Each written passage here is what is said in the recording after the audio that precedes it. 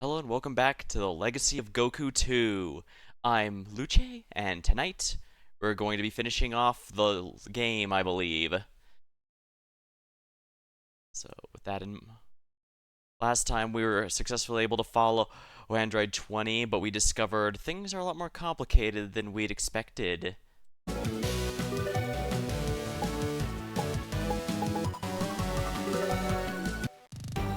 Now, as you can see, I grinded everyone I have access to at 50. So that's good, but the bad news is I didn't have access to everyone. Gohan's still training with Goku in the hyperbolic time chamber, so unfortunately, I'm gonna have to grind him up eventually, because you need everyone at 50 for the last ending. Oh, but in terms of stats, you can see Trunks is still pretty endurance screwed on the RNG, but he's really, really strong. Vegeta's fine. Piccolo is kind of okay, as well. Yeah, Vegeta and Piccolo are about on par there, so I should be in good shape, I think. We have to meet at Capsule Corporation to figure out what to do next now that the Cell games are beginning. Trunks, Master Roshi is in the atrium and wishes to speak with you.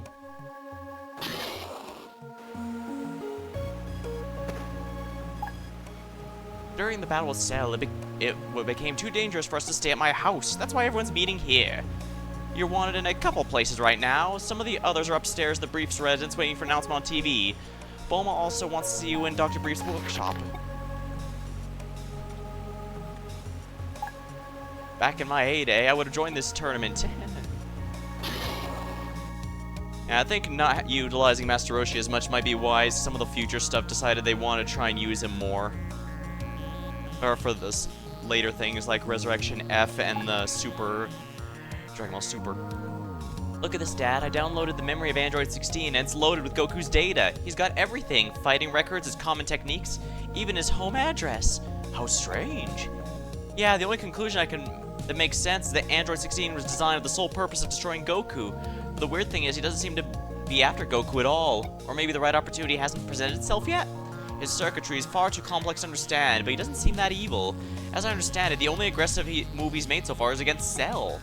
That's true. It really raises some profound questions about the nature of artificial intelligence. Despite all of Dr. Gero's programming, he could still make a choice. Yeah, there's no questioning. Despite being straight up evil, Dr. Gero was brilliant. No one else could have made him like that. And yeah, this was done before the retcon that revealed that Android 16 was based on Dr. Gero's son. Kakarot acknowledged that because that was made significantly later after they already had the reveal, so they were able to incorporate it in there, which I think was handled rather well, personally. How was your search for those golden capsules? If you find them all, let me know. I found a way to modify your scouter to make it even more useful. Now it'll reveal places you haven't been to yet. Your scouter has been updated.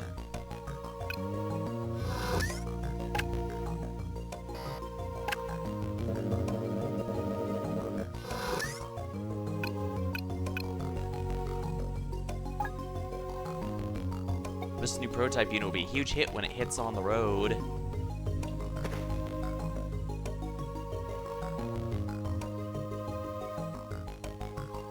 Alright, I guess we'll have to head on over here.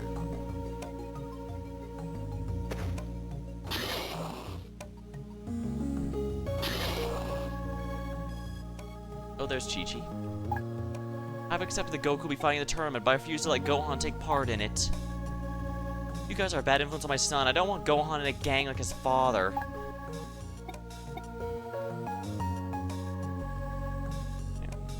I think the original line was that she doesn't want to become a delinquent, because just reading that surface level, you'd think, since when is Goku part of a gang? Why don't you make yourself at home? Or rather, since when is his receive a cookie? Yeah, I guess thinking about Goku does have his Journey to the West crew even back in OG Dragon Ball, but at the same time, none of them are awful people. Most of them used to be, but they've all turned over a new leaf. That's kind of the funny thing about it. I've even pointed this out during Legacy of Goku 1. It actually made a lot of sense for Goku to want Vegeta to be left alive, if only because he has such a history of bad guys turning good from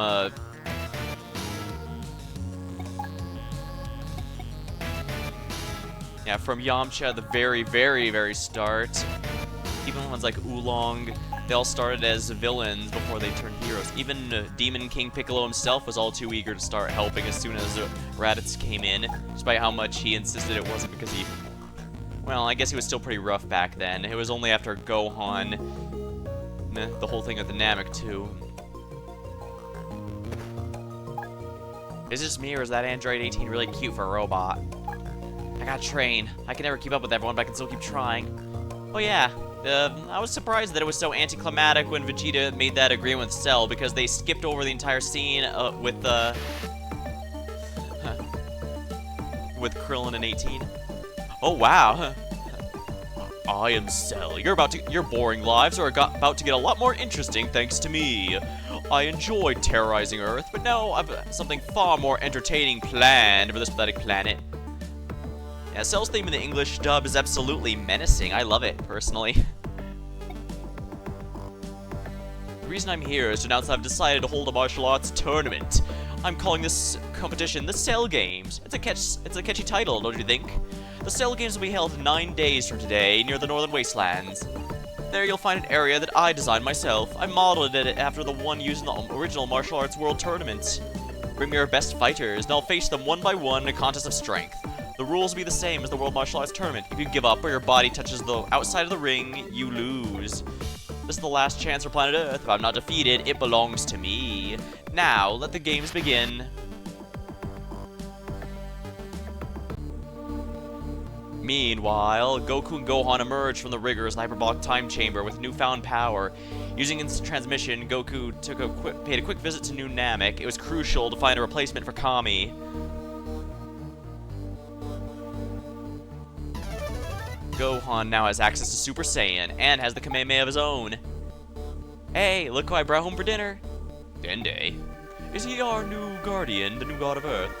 Yep. Hey, don't worry, the Elder told me Dende's one of the most talented Nameks on the planet. Without Kami, all the Dragon Balls have disappeared. But we need those Dragon Balls so we can wish everyone killed by Cell back to life. And I mean every single one of them. That means we need a new guardian of Earth. You still have the old Dragon Balls and the model of the dragon.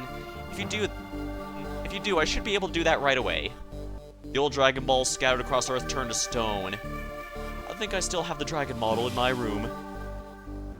Hey Dende, would it be possible to make these Dragon Balls Grant 3 like the ones on Namek? Oh, sure. Wait a second, this isn't Namek, and with 3 wishes, the dragon might be weakened. We need to be sure it's powerful enough to bring back everyone killed by Cell. Well, all we have to do is rechannel some of its energy into wishing power. But that way it can only grant 2 wishes each time. Wow. That's great considering the old Dragon Balls. Alright, Goku kidnapping a child. If I remember the episode right, he actually spoke with the Elder to find someone who it wanted, and Dende was the one who volunteered. Okay, make the dragon like that then. That's... Also, welcome to stream. Alright, here's the dragon model. I made it myself a long time ago. Alright, here it goes.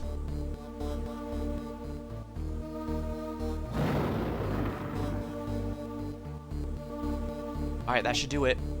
Already? Wow, that's great. Now all we have to do is get Bulma's Dragon Radar and find those Dragon Balls. Once we find all of them, bring them back here. Goku's now an available character. You're now playing as Goku. Yep, we can now finally access the titular Goku, whom this game is about his legacy. Starts at a respectable 35. And like I said, I level capped everyone else I ran into to 50 off stream, so it'd be a lot easier this time. Although part of me wonders if maybe I should have kept going just to get access back to Goku and Gohan, because now they're really far behind, unfortunately. And you need to cap everyone for the alternate ending, so... Right, I can still scan everyone, so let's scan. Dende. This being is unknown. Cellular scanning reveals them to be a member of alien race. Right, the scouter only uses the information from the computer Bulma has, so it can only display things from that perspective. Dende has never actually been on Earth before, so nobody knows what he is. They can just... All the scouter can do is... Well, based on our databanks, they're Namekian, but that's about all we know. You found 0 Dragon Balls. Keep looking. Hello there, Goku.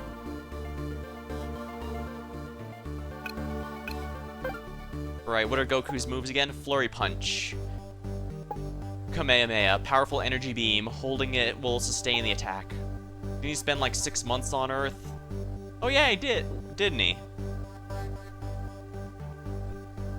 And I think they were all at Capsule Corporation too, although this game did suggest they were split up a lot more. I mean, you even find one having rented an apartment, so you have to let them know, oh hey, we found a way to get you back to New Namek.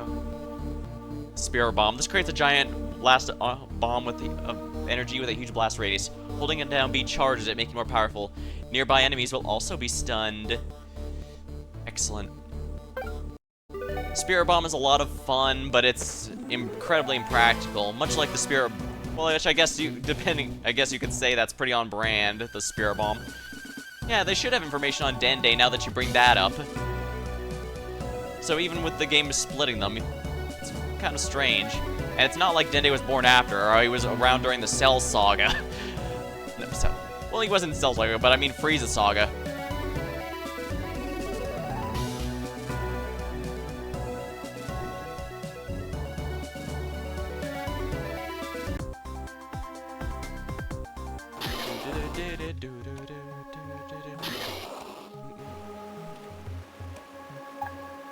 Back in my heyday, I would have joined this tournament. Hey.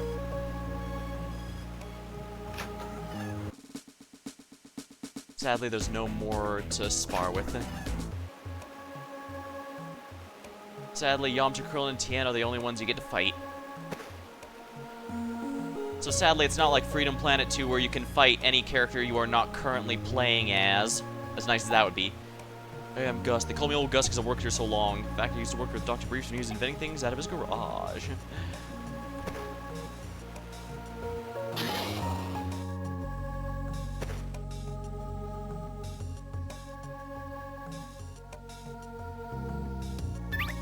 Computer room access granted. The alligator.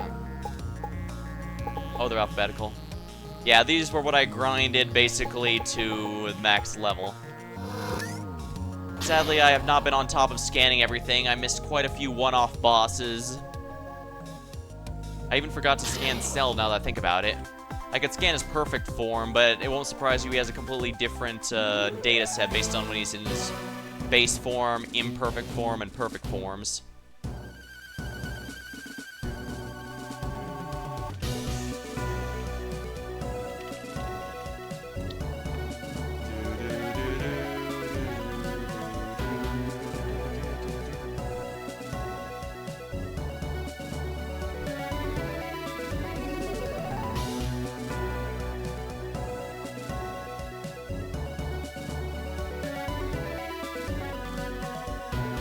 Here. If I try to oh yeah, there's one in West City now that I think about it. Hold on. Now, if I remember right, there should be a door here that requires someone I actually have.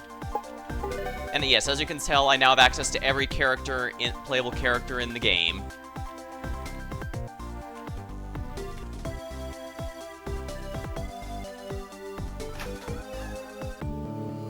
City Hall.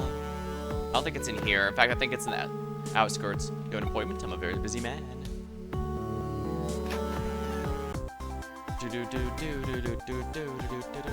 Yeah, I'm pretty sure I have to go to the other areas. I am mostly confident it's in the outskirts of town, so let's go this way.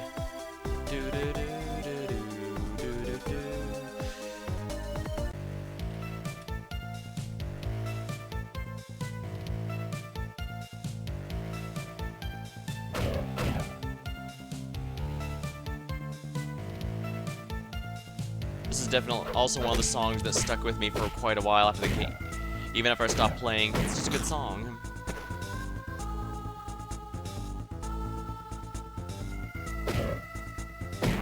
Trunks having such a massive attack stat is quite nice. Oh, stupid ladybugs. Actually, hold on.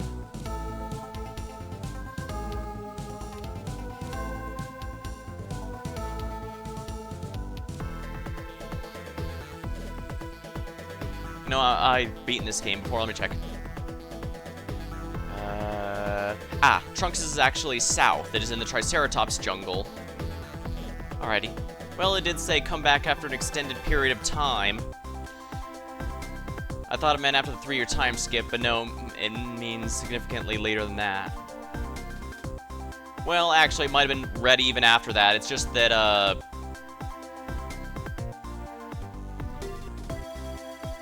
here we are.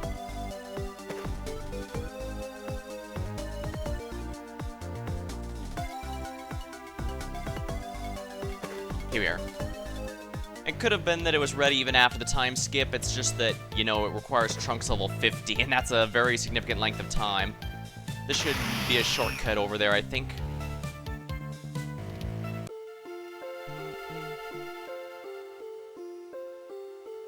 Everything's been repaired.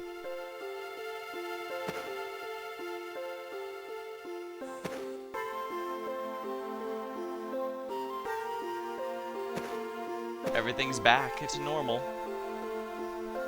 The Triceratops were as good as their word. It's sometimes a good idea to talk to people more than once. You never know what might have to say. You can always make a new friend. Not all dinosaurs are bad, just the ones that got mixed up with a bad crowd you gotta watch out for. Don't tell anyone, but I've been known to make root beer in my bathtub on occasion. Nothing like some homemade bathtub root beer. Might be a hint or information what we hear. I used to live in West City. One day I just got tired of the hustle and bustle and moved here. I never looked back or regretted it. My brother lives in West City. I told him you'll go crazy if you live in this city too long. I bet he's gonna move out. You just you wait. Okay, I admit it. There's one thing I miss about it. The pizza. You just can't get delivered out here.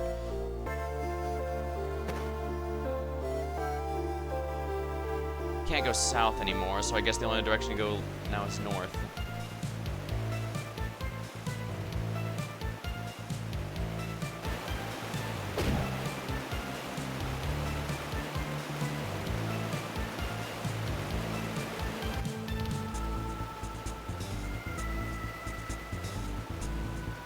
Now I think it might be over here because it's always in an out-of-the-way spot, I think.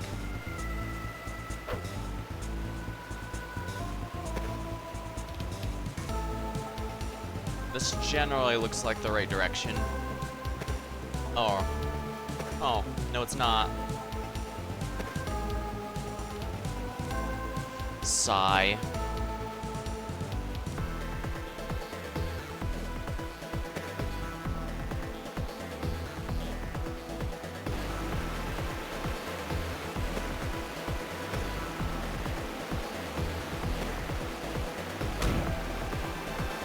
I need to go through all these doors eventually, so might as well do it sooner than later.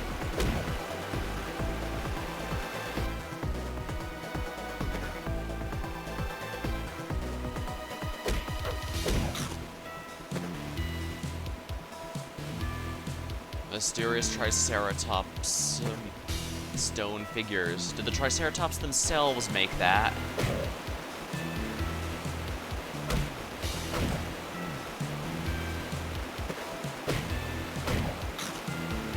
I guess because of how early that purple one shows up, they make a good mini-boss of sorts if you wish to fight them.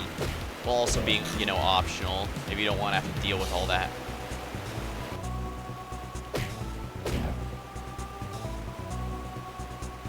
Here it is.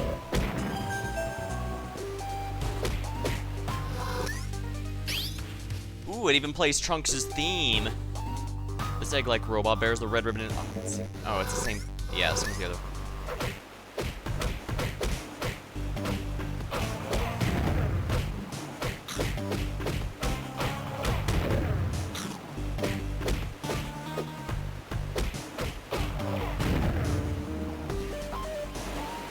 I believe once you open the door, you can enter it with anyone, so if I wanted to, I could grind on those things to help Gohan or Goku's levels get up.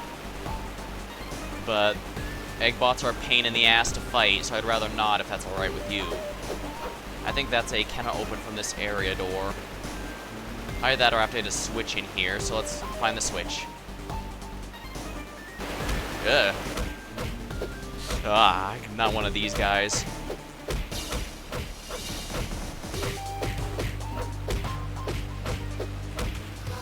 How much HP does it have? 4,200. It's also got damn near 50 everything. Wow, that's pretty good stats. Ah, it was a load-bearing mini-boss. Well, that was easy.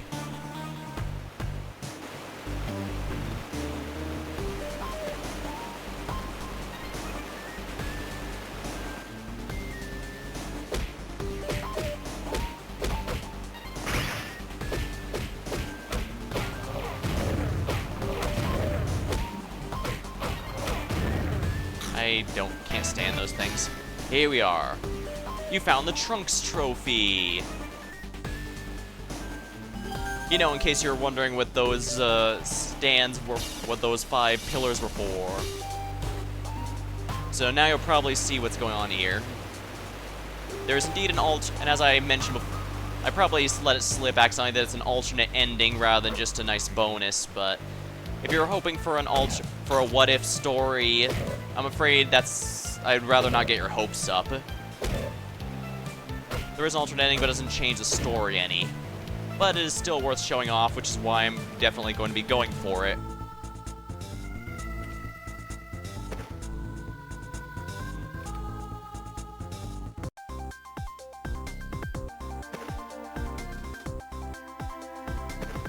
Like the alternate ending Budokai would sell.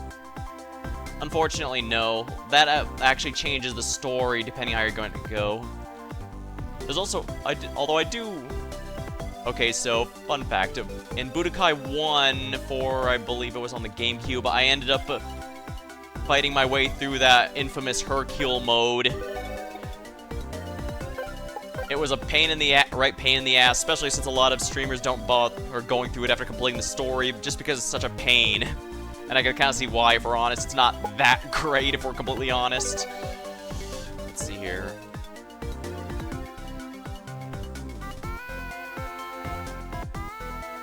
Let's see here, let me think. Oh yeah, Vegeta's was in the Northern Mountains. I remember because it was where the Android stuff were, so let's hurry up over there. Is this right? Yeah, here we are. We ran into her before. Yeah, I need to make sure to save just so I don't accidentally lose any of these things.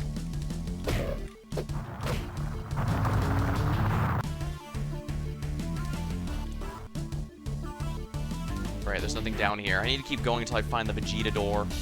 It shouldn't be too difficult, I don't think. There's no point in fighting if I'm not forced to do it.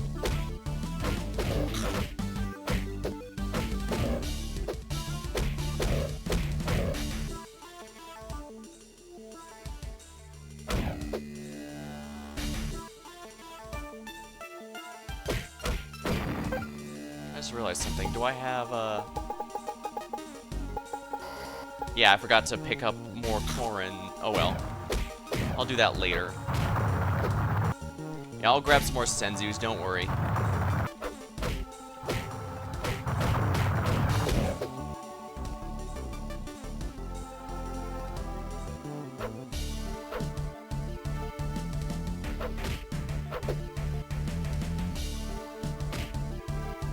Yeah, I'll go pick up the Korin reward later.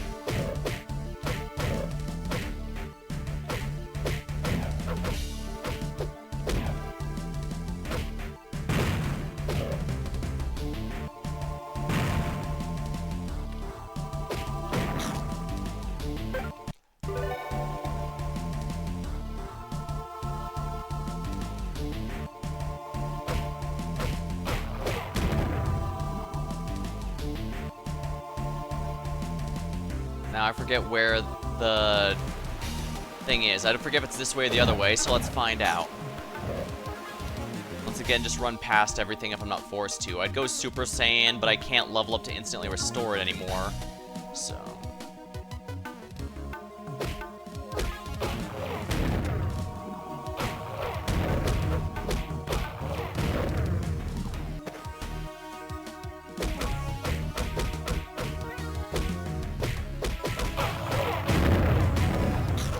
Here we are.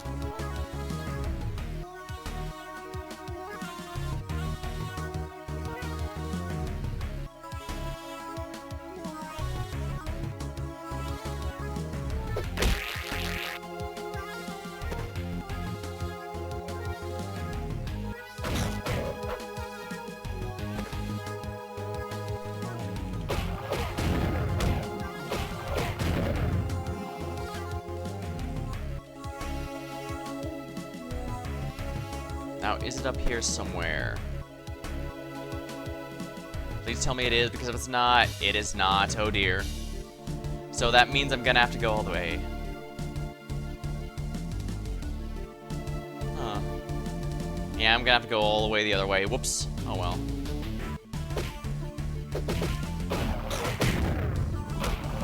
Yeah, stop making me have to fight you guys. I don't care. I'm already level cap. I mean, it is nice that I can just, you know, attack and not have to worry about it, but...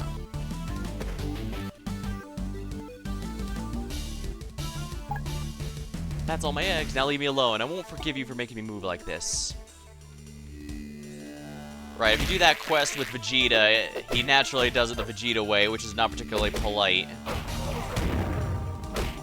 I believe she's a lot nicer if you approach with Piccolo or Gohan.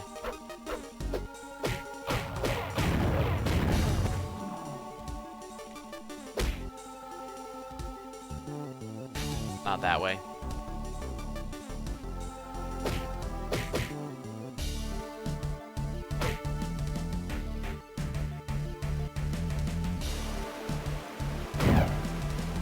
Just one punch knocks all of them out. It's pretty satisfying, but like I said, but I'm starting to see what that person meant when they said that the level ups are RNG here. Because Trunks got about the kind of build I was expecting, but Vegeta... Like I said, the one time I was actually paying attention, he actually got really high endurance. I mean, it's good now, so it's possible the characters have unique growth rates, but... Yeah, before, he was a massive tank. Now, it's probably because I was a kid and didn't pay attention to the stats except for like 1 or 2 runs. Here we are.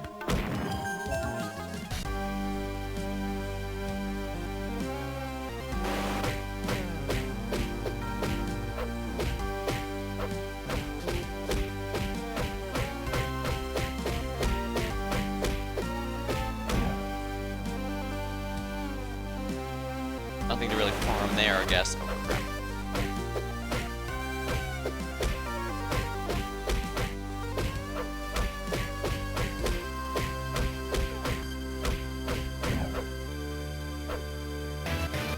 Do-do-do. Congratulations, you found the Vegeta trophy.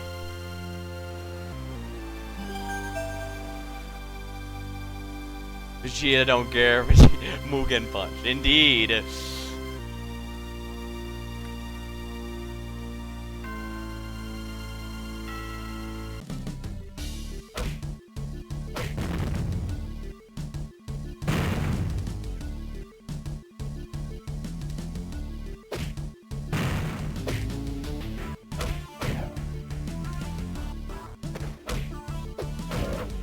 I should really just head back, so there's nothing better to do here, and these are not particularly good grind spots from what I'm seeing. Because the thing about grind spot isn't just... at least for me personally, grind spots aren't just a matter of the raw experience you get from each enemy kill, it's also enemy density, and how quickly you can be going about it. I think there was a capsule down here, gold capsule, and that's why there's nothing there now.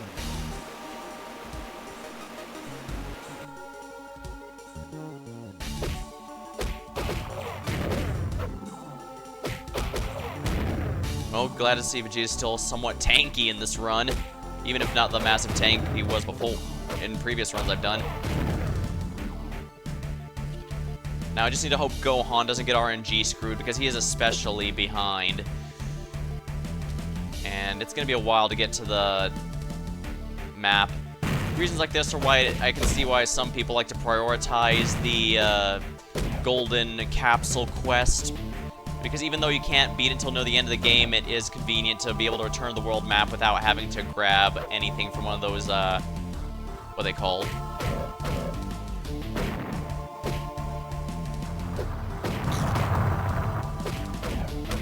Grab it. It's a convenience to just go from anywhere, especially when you're searching for the level 50 doors, because I forgot to memorize or write them down. the same time, I don't feel bad looking them up just because I've beaten this game quite a few times as a kid. 5 times, 10 times, I genuinely can't remember. But I know I loved it.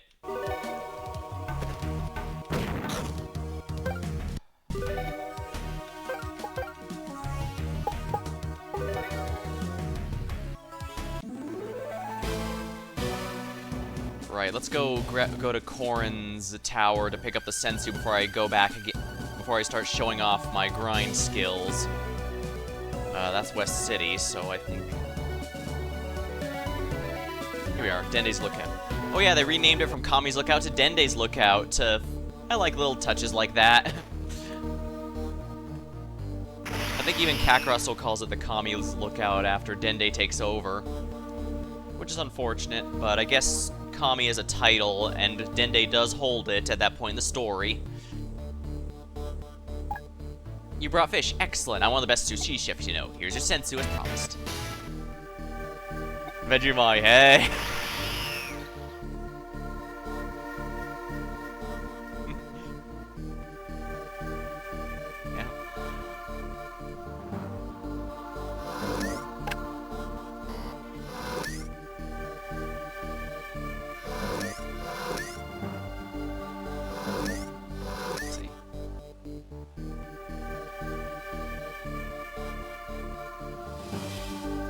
Here we are.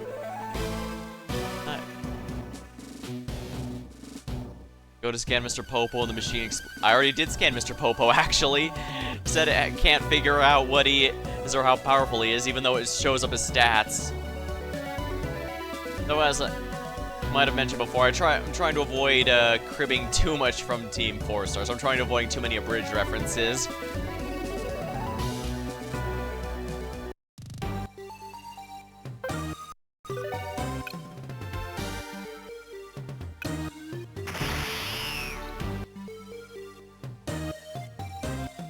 Granted, they did fix the Scouter exploding problem, at least by the time of the Broly movie, the Super Broly movie, because at that point, ain't anything above a certain point says too high to read, and won't, so it no longer explodes.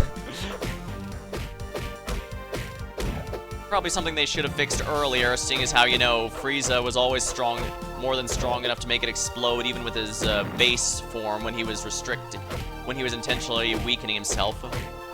Can only refer to by abridged.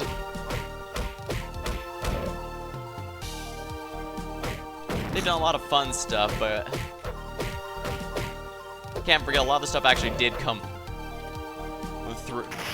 A lot of some of the jokes actually were part of the series to begin with. Like Cell was always a bit of a sassy bitch. In fact, I think he was in this game too. I mean, you saw the TV announcement. He couldn't get enough sass. Couldn't get the sass out fast enough.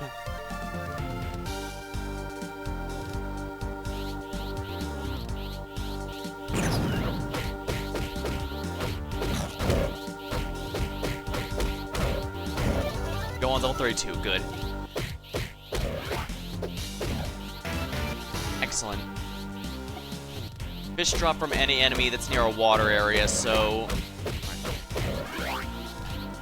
Alright, so we want to know how I grinded everyone to 50 off stream? Basically just this. The Gators don't give the most experience, and I don't always, Excellent. And I don't always fight the cats over there, I just simply go back and forth here because the Gators are high-density enemies.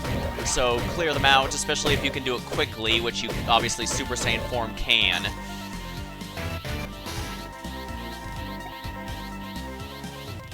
And just go back and forth. Granted, I don't want to be too harsh on Team. They did make some funny stuff, like the Frieza counting the hero speeches. That was so fitting to the character, I'm genuinely surprised that wasn't canon to begin with, because it just makes sense for the character. Some of their stuff isn't as funny as I'd hope. Like, I recall going through again, and the Saiyan Saga for them is not nearly as funny as I remembered it being. Although it did come back really strong with the Frieza Saga. I think what happened was the Saiyan Saga felt more like they were cribbing a lot of the Lil Karibo style for Yu-Gi-Oh! Bridge.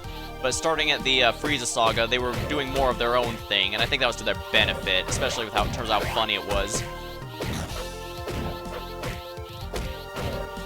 And of course, a common complaint pointed towards them is how a lot of people take it as a lot of the stuff they have as exaggerations canon, but I'd say that's more of a fan base issue because they even outright open saying this is a fan base parody, and parody by definition is going to be exaggerated. So that's more a fan base.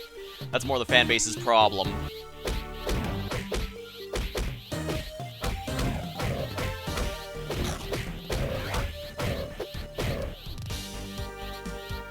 Do I want to be extremely?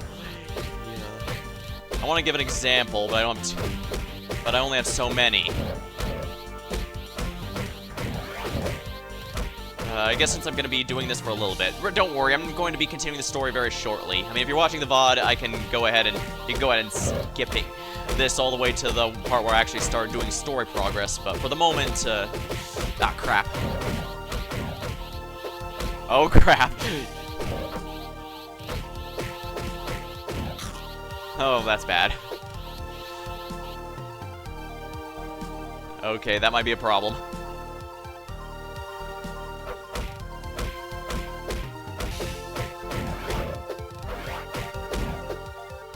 This was actually easiest to grind as Piccolo because Super Namek gives him an HP regen, so he has the unique ability to convert Ki into health, which no other character can do.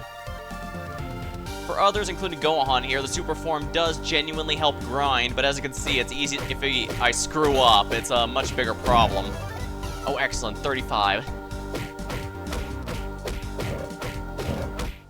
Yeah, there's a handful of reasons I'm grinding Gohan first, but Goku also has to be level 50.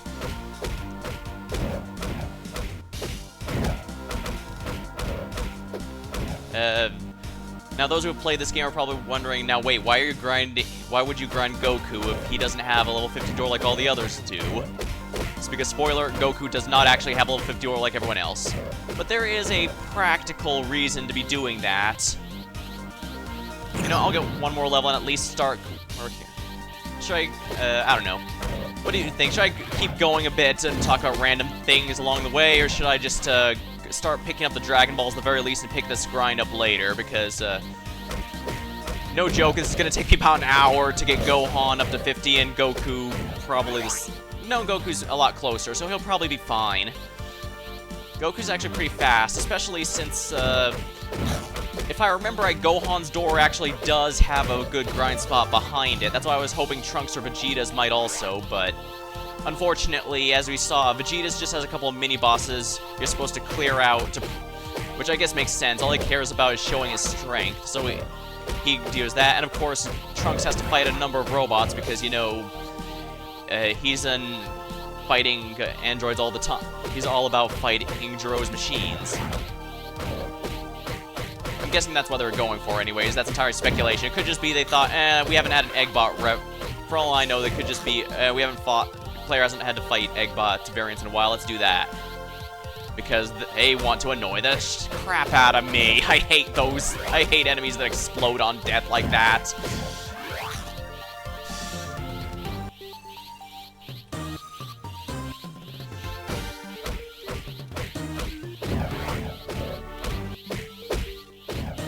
But yeah, it's ideal if I can get Gohan at least to the 40s or something, just because that's going to make the next parts a lot easier. And it's also going to be a lot easier if I can keep his super form sustained, because that's going to allow me to keep his, grind this a lot faster. The Gators only have 600 HP, but the difference between having to hit them like 3 times versus 4 or 5 times is very significant when you're grinding this much.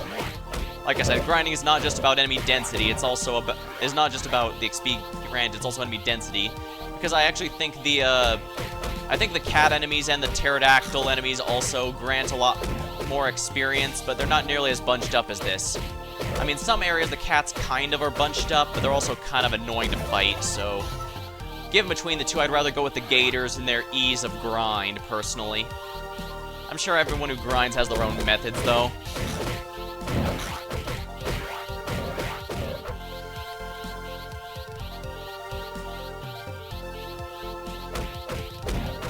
then again, I guess having grown up on various MMOs over the years, I have a fairly high grind tolerance compared to most.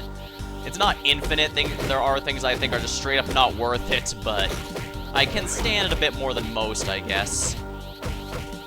So that's also why I'm probably fine with doing this, even though I'm sure for many this is probably going to be seen as just straight up wasting time before continuing the story. And I openly will admit I really should have at least gotten Goku and Gohan unlocked before ending the stream last time. That way I could just grind all of them off stream and be fine. Because that would make this a lot easier. But then again, I guess with how much of the story's left, I actually don't think there's... Like, if I were to rush the story, I actually think there might only be less than an hour and a half left, depending on how things go. So I don't want to be too short, but at the same time, I also don't know how interesting it is when I grind here. Grinding this way and show... Just grinding this way, I mean, I know some like to watch when I played Yu-Gi-Oh! Online, be it Master Duel or Duel Links, but that's also a PvP game, so it's gonna be a little different each time. Gohan getting found by Cougars, goodness. The phrasing. As if that wasn't entirely your intent.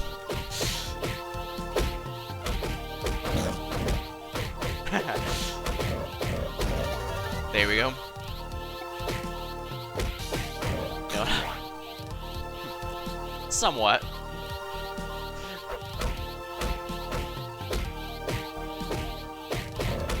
Oh yeah.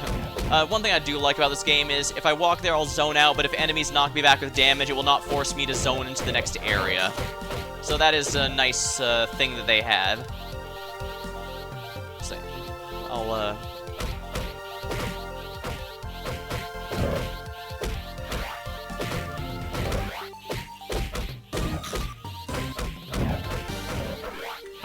be able to continue the story shortly.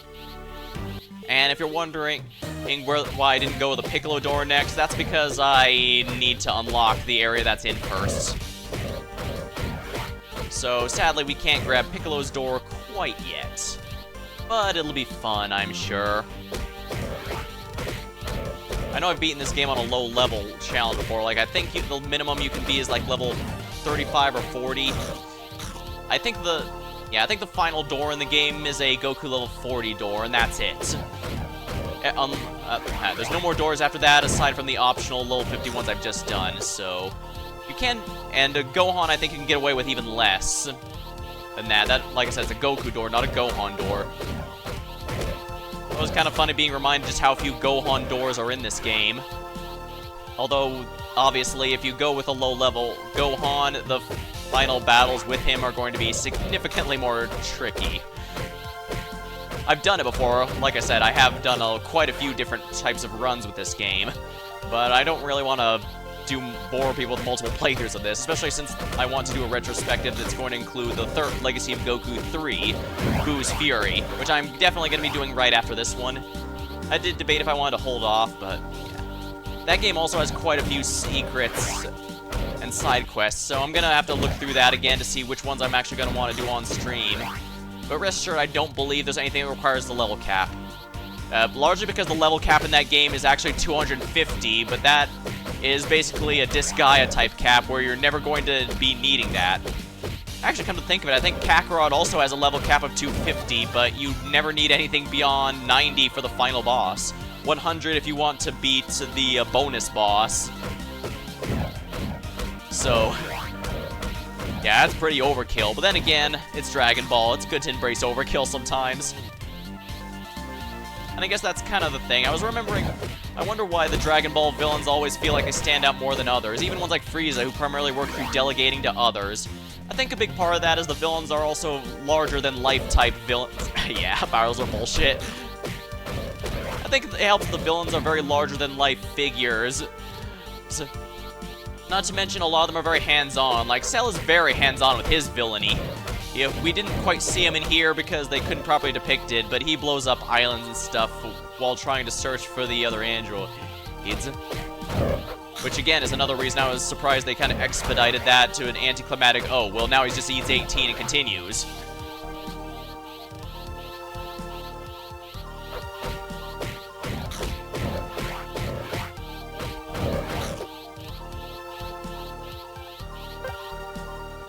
Yeah, Gohan's good. Gohan's stats are not getting particularly screwed over.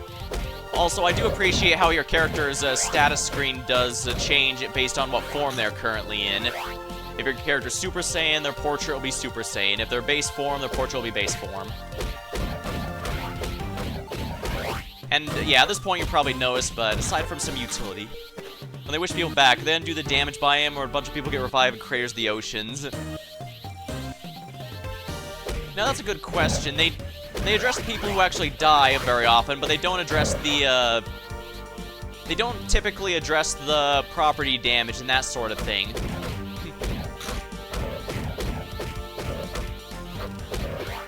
It could also be that the dragon revives the most convenient location, but it seems to have a limit to it, because it was the whole reason they wanted Goku to be when they thought Goku died with Dynamic, they had him they were going to try and wish him to a specific location so that when they revive him, it wouldn't be in the middle of space. So, either there's a grace area of nearest convenient location, or they just straight up, or Toriyama just straight up didn't think of that. And I guess it would make sense if he didn't, because it's not usually a big deal in most cases, but in Cell's case, yeah, he absolutely blew up quite a few islands. Although I guess at the time they were Toriyama's probably under the impression most of these people aren't going to be wished back because, you know, Kami wasn't around anymore. And the surprise of no one, as I start getting higher levels, grinding this becomes significantly easier and faster.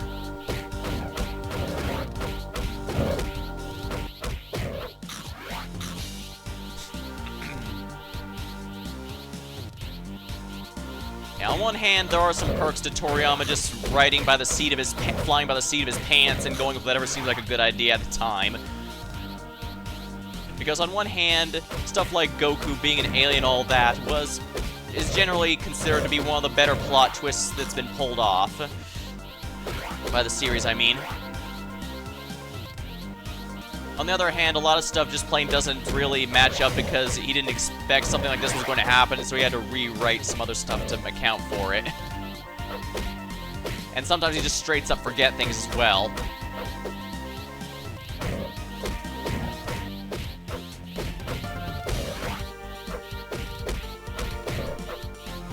Now, Cougar's the one's getting the beating. Wait, that came out wrong. Producer's bullying Toriyama adding Cell to the Android Saga, though. Yeah, it's definitely kind of a mixed definitely a mixed blessing there. Because, the Boo Saga is when Toriyama was completely off the reins, and while it does have its fans, or people do like certain aspects of it, it's usually considered the weakest of the main story arcs in the Z sagas. While Cell Saga, when his editors kept pestering him to make certain changes, it's generally considered one of the stronger ones. Then there was GT. GT wasn't by Toriyama at all. That was completely by other people. That's all. At the same time, though, some can appreciate what they were trying to go for, because they did try to bring back some of the early Dragon Ball appeal, where it was a bit more fantastical than just raw sci-fi and such. But on the other hand, you can tell they had no idea what they wanted to do with Pan and some other characters, so it ended up just being the Goku show. And to an extent, Super did try some similar stuff, also to mixed reviews, though, and that was by Toriyama. And I do stand by a lot of the criticisms I made of Super during my Kakarot stream. It definitely left me with a lot of mixed feelings.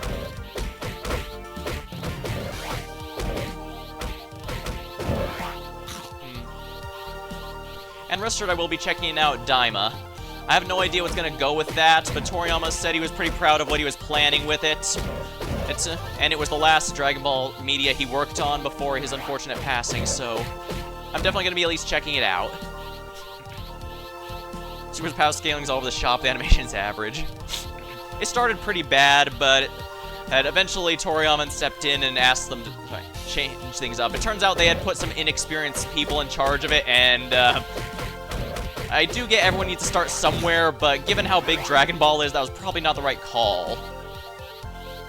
But they definitely had some really good stuff, like the Vegito episodes were some of the best animation around. The whole series, I loved it, personally. Even with... Although, to its credit, Super did try to pull back the insane power scaling to a degree. They made it so that it's not that you straight up can't touch anyone of a stronger power level, it's just a lot harder. Hence why they're able to bring back some like Master Roshi and have him be relevant, simply using his experience to work around the fact he's not nearly as powerful as the god-tier enemies he's fighting. Hang on. I think that was pretty good, bringing his wisdom there.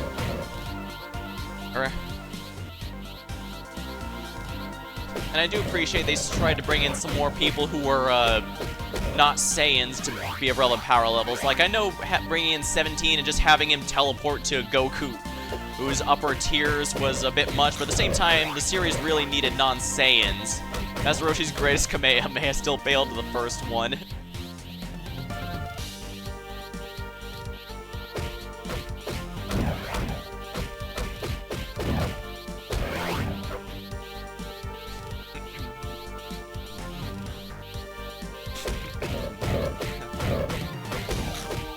I imagine Dragon Ball's not going anywhere.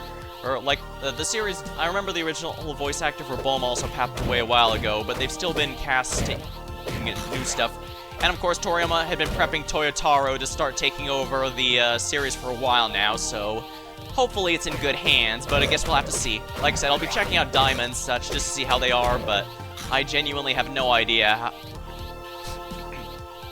Upset accidentally an entire Navy fleet, indeed.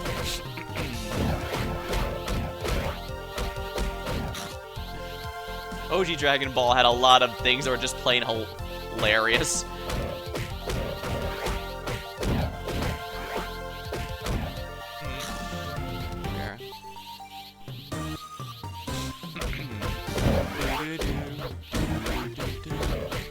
Oh, now you're just asking for it, buddy.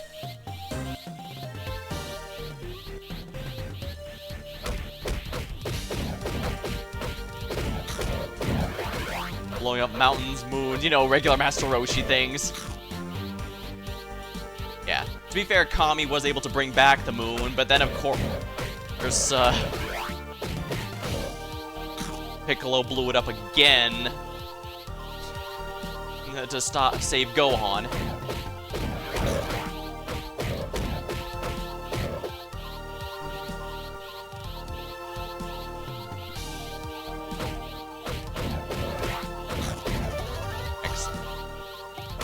Oh dang, Gohan's getting some good level ups. Makes no sense though, like how's the creating the moon with his creator's power? Hard to say. Piccolo and Kami both do have legitimate magic, but Toriyama never really explored what magic does exactly. I mean, for them it's usually just, even for them it's usually kept as simple, they're just gonna conjure stuff up. We do get some vague stuff with Babidi and his mind control magic, for example. Well, but that's about it. It's always kept intentionally vague, although probably that might be just during wildly magic. Yeah, pretty much.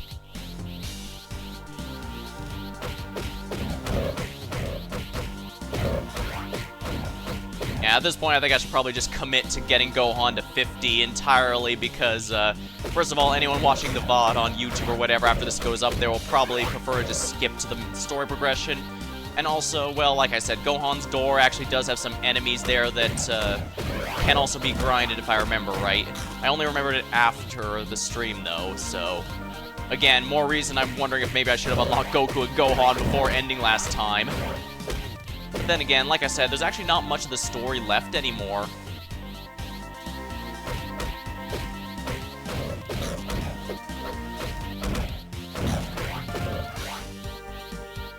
So it's probably not going to be that much longer once I get back to it. The alternate ending might take a bit to unlock for reasons that'll become obvious very, very soon, but... soon enough, but... that's also not going to be too long once it finally happens.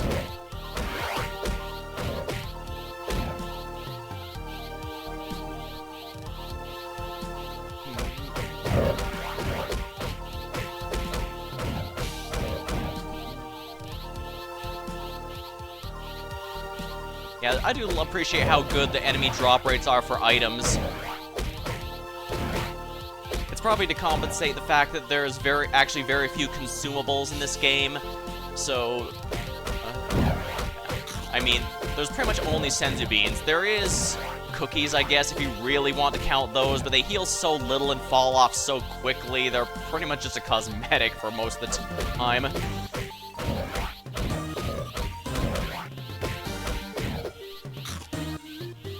Meanwhile, like, even Legacy of Goku 1 had herbs for a 25% heal on top of the Senzu's 100%, although granted, they didn't restore your ki in that game.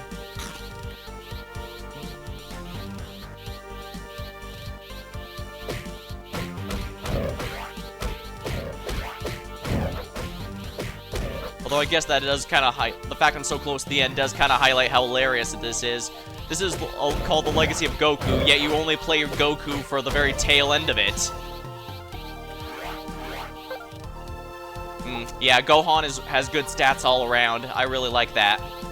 I don't believe it takes into account Super Saiyan form.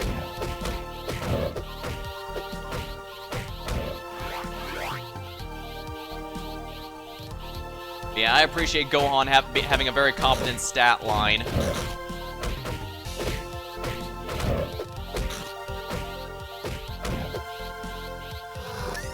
What are these again? Saber-tooth tiger.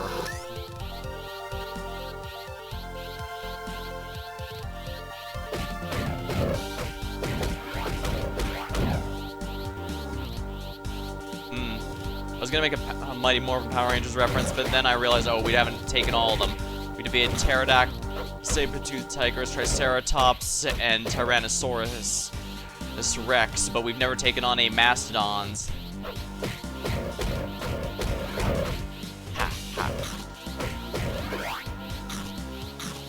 I guess while we're here, I was surprised. I remember when I was a kid, I never actually knew it was a Japanese series that was being adapted. It was only later when I was a teenager or something when I found that out.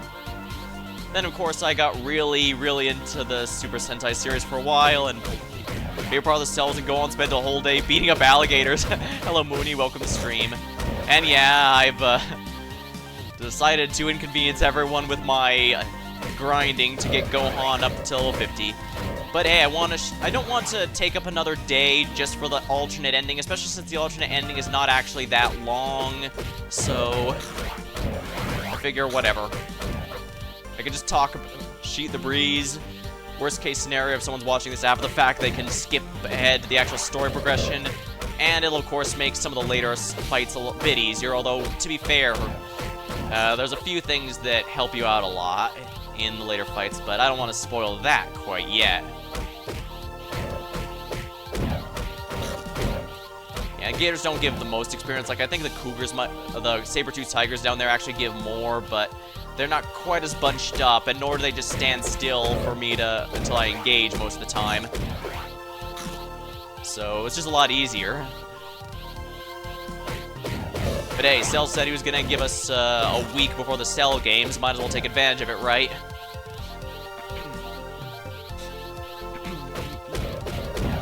Then again, I also got started a bit later than I was planning. It's been happening a good bit this week. Should probably start a lot earlier so that I can potentially go later. But then again, I also don't want to stream for too long. It actually does take a good bit out of me when it goes extended. I think the longest stream I did was either one of the Arknights ones or the Deltarune one, because those were on 7 to 10 hour VODs, and I was completely out of it by the end of them. I pretty much fell asleep immediately.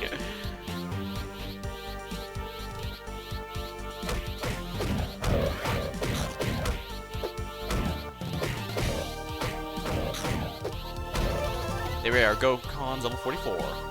Reaching the end. Yeah, I'm glad Gohan has been having really good level ups this playthrough, because that's gonna make his last few fights a lot easier. And suffice to say, he has some very, very annoying ones if you are not prepared. And as mentioned before, there are not very many Gohan doors in the game to force you to level at any point, so if he falls behind, you might actually be in trouble when the last few fights go on. Granted, it's not as bad as Budokai 1, but I'll get into that more when I actually get to these fights.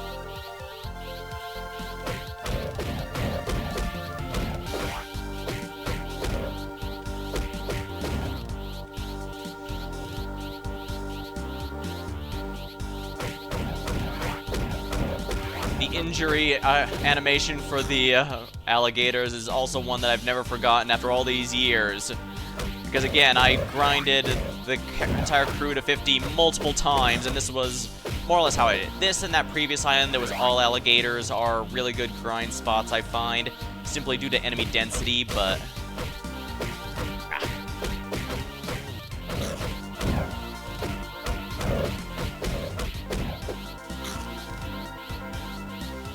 I'd make a reference to Al Negator, but I think that's probably one of the most obscure references I'd have made. I'm not sure how many people would even know who I'm talking about.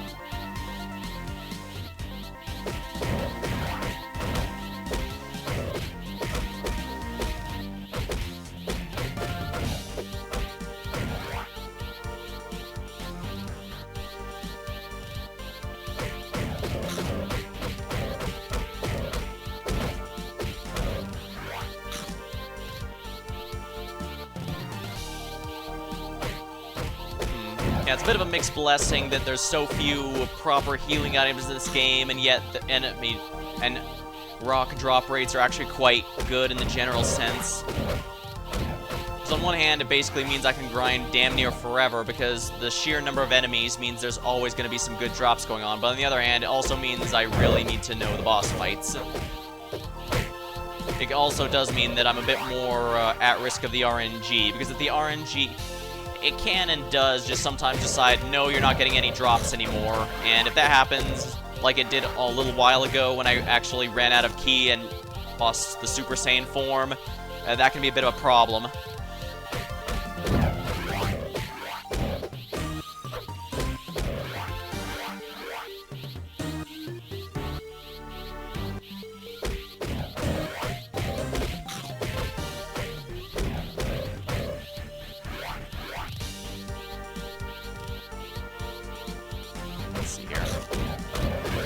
Looks like the response to Sparking Zero has been pretty good. You know, to completely date the VOD whenever someone looks up this later.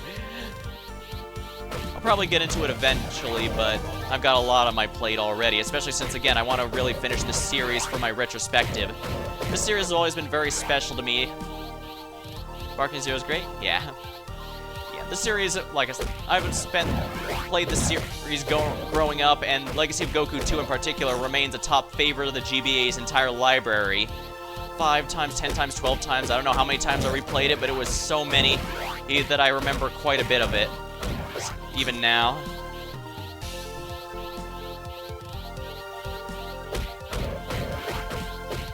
And like I probably mentioned a few times, but I guess if anyone here wasn't here before, this is the only Western-developed Dragon Ball game that got a Japanese release.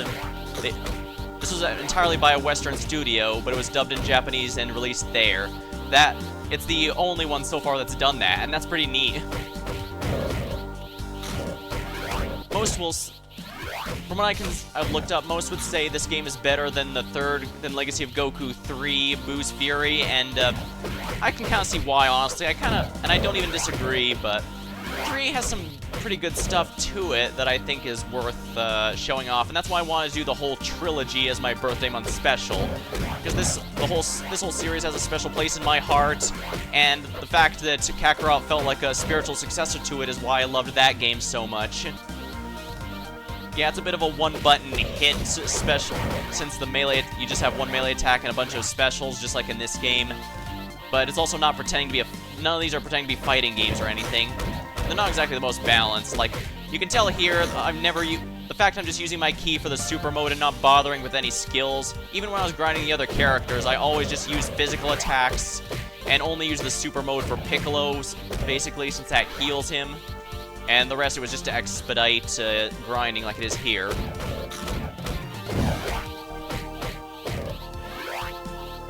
So it's not exactly the most in-depth balance. I would be highly surprised if I end up needing Gohan's new Kamehameha. I'd barely even use his Masenko jumping over obstacles was nice, but Kamehameha I didn't really need. Actually, thinking about it, yeah, I use the utility ones. Like, I have used burning attacks since that stuns enemies hit by it. But the ones that are just damage, the only one I really use is Big Bang, and that was really just for its AoE early on. Even that fell off as soon as I got to Vegeta's, as soon as I got Vegeta going. So yeah, this is definitely a game where you definitely want to focus on physical melee attacks over key attacks. And not helped because androids 19 and 20 heal if you use key attacks on them, but you know, that makes sense. Though granted, those are only just 2 bosses. Granted, one of them is a recurring boss, as we got reminded. I genuinely forgot Android 20 was a recurring boss for some reason, but here we are. Making progress.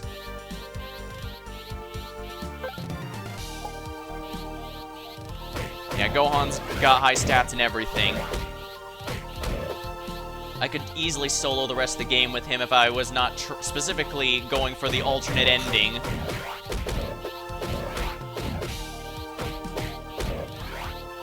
Yeah, luckily, it should be a lot faster once I unlock Gohan's level 50 door, since he has the best grind spot in the game, I think.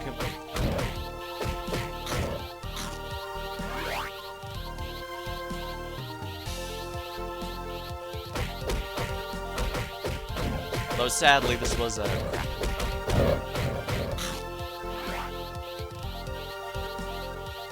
It's kind of neat, even looking back and like even when I looked up the guide for the level 50 doors, I was like, oh dang, GameFAQs is relevant again. Because that was the go-to site for quite a while. Well, for secrets, cheats and stuff, but well, cheats are something that kind of fell off. So basically, around the time this game came out, the GBA and PS1 era was when they started to stop happening. It's unfortunate, but at the same time, with how common data mining is any secrets devs try to leave and stuff will usually be found rather quickly.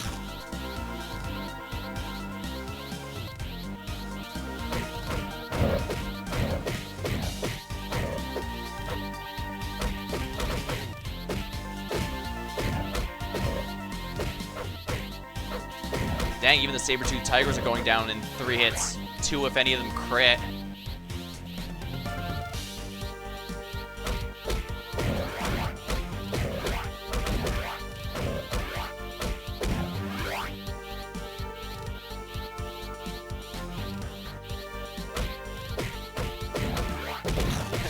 Kind of funny, I wasn't planning to do the 100% playthrough of any of these. But I ended up... It's still nice to being able to show off how things work at the level cap. Even if for Legacy of Goku 1, being at the level cap is really just good to show how much levels don't matter in that game. Because as we saw, Frieza was still killing me in like 3 hits. Generic enemies were killing me in 3 hits. Legacy of Goku 1 had a lot of questionable design choices, but at the same time, sometimes a series has a rough start where you have to just kind of tolerate the first one because then you get to the really good one, and I think that's definitely the case here, especially with how much I just can't stop singing praises for this game.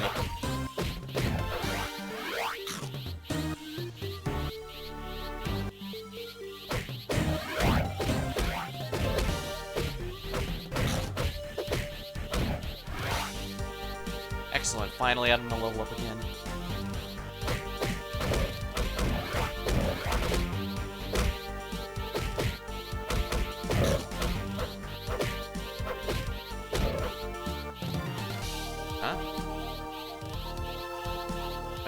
One moment.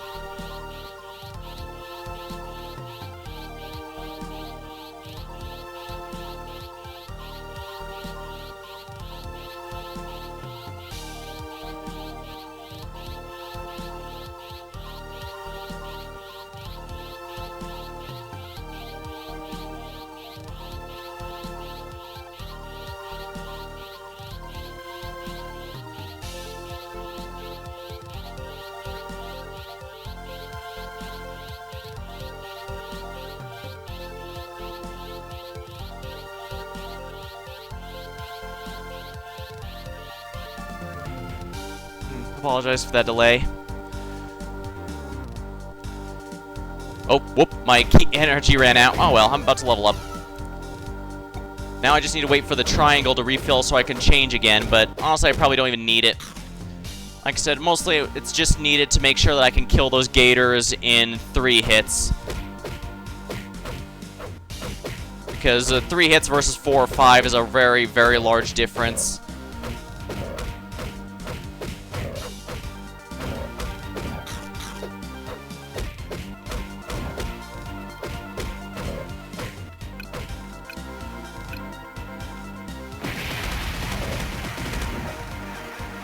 Yeah, as you can see, those... I should probably show it here.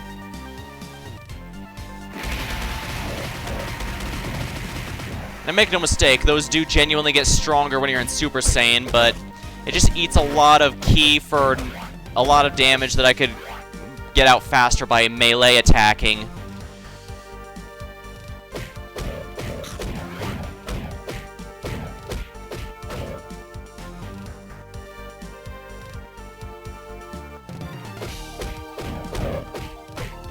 So yeah, it's a lot easier to do this.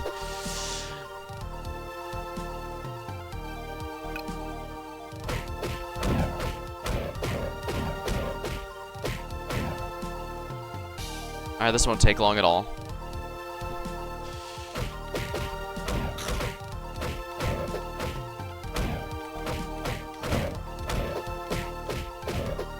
I'm not sure why, it's kind of silly watching the gators hit to bounce up when hit.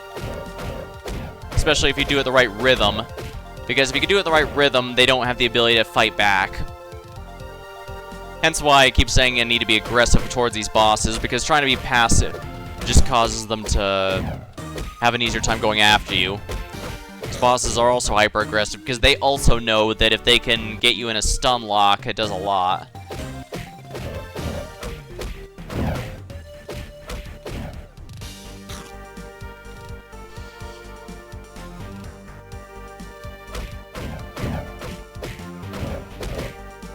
Punch, punch.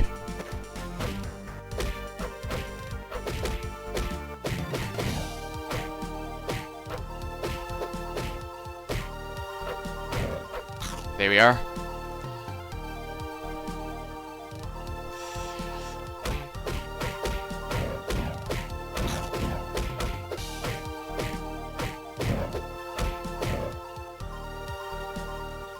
Alright, let's go through here then.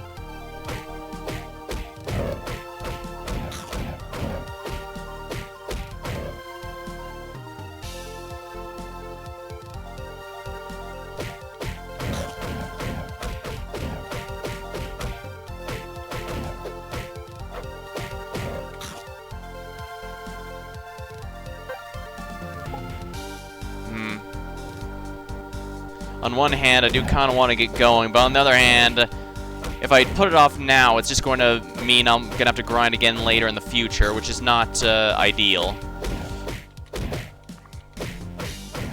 So it's either grind now, when people clearly are saying I'm grinding, or do it later, at which point the grind's going to be split. Because Gohan needs to hit level 50 no matter what. Everyone playable has to hit 50 in order to unlock the unlock the alternate ending. So this is absolutely worth the time, especially since I want to get it on stream here, and I don't want to have to go for like half an hour at the start of the next stream, getting the alternate ending, and then swapping over. Then again, maybe I should be doing that, but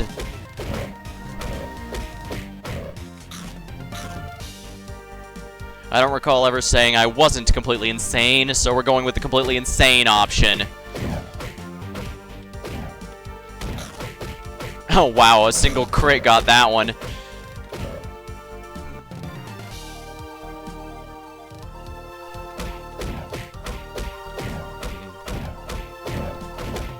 Now, since I was a kid, I couldn't get nearly as many video games as I can now that, you know, I'm a working adult. So, well, the fact that I only had a handful of Dragon Ball games meant the ones I did ended up lasting me quite a bit. That's why I ended up playing this particular trilogy. Mostly 2, of course. 3 I actually didn't get until a number of years after the fact, unfortunately, so... that one has a bit of its own unfortunate history. I can get more into that when I play that one, though. But it's, by all means, not a bad game. In fact, I'd argue it's at least on par with this one. It's just a matter of which one you're looking for. Because believe me, that one pushes the GBA pretty surprisingly hard. It does some stuff I didn't even think the GBA was able to do for the time, I mean. But this one has a lot going for it, just in the sense of, it gives you a decent amount of, it does have the story beats and all that, but it also has a decent amount of side stuff and additional main story that lets you use anyone you want. And it has a lot of unique dialogue depending on who you do it with. Like, when I briefly mentioned about how that dinosaur has unique dialogue based on which character helps her out. And that's going to continue as well, because there's a few more situations where the character you're playing as makes a tangible difference. It can also affect how the fights go in general, but, well, like I said, since the level ups in this game are RNG, you don't get to exactly choose your build, as hilarious as it would be to have, say, a tank Vegeta giving him Ultra Ego long before Super ever did.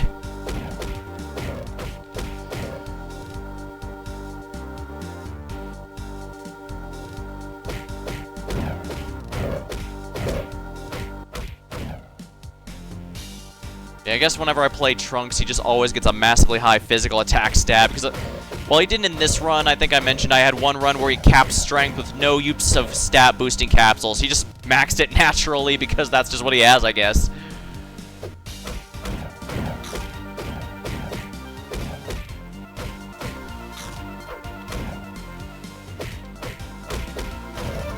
$49. Oh yeah, we're almost there.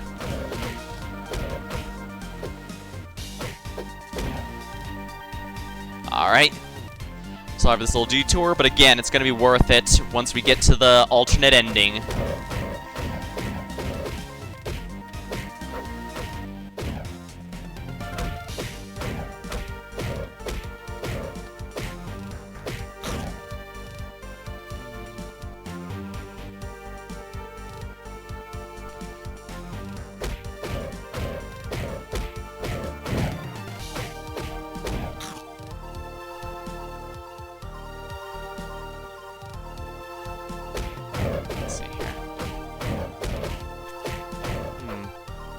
Here.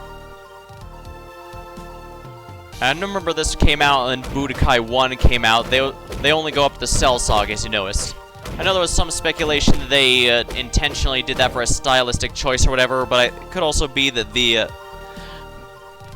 was just a stylistic choice, but because the English dub had not yet reached the Buu Saga, but I don't believe that's actually the case. Because remember, by the time the US got the Cell Saga, Buu Saga was already airing in Japan, so... And Budokai 1 is a Japanese game, so they probably just ran out of time to include everything they wanted. Especially since Budokai 1 is the only Budokai game that went through full-on cutscenes, at least at the time. Budokai 2 and the Tenkaichi games significantly abridged the cutscenes. They didn't really full-on display them like Kakarot later would. Which makes sense, since Kakarot is explicitly about celebrating the Dragon Ball story in an action RPG, so it makes sense they'd be focusing on that for that particular game. Indeed, this game pretty much did the same thing, putting a heavy focus on story. It's just that the limitation of the GBA meant they couldn't depict a lot of them as much as they could. Hence why, say, Trunks taking out Frieza's army is just him punching and 3 of them explode in a single puff of smoke.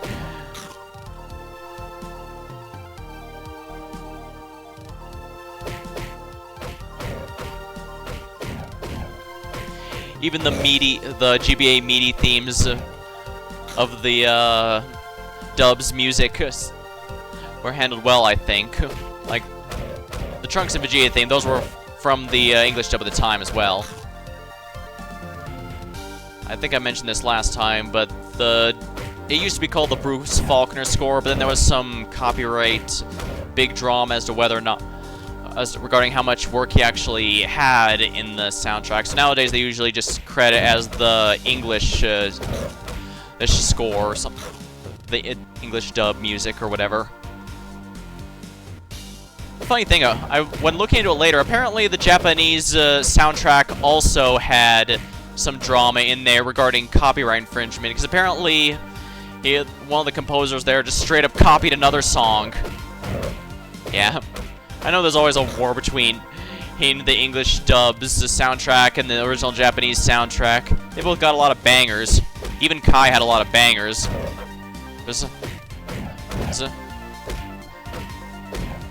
But, if it's easier, you could always think of it as this way. How many, oh, nice, Gohan's capped. How many shows have multiple soundtracks like that? Because not only so many do.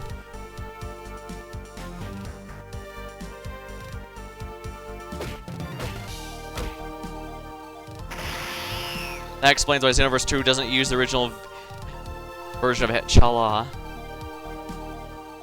Yeah. Kind of funny, they were completely across the Pacific from one another, and yet they all had their own dramas. Crazy. Alrighty.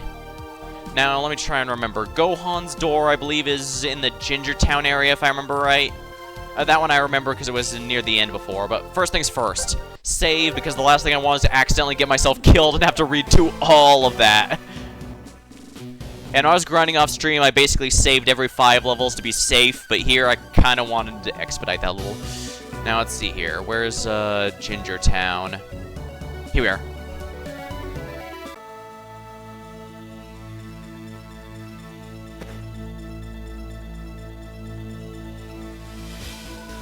Are getting everyone's trophies. I am explicitly getting everyone's trophies. I'm also getting Goku to the cap because, if I remember right, getting him to the cap gives you a bit of help towards getting the alternate ending. So yeah, everyone's trophy is going to be obtained. But I need to continue the story in order to... Nice, who's left? I've already gotten Trunks and Vegeta's. This is going to be Gohan's. Piccolo's I haven't unlocked yet. I'm going to have to... but I have to continue the story before I can get his. But otherwise, yeah, I can get Gohan's right now.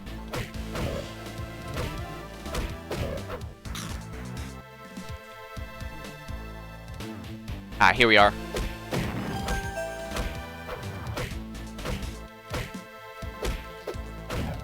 There we are. Gohan's door. Sadly, Gohan doesn't get his own theme. Scorpion. The ones for Trunks and Vegeta, their themes, the trophy locations. Yes, it does. That's why I was surprised that it didn't change the music here, but oh well.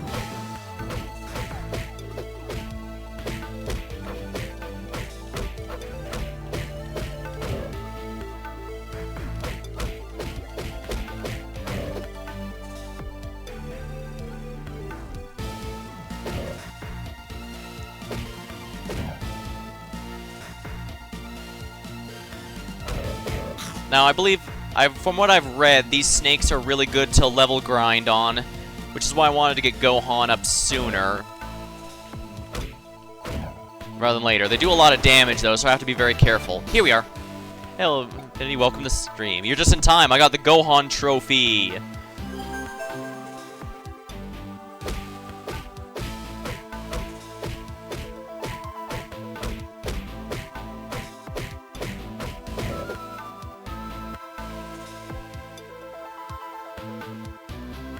I just have to be a bit careful. And yeah, reasons like this are probably why a lot of people like to get the golden capsule quests done before doing what I'm doing now, getting everyone's trophies and maxing everyone's level. It just makes it's just really convenient.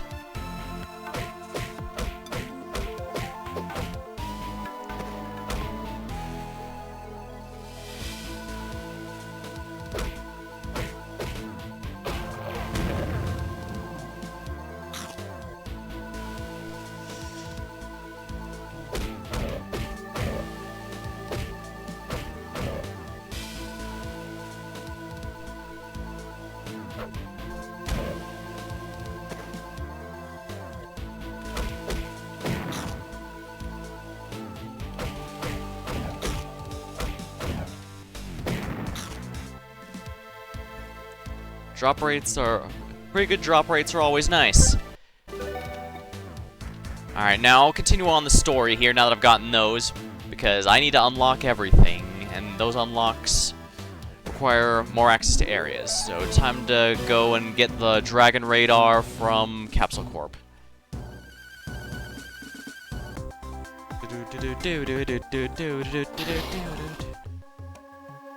Maybe they don't have rights for Gohans? Maybe.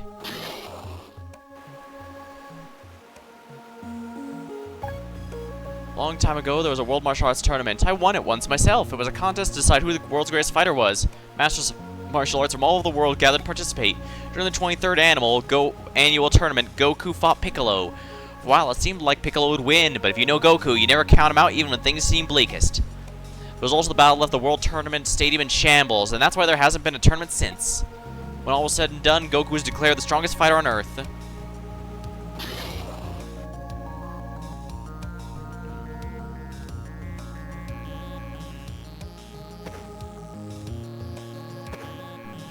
Let's see here. Hey Bulma, got something for me? This should help you out with the Dragon Radar. Now you can see the Dragon Balls on the mini-maps. You've received the Dragon Radar.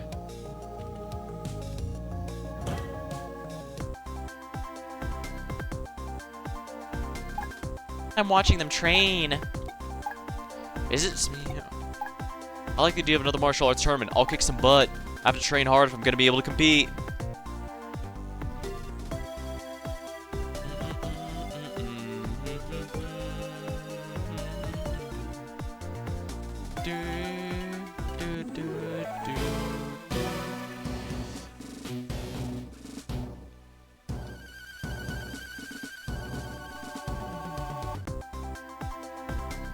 Guess I should be Goku for this, since he's the only one who needs experience. Poor optimistic Yamcha if he ever thinks he'll be relevant again. They don't just do that either, they just have to keep rubbing it in. GT, Super, even in the video games often make fun of him like that. It's almost kind of depressing, honestly.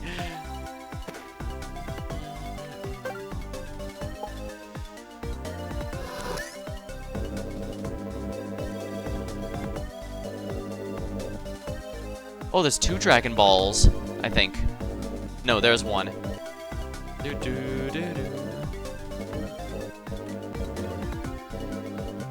Alright, so north of West City. It's ironic since he was one of the strongest in Fighter Z.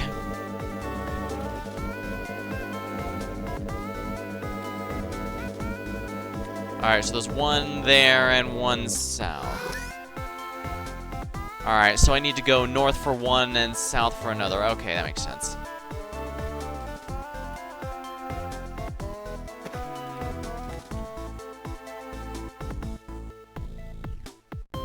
Actually...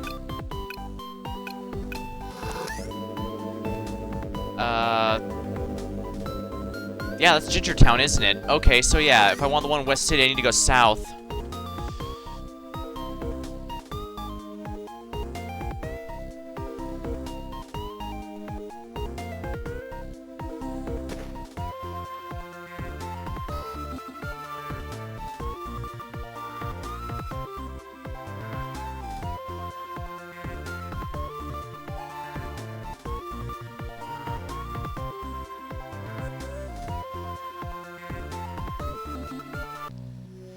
The Warlord's Domain.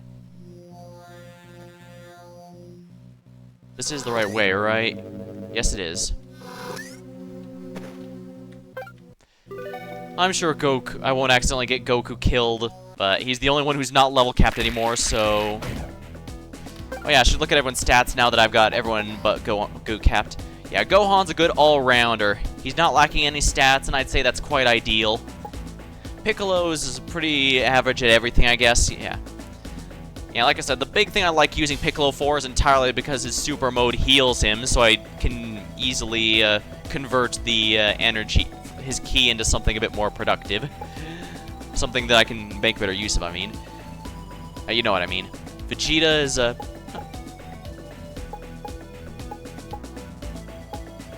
Huh. Both have less endurance than Gohan, yet they have higher HP. Yeah, Vegeta's higher HP. Oh well. Yeah, Vegeta's got pretty good stats in general. Most notably, he's got the highest durability. No, Gohan's still higher. Oh, poor Vegeta. He doesn't have anything better than anyone. Trunks is basically... Trunks was apparently trying to min-max, because don't forget, I used all my endurance capsules on him, and he's still hands down the lowest durability, so I guess Trunks is really going for the glass cannon build this time around. And Goku looks like another all-rounder, but again, he's significantly lower level than everyone else, so it's going to take a bit.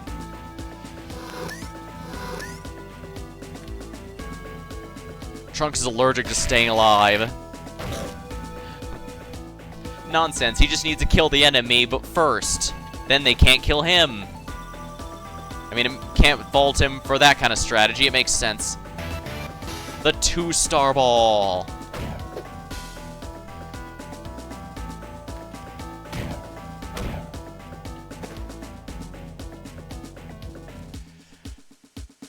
Let's go.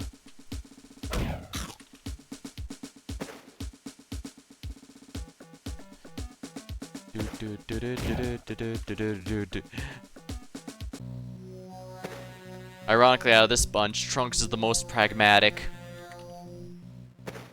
And that kind of reflects what happened in the show in general. Trunks is always the more practical one there, but the crew just isn't from the same world he is, so it's a bit difficult for them to properly grasp it. Is there a Dragon Ball down here? No, there's not. So yeah, if I want the Ginger Town one, I'm probably best going there directly myself.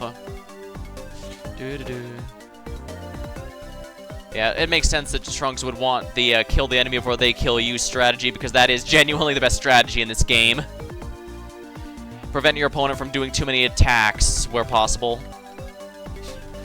Yeah, let's go to Ginger Town here and make that a bit easier.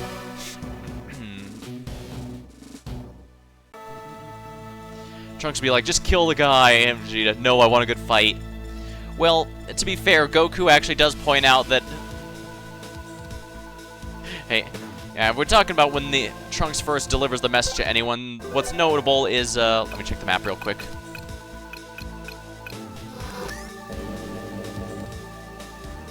Okay, there we are. Yeah, Goku points out... I believe Bulma points out they could just track down Dro and kill him early, but Goku says, but he hasn't actually done anything wrong yet. Should we really be punishing him for a crime he hasn't committed? It was actually Vegeta was the one who said, I want to fight him. Kakarot had Goku say, yeah, I agree, but... And he probably did feel the same, but... I do think he had a good point at the start.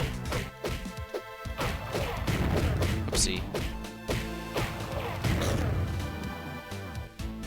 At least being 35 means Goku actually gets a decent amount of experience from anything. Actually, in the general sense, it feels like leveling in this game is not too rough. Which I guess makes sense. I mean, I wasn't trying to level cap in Legacy of Goku 1, but I still level capped extremely quickly because, you know, the cap's only 25. Well, then I got stuck in the Namekian Temple a bit longer than I care to admit.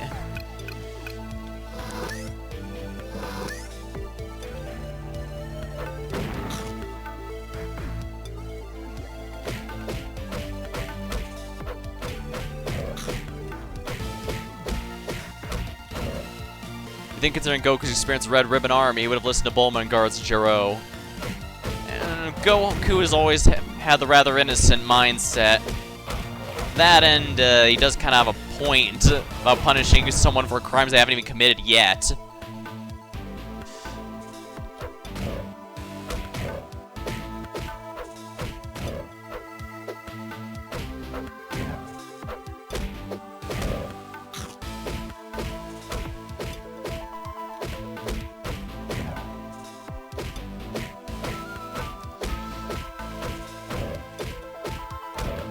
Here we are.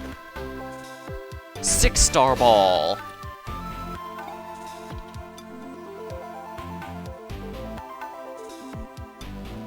Funny enough, I don't think Goku actually had anyone die during the Red Ribbon arc, now that I think about it.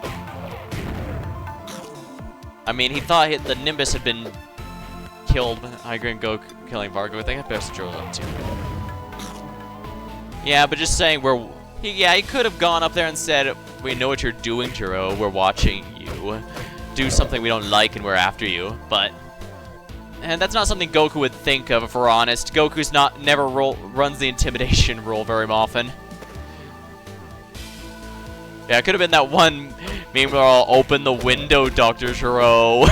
Just floating past there. But then again, I guess that could also motivate Gero to work even harder.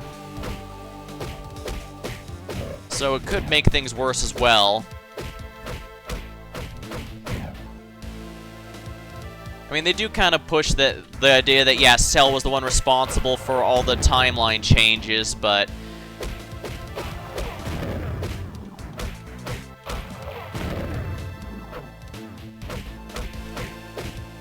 Trunks still was the one that introduced the Frieza and other stuff that would later be used as genetic data for Cell.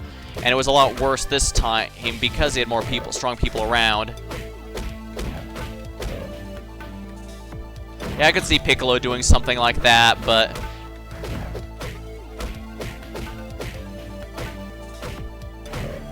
I guess it could just be that he straight up didn't think about it.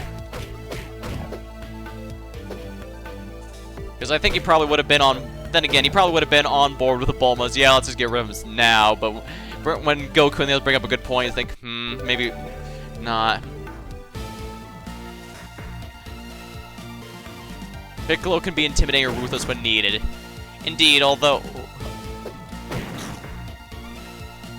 Even during the Cell Saga, he was usually more just using it as a means to an end rather than actually being as ruthless or as he acts. Not that he's against it, just that it's more of a means to an end than him actually being ruthless anymore. Now, let's see here. I should probably go to Tropical Islands, actually, because that's going to help level Goku.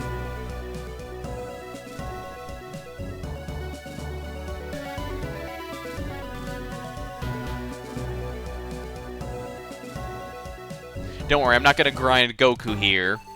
Yet. But I will be killing all the Gators just to expedite his progress.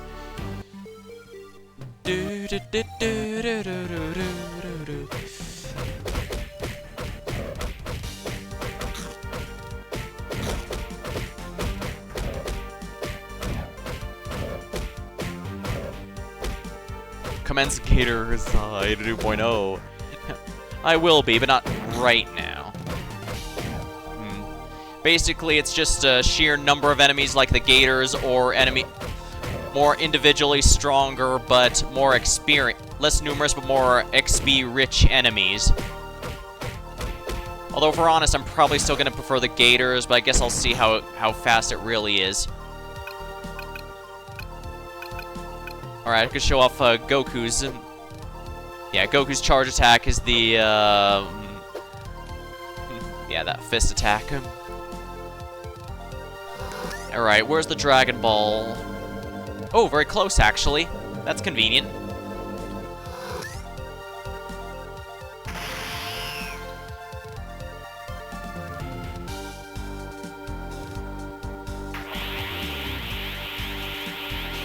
Spirit Bomb is a lot of fun, but as you can see, it is really not practical for how much work it takes.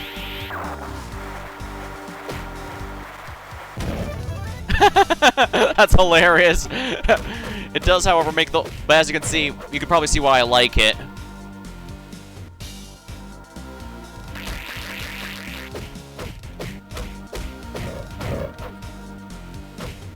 If I ever see Doctor Who, the timeline of the story is going to be like, what kind of people did I'm hanging with? They are a bit of an amusing bunch, that's for sure. Yeah, the Spirit Bomb causes the explosion like that. It caused the whole screen to flash like that, which is why it's so fun to use, but it's also not practical. Because as you can see, it has Hummer-level energy efficiency. It just completely devours all of your ki.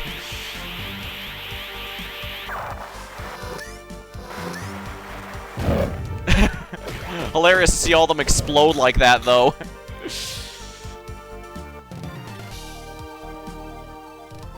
The Doctor meets the Z Crew. The crossover I never knew I needed until now.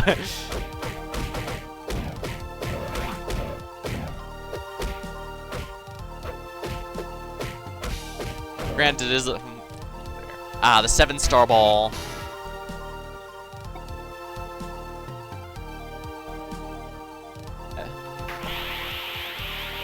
Ask the Earth's energy to blow up a random animal. Oh yeah, I forgot it also stuns any enemies who survive somehow. If it's charged enough, that is. It doesn't innately do that.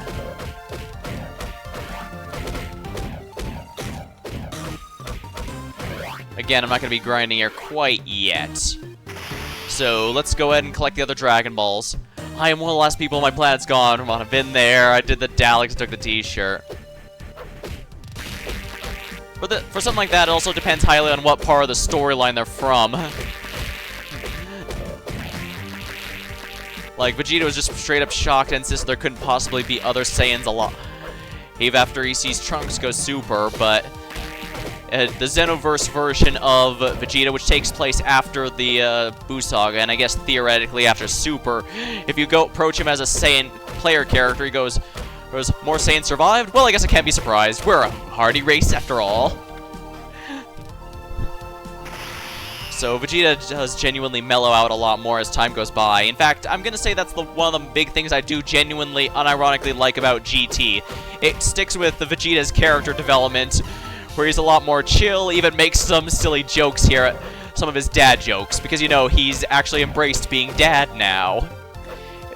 Just feels like such a huge... I thought the time was dead. It never sticks. And I think Vegeta was originally going to be a one-off character. Yeah, a lot of characters thought to be one-offs end up coming back. Although, to be fair, some others just straight up got forgotten.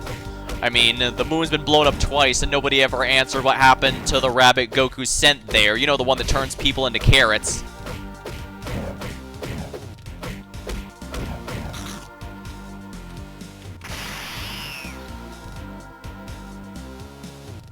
He's fine.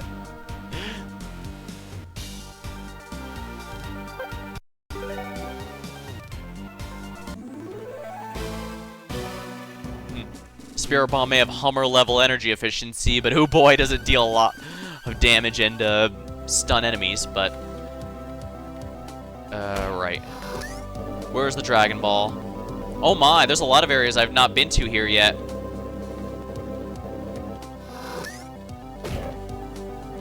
Either dead or got his butt out of the galaxy. Probably for the best either way. Anyways, I guess I should come back later for that one. The Snowy Highlands. Oh, this is a new area. Yeah, I haven't been anywhere here yet. Let's come back here. I want to do the, I want to do the areas I've already done first so I can expedite the process a bit.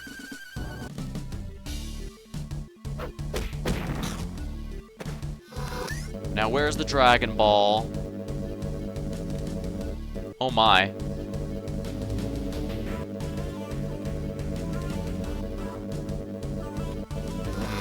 There's a lot of areas in here I actually haven't reached yet. Interesting.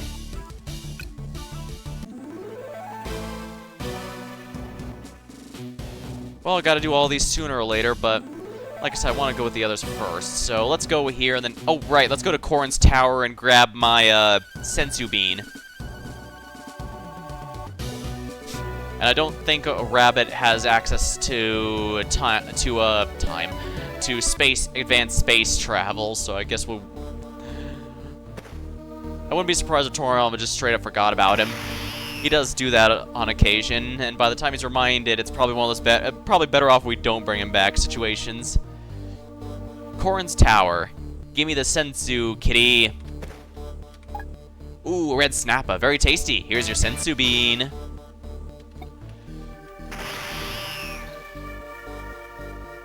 When was the last time we saw a launch? She's actually shown up on a couple occasions. Naturally, she does show up at the end of Buu Saga. I believe she shows up at the end of the Buu Saga, notably. Might as well save. Yeah, I know for a fact Launch shows up at the end of Buu Saga as part of the cast of people. Yeah. I don't know if I don't think she shows up in Super, unfortunately. Although she does show up in what's it called? Another Goku door.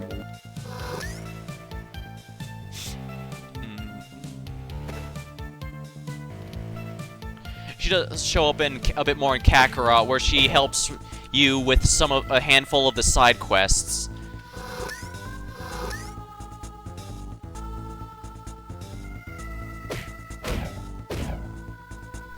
Like, I know she helps you with the driving side, the race side quests and such, so she has a bit more of a presence in that game, but otherwise I don't think she shows up much. I guess it's one of those, she's served her purpose. Oh, Goku. On. Ah, now I can finally rescue that Namekian.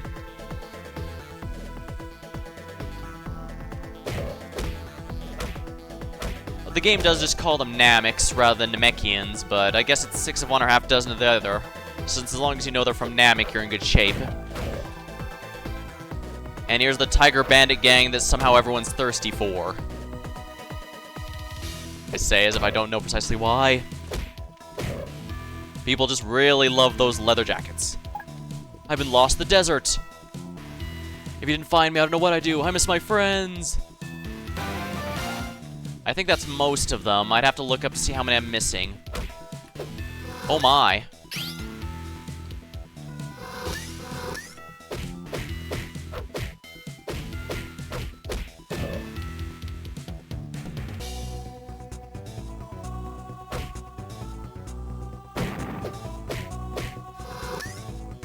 Yeah, these guys have a lot more durability. They'd give a lot of XP, though, that's for sure. Ooh, who are you, my friend? Ninja. These warriors value strength and subterfuge. Some ninja use their ninjutsu skills for assassination and thieving.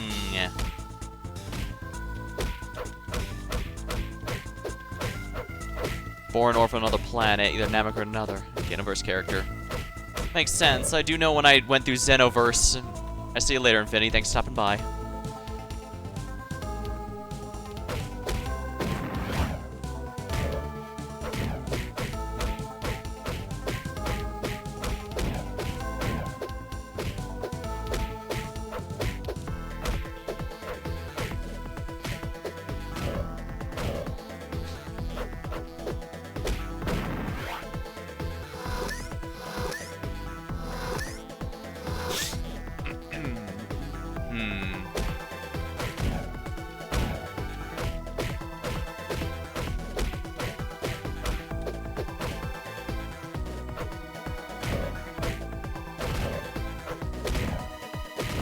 Oopsie.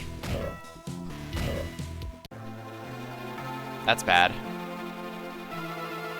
Oh no, Goku's dead. Again. Yeah. Dang, I haven't died in a while.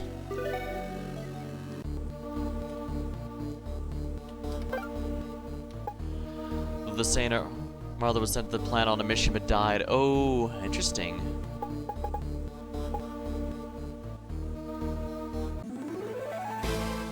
Can't believe Goku died to a random ninja due to the rocket launcher. Yeah, it was a bit weird in Legacy of Goku 1, where random bank robbers did a surprisingly massive amount of damage. As a reminder, Goku was able to catch bullets even in Dragon Ball before it went to the Z sagas. That's a little goofy.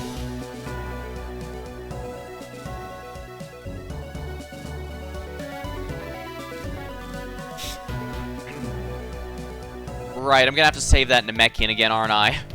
Well, it's not a big deal, he's on the way.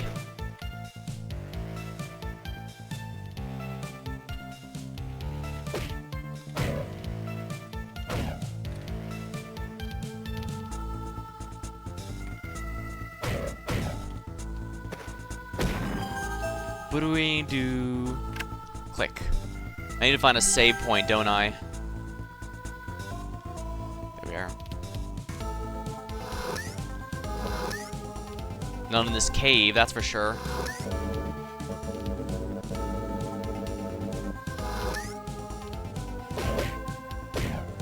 There actually aren't any in this area. Weird.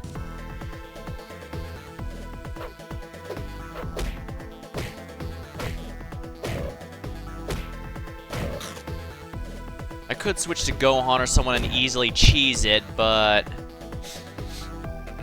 Next week, Gohan Vegeta fighting. Doesn't like to fight, but very pragmatic. Makes sense.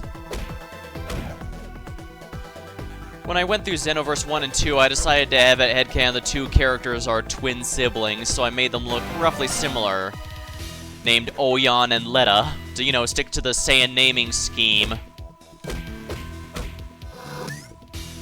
Yeah, basically everything here has 1100 HP, which is mildly annoying.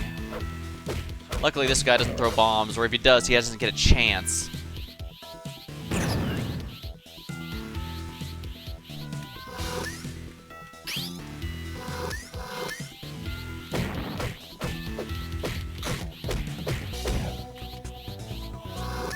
Yeah, he's hiding behind there. You know, it's kind of funny. The ninja's hiding behind the boxes. But remember, Goku can see him where he is here since he's facing towards it. Yeah, Goku can see him clearly here, but we can't see him because we have a top-down view. It's like in Animal Crossing where if you choose to play hide and seek with the characters, or if you choose to play hide and seek with one of the characters in Animal Crossing, they'll hide behind a tree or house where the player's top eye view can't see them, but theoretically they should be perfectly visible.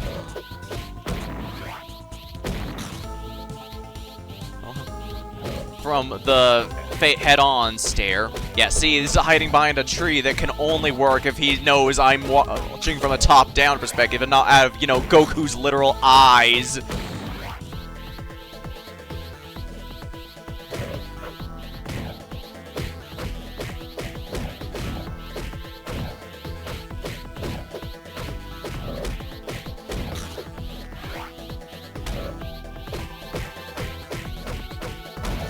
Goku's reached level 38. Alright. I want to power down before doing this because your timer for your super mode actually does, it actually does go down during cutscenes, including, like, you know those when I was flying from one area to another in the tropical islands, it still, well, it ticks down while you're in that area. Now for Piccolo, this isn't too bad since your health will also continuously tick up during that time, so you're still exchanging ki for health, but Goku is not so lucky, since he can't heal by being Super Saiyan. I don't believe he gets any healing factor until he unlocks the God Saiyan forms. Or at least I think that was kind of implied from the Battle of Gods movie. It's a little vague.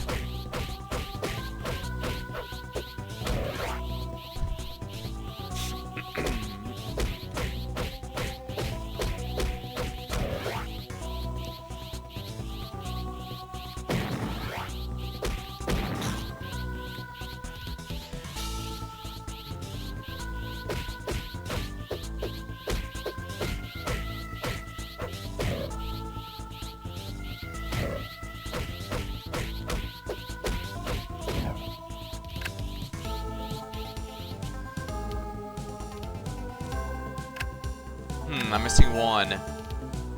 Looks at Goku. His antics. This guy is seriously the one that killed Frieza? Indeed.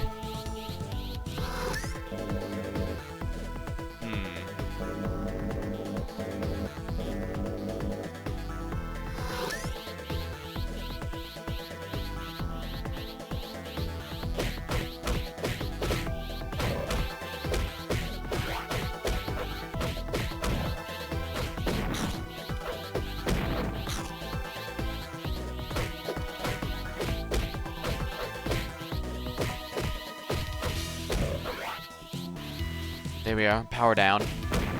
Yeah, the soldier guys I can take out in my base form without too much trouble. She likes everyone, just her Vegeta butts heads.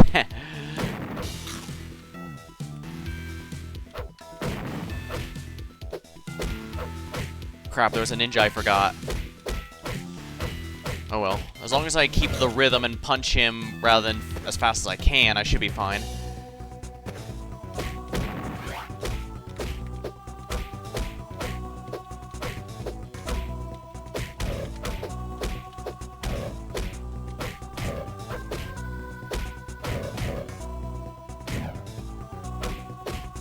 But your rants about being the prince, you needed to take that stick out of your ass.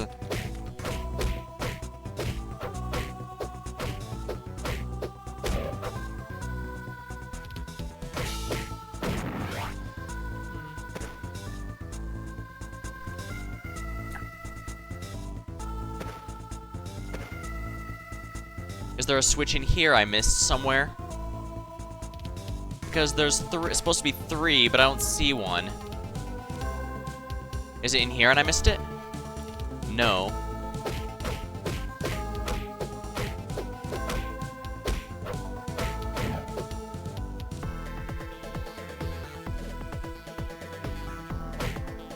Is it somewhere over here and I missed it?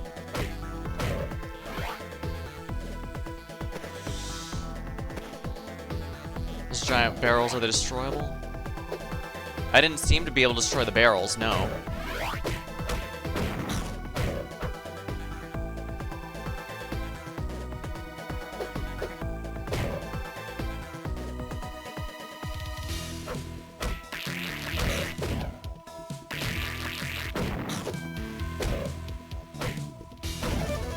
Goku's level 39. Well, leveling up is a good thing in the general sense.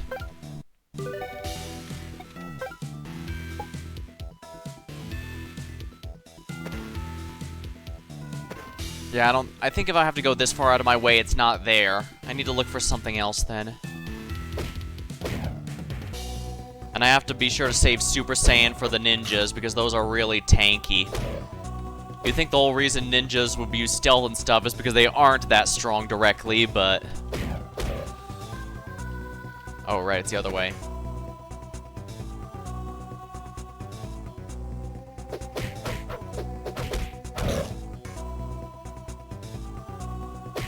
Yeah, it must be something destructible that I thought wasn't. It's normal for Saiyans who doesn't sticks up their asses.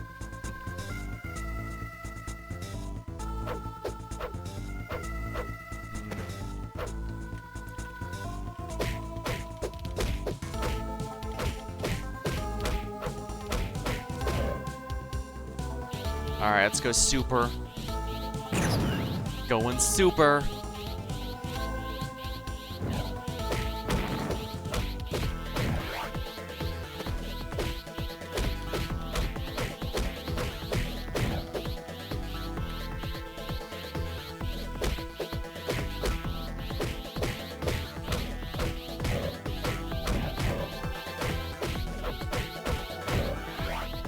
Oh. Oh. Weird. They all are all gone now.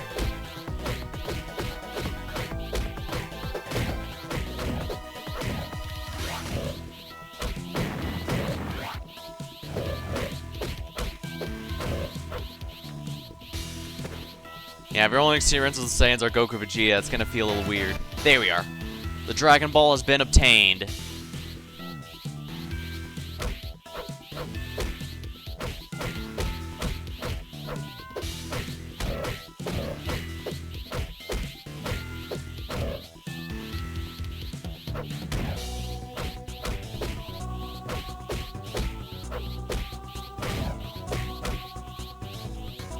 Maybe the ninja should go fight Cell, huh?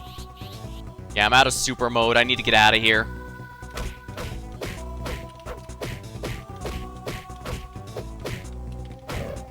There we are. Oh, thanks for the meats, Mr. Tiger Man. Wait, that came out wrong.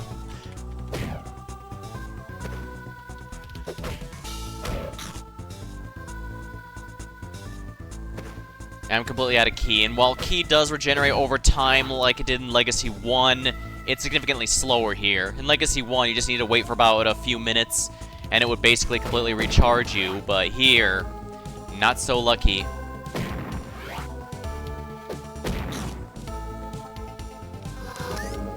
Is that everything? Yeah, that's everything.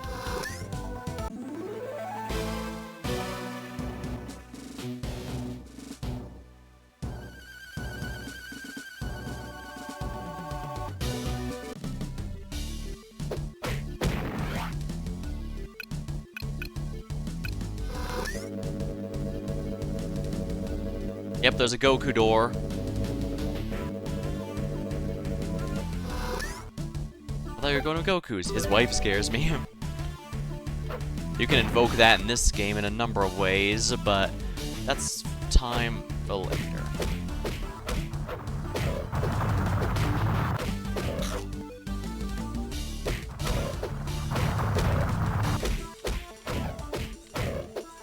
There we are, fully healed. RNG giveth and RNG taketh away.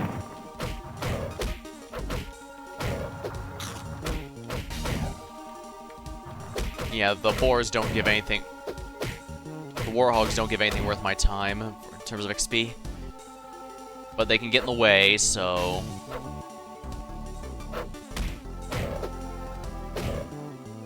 Fun fact, the birds here can drop fish because this counts as being near water.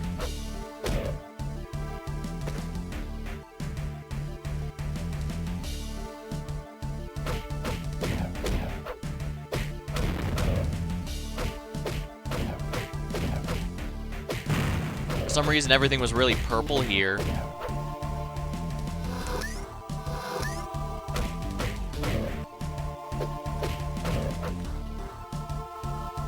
And hey, at least purple stuff gives XP still.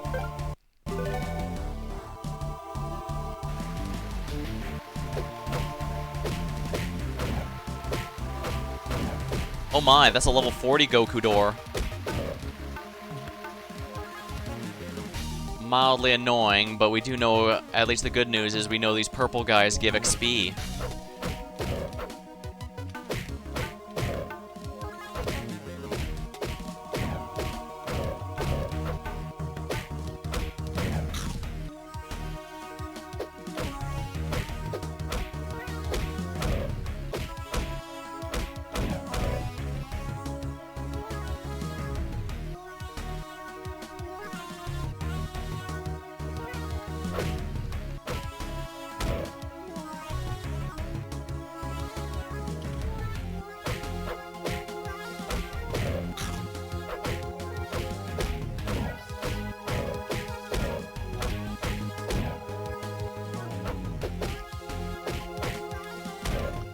You were hiding there, buddy. Goku's now level 40. Wonderful.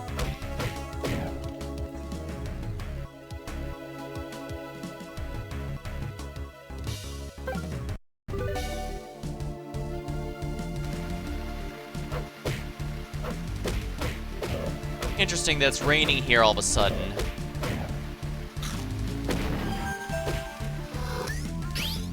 Another Triceratops.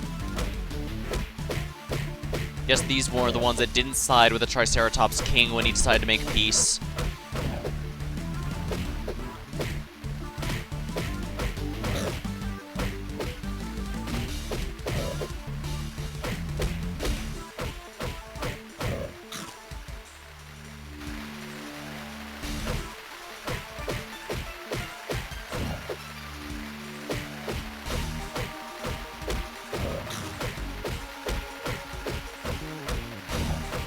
Yeah, as fun as key attacks are, if you can keep the rhythm to make sure enemies don't get to act, it's really a lot better to not let them act. Melee attacks are just that much better than key in this game, unfortunately. Now, I'm guessing, yeah, I knew it.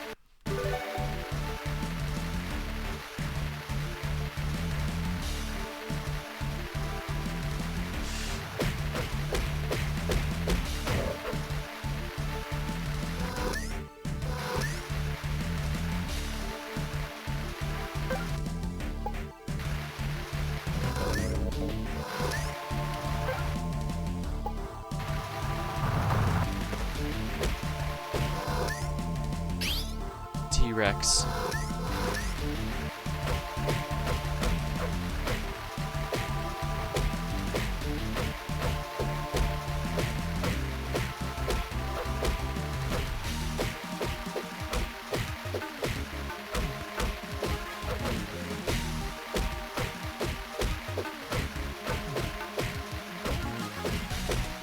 This thing has huge endurance.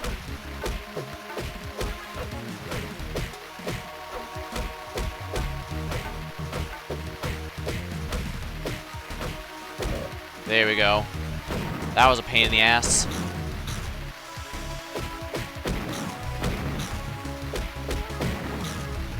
Yeah, I'm not sure what that thing's doing here, if we're completely honest. Yeah, there's absolutely nothing here. I guess in case you want to grind with it. And it doesn't seem worth it if we're completely honest.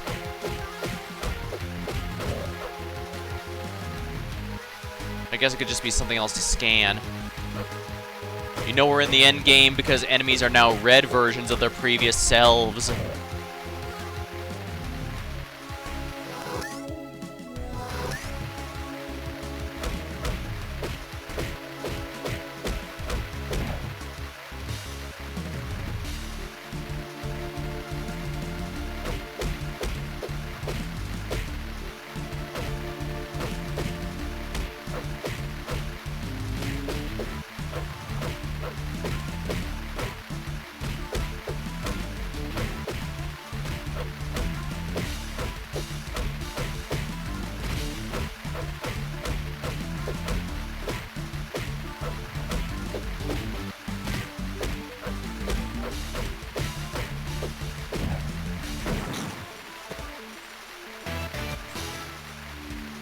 You found +3 strength capsule. Okay, this at least justifies why it's here. I thought the other one might have a gold capsule or something, but no, it doesn't. Very unfortunate.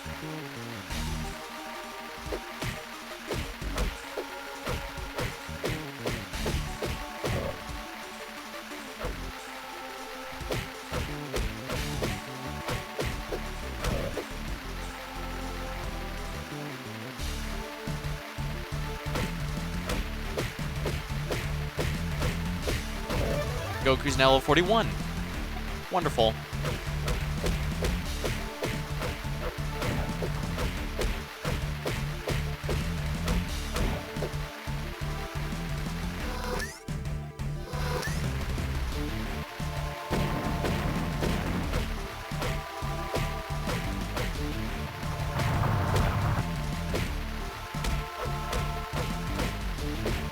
I think they expect you to go Super Saiyan to beat this guy. But I have better things to do with my ki, like save it for a different enemy to go Super Saiyan on.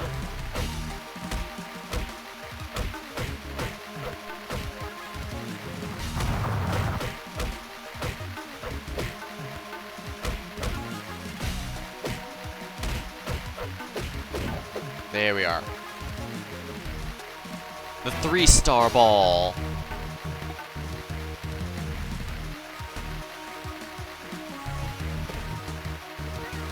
Now to go on whatever's on the right side here, because we have yet to see it.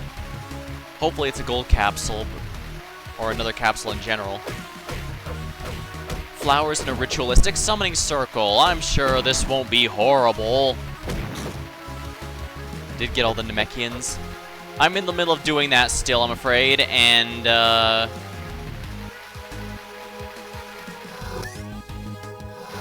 there's nothing here, just flowers in an oddly specific circle.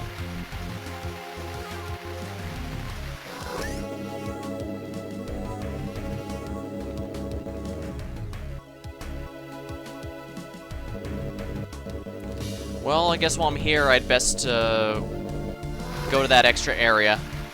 That could itself contain a Namekian or a golden capsule. The only one I need to do, though, is the Namekian side quest. If I get the golden capsules, nice, but if not, I'm not going to focus too hard on it.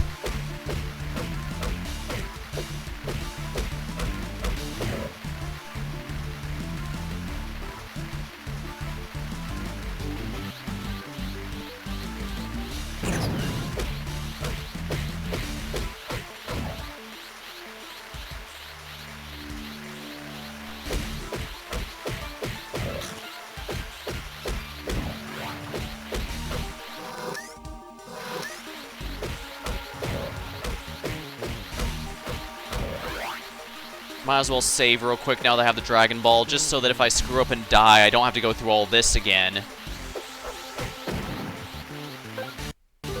There we are. Now, let's go kill some more Triceratopses.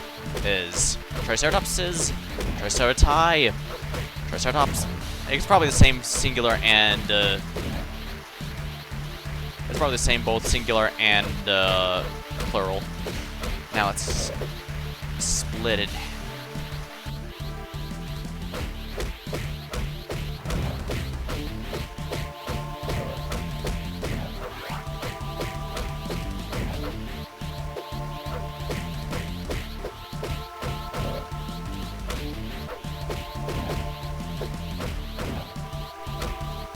Alright.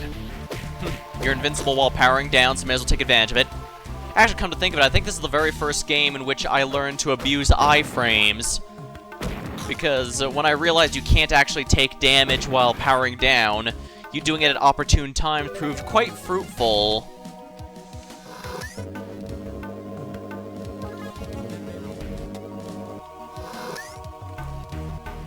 Alright, yeah, let's continue this way.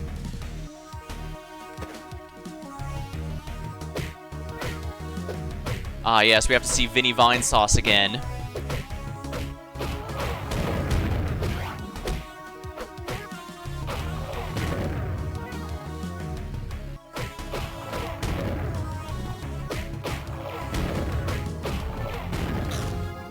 I hate exploding enemies. I hate exploding enemies.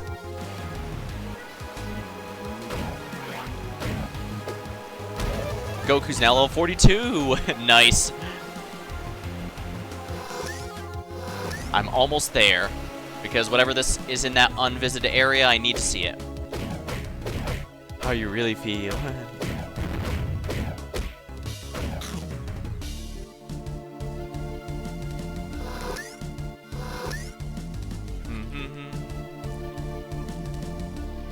Actually, while I'm here, I should probably check this out real quick.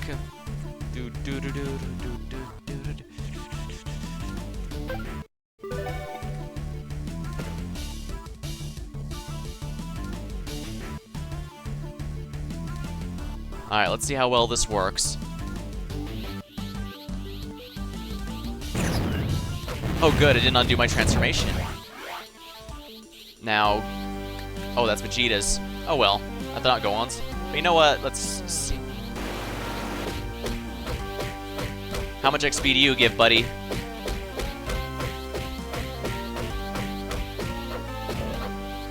Wow, not much at all. Granted, these are only in the past the level 50 doors, so it makes sense they don't need to give XP since the assumption is you're already capped, but still.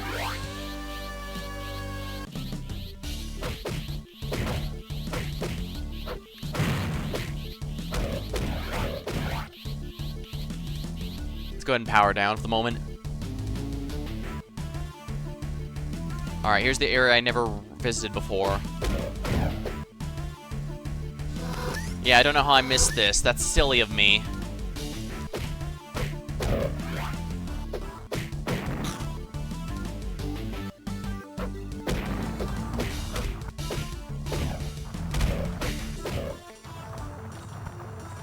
Oh, there's a lot of warthogs here. This would have been a good grind spot if I had discovered it earlier.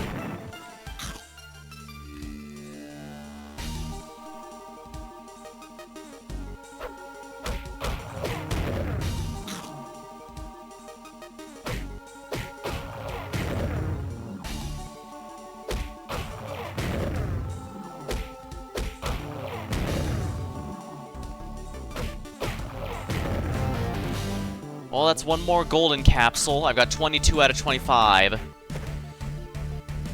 this all of them? Yeah, this is all the area. Yeah, I definitely was supposed to have been here a lot earlier. Whoops. Well, younger me was a lot better at exploring this area, especially since, well, I guess it makes sense. Like I said, because I couldn't get games as often as I wanted back then, I had to make sure each one I had lasted. And that meant taking my time between each story area. It's why I often revisited towns a while after I'd already cleared the area just to see if anything would change. Usually they didn't, and because, you know, the assumption is you're not going back there unless you really see a need to. Unless this plot forces you, I mean. There's just nothing to discover.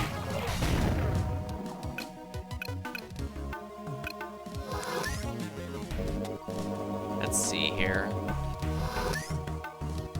At this point, it's probably better to go through Jiro's lab.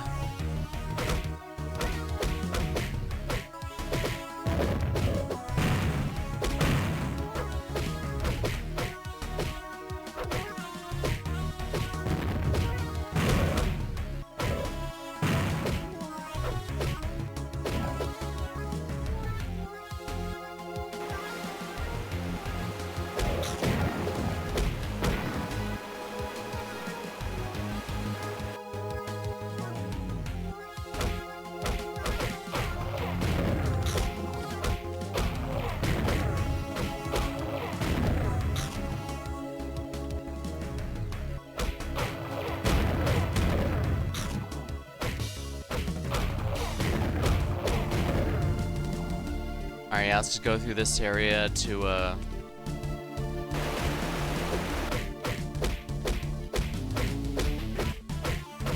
there we are.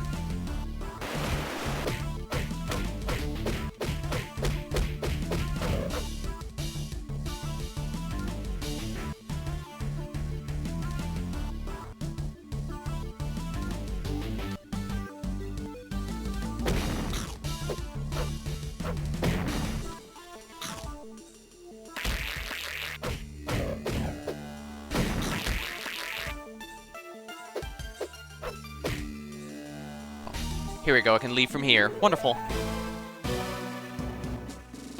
We'll go to the new area last. I want to grab the one by Goku's house. East District 439. And I should probably save real quick since Goku's gotten a level since, I think.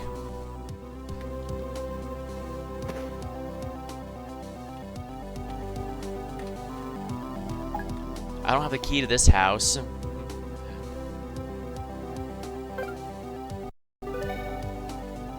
One second, let me grab a sip of my drink.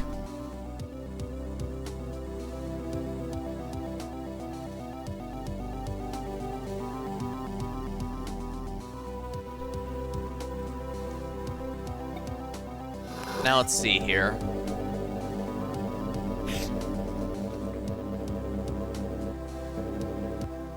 Alright, I see where I need to go next.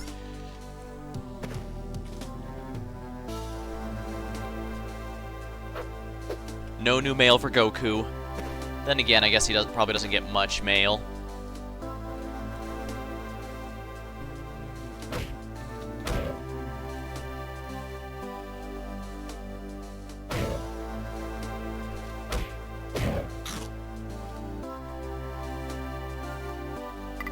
Only Vegeta's allowed in this barrier. Huh, interesting. I forgot there was a Vegeta door all the way over here. But don't worry, there's officially no door that can stop Vegeta any longer.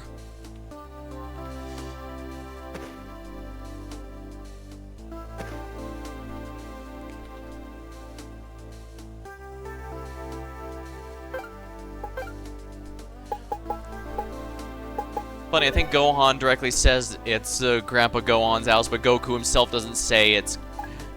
I don't have the key to this house. Yeah, I think that's basically what it plays for anyone except Gohan.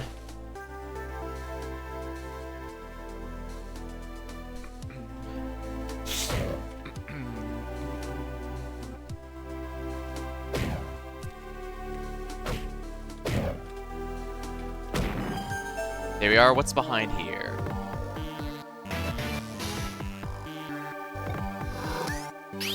Ah! Oh, that's only a 900 HP ninja, not the 1400 one before.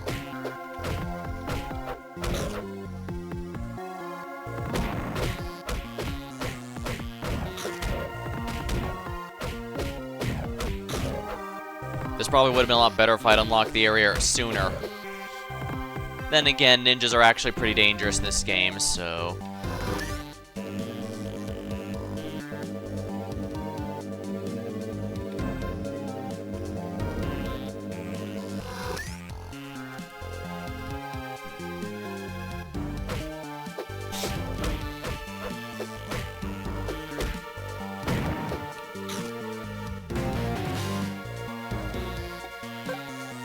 Now, how many of these do I have in total again?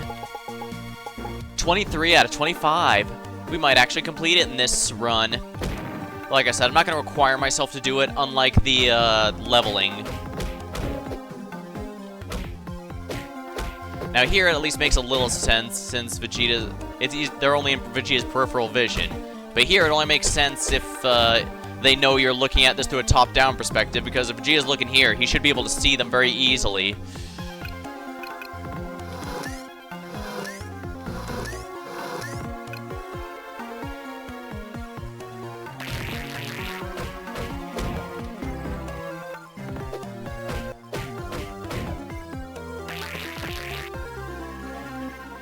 Alright, he's humoring them is all.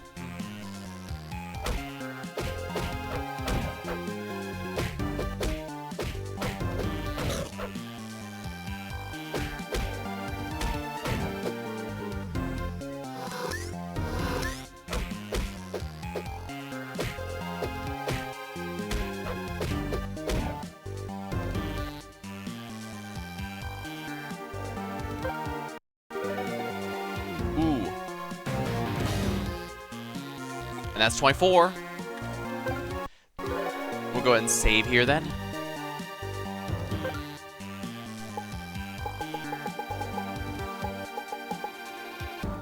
Only one left. And it's probably in the last area. So yeah, I guess we really are going to be completing this side quest.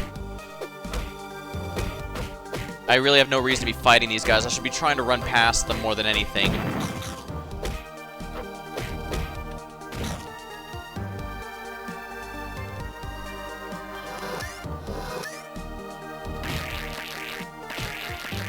Stupid ladybugs.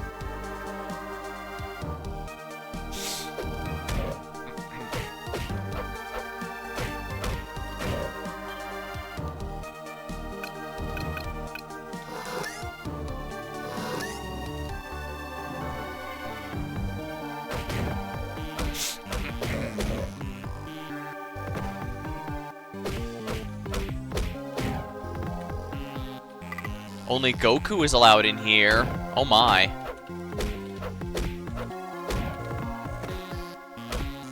Interesting, but I don't see anything that says there's a Dragon Ball here.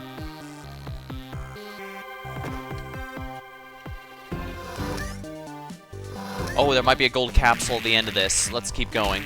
Even if it's a regular capsule, it's still worth my time.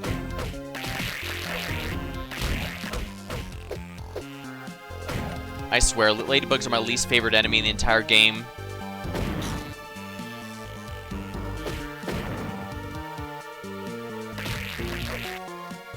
Ha! I knew there was something over here. I was looking for Goku's house. He saved us from Frieza. I wanted to thank him personally. I had no idea everyone else went to a new Namek. I think that's all of them.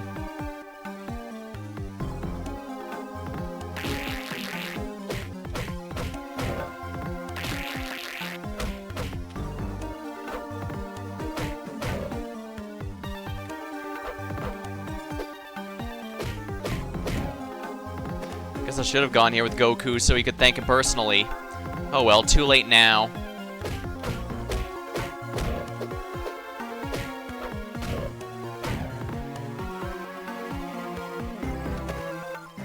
Well, I could reload the save, but I'm already doing a lot here. I really shouldn't. Let's just head on over and grab Goku and head on over. Alright.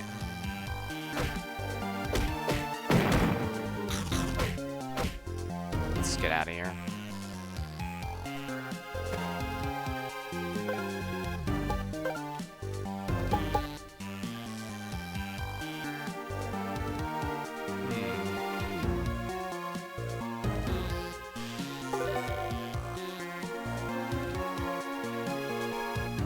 I did save when I was Vegeta, right? I could just die.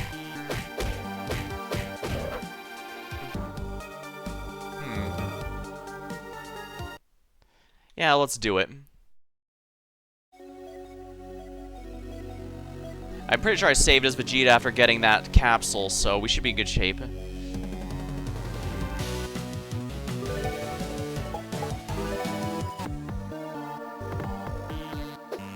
Yeah. Yeah, see, I haven't gone there yet, so we'll just use Goku for all this.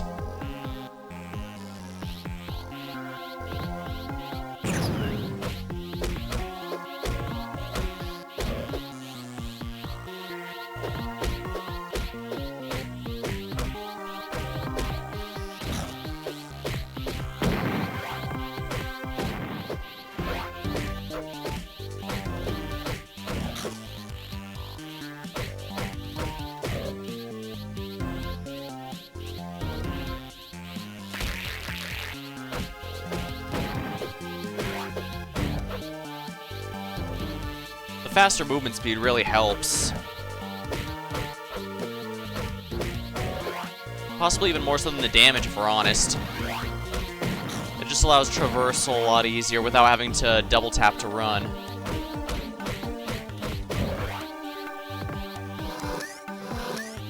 That's the Goku door, but we don't go in there yet.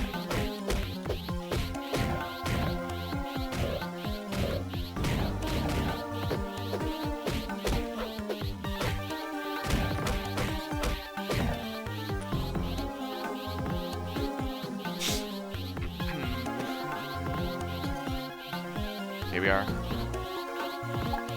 You're Goku, aren't you? I was looking for your house because I want to thank you personally for saving us Frieza. Frieza, I owe you my deepest gratitude. I think that might be all of them, but I'd have to check. Regardless, I'm glad he finally got to thank Goku personally. This game has a lot of that personalized dialogue, and I really like it. Little stuff like that really does show you how much they cared.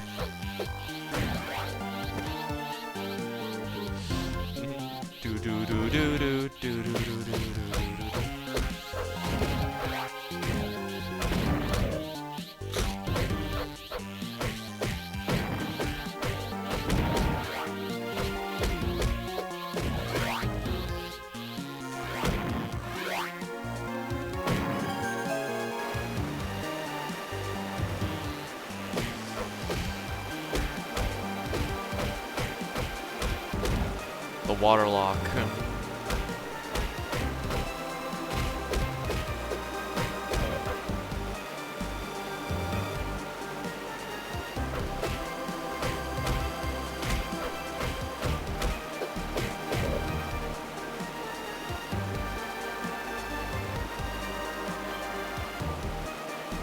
The Dragon Ball's in that building, isn't it?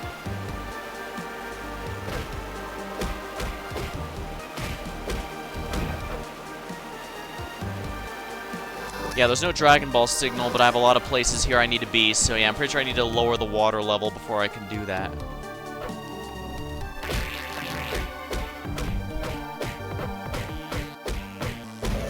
Goku's now level 43. Darn, no endurance.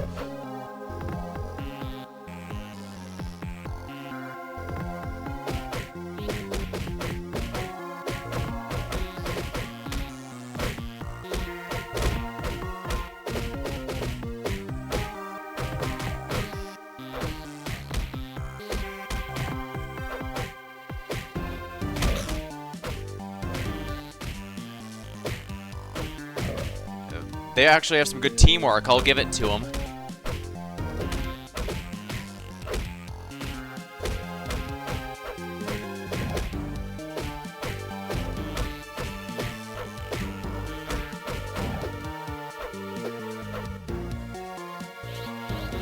That was kind of ruthless, yeah.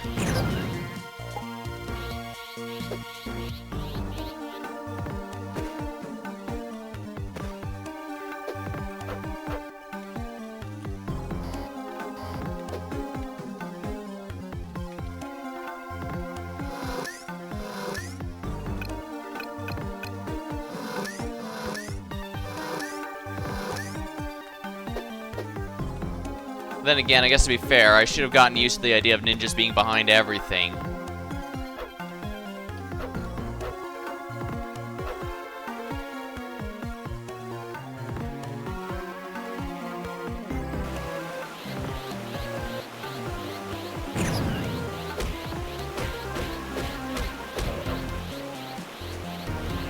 I best run back the save point and save.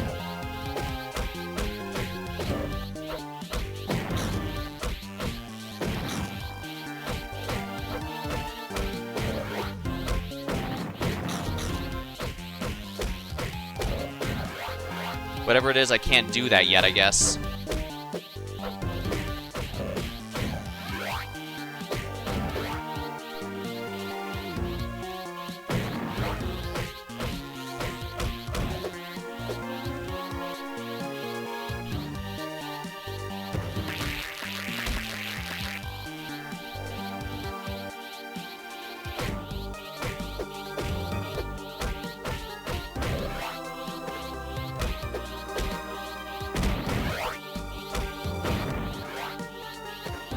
Yeah, let's go ahead and save.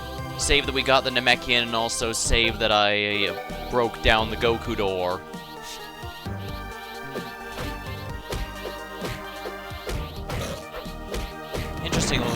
Interesting though that this is the 35 door, and I went through the Goku 40 door earlier.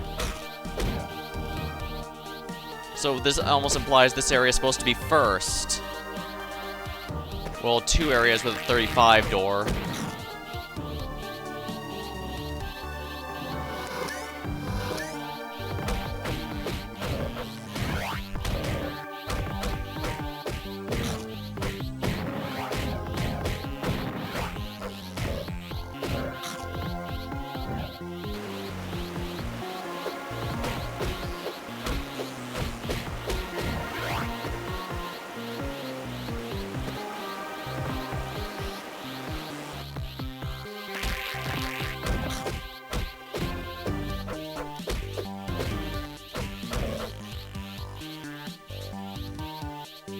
Oh, there's a save point here, too. Well, I know what I need to do here.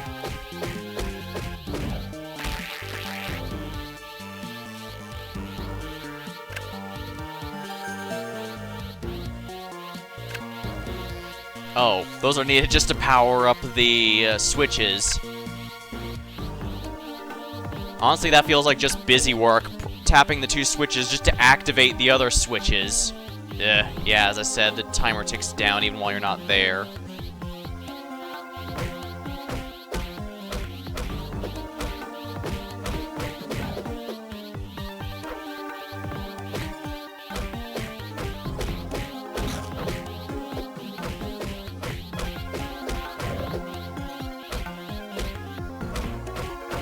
Add a key.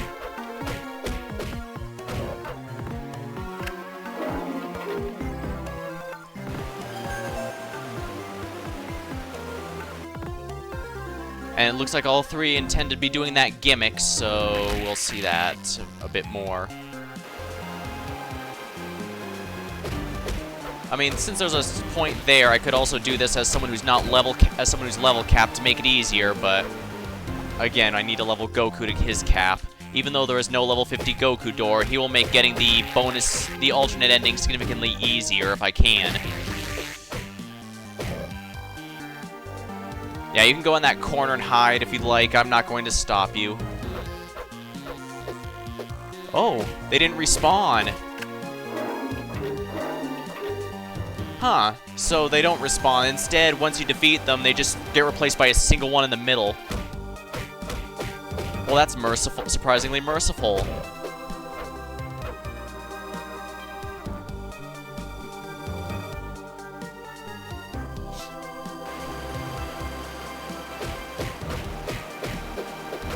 I was wondering why the switches weren't turning on, because I remembered you just pressing the button, but I guess that's why. Having to hit those 2 switches just to activate is such blatant padding, if we're blunt, because all you do is just walk to the 2 sides. And yeah, I know the game in general adds a decent bit so that it's not too easy or too similar to, so there's some things not in the Cell Saga, just so the game's not too short, but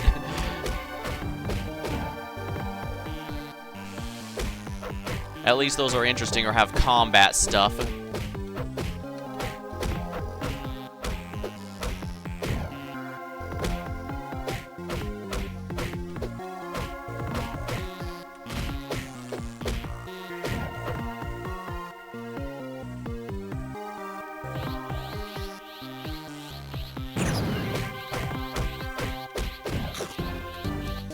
There we go.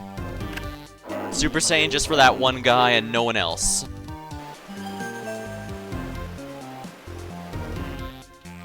I do believe that should be all 3. Did I forget one? Let's find out.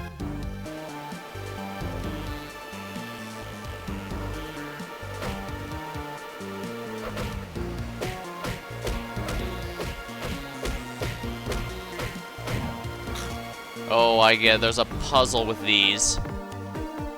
Well, let me just save real quick.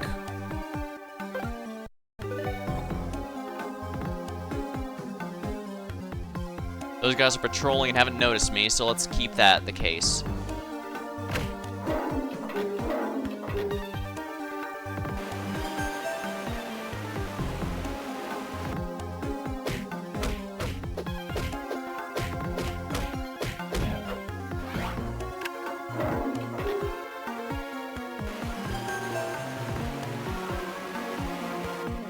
I see, I have to hit them in the right order. Alright, so well, the good news is, at least, is that by defeating all those hidden ninjas, I just reduce it to just 1 ninja per area, so I can do this at my own pace.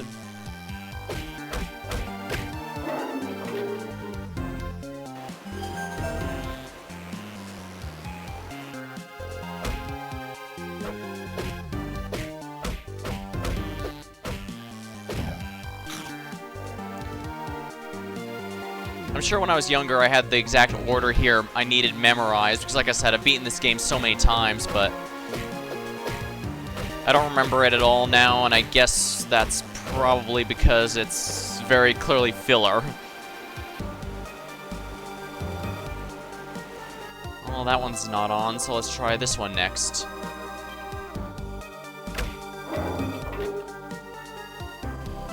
There we are.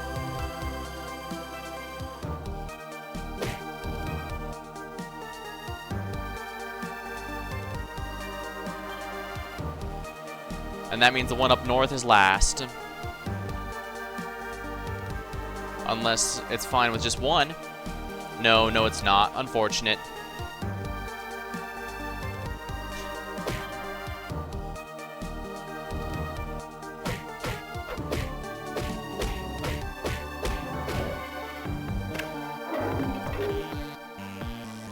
And there we are.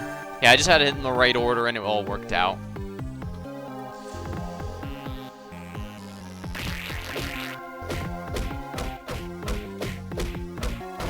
Goku's now level 44. Wonderful. Yeah, I knew grinding him last would be a good idea, just because, yeah, they have a lot of Goku doors just to emphasize, hey, you finally have control of Goku now. Well, that, and you can access a number of these areas earlier, but they don't want you collecting the Dragon Balls too early.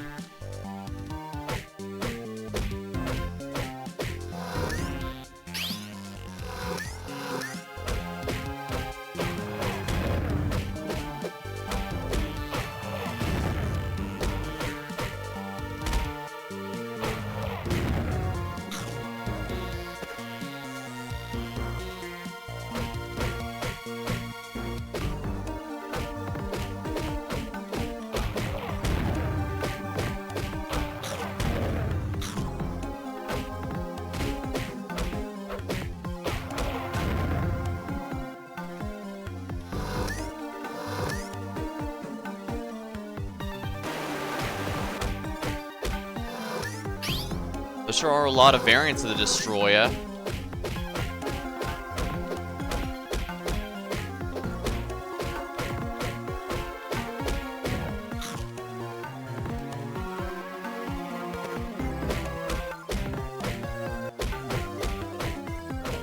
Yeah, gotta be careful not to get juggled between enemies.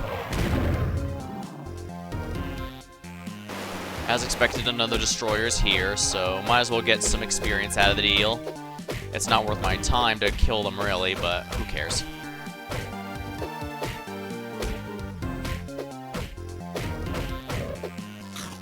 Wonderful. Well, at least he gave me a refund on the health it took.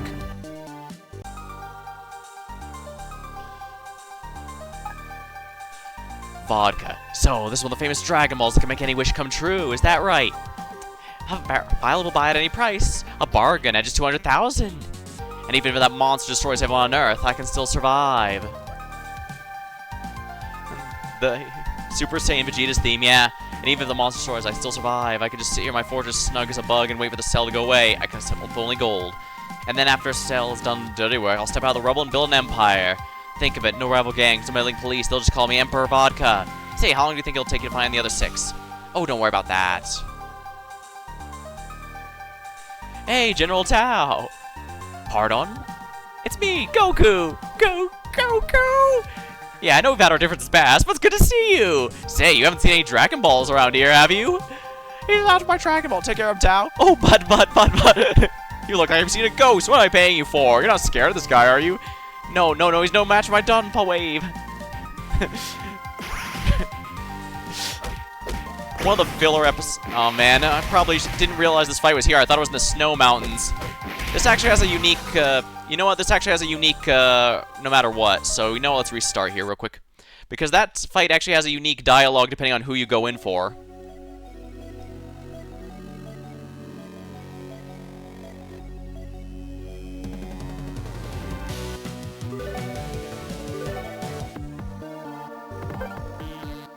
.44. Yeah, I already did the puzzle, right? Let's make sure I did the puzzle already. Yeah, I did. So, we're gonna go once as each character so I can show off the different dialogue. Trunks has the most boring one, unfortunately, so we're gonna go with him. Oh yeah, Now, the dubbing correctly referred to him as Mercenary Tao. But no, Tao Pai Pai is indeed General. And they did get it correct. So I'm glad they got it correct for the game here.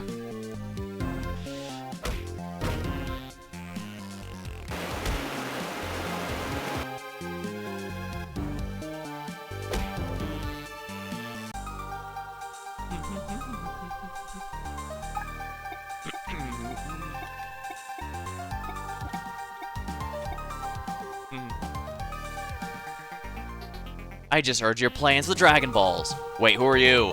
If you think you're gonna use the Dragon Balls to become Emperor, you've got another thing coming to you. General Tao, would you take care of this punk? That's what I'm paid for. I'm your friendly neighborhood killer. My Dragonball wave will make short work of this meddler.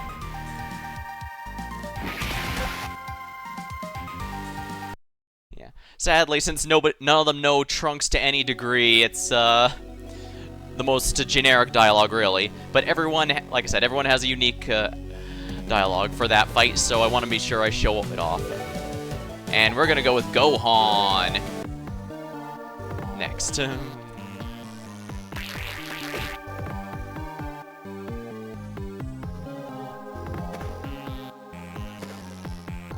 no point in farming Goku XP here because there's really not much to be gained out of it.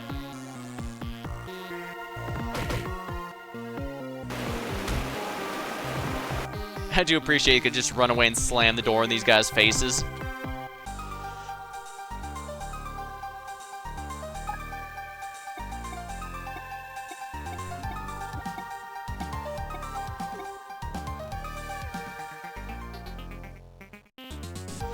Hello? Who are you? How'd you get past my security? Wait a second, that face, it can't be! Hey kid, what's your name? It's Gohan! Oh, phew, for a second I thought you were someone named Goku. Not close enough, I'm his son! What? It can't be! Listen, I'm looking for Dragon Ball. You guys haven't seen one, have you? Ah, take care of him, Tao. Oh, but. You look like you've seen a ghost. What am I paying for? Take care of this kid, right? Will you? No, he's no match for my Dragonball wave. Yeah, that kind of replays basically a scene from the show where that exact exchange happens. At which point, Tao Pai Pai immediately goes, you know what? No, he just knocks a pillar down to use as his signature flight ability. He's all, hey, what are you doing? I quit. You can't quit. I just did.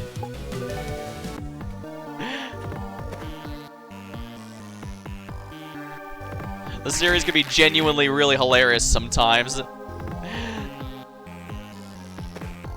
And that wasn't a bridge. That was just a filler episode for the regular show.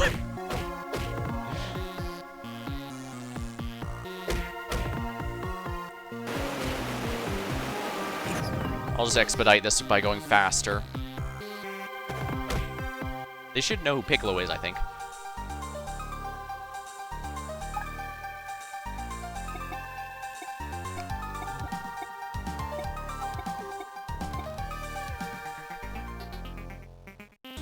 Who's this green freak? If I'm not mistaken, it's the one known as King Piccolo. You could just call me Piccolo. What do you want? I'm looking for a Dragon Ball, and I have a pretty good feeling one of you creeps has it. Ah, he's after my Dragon Ball. You picked the wrong day, Mythos General Tao. You're no match for my Donpa Wave.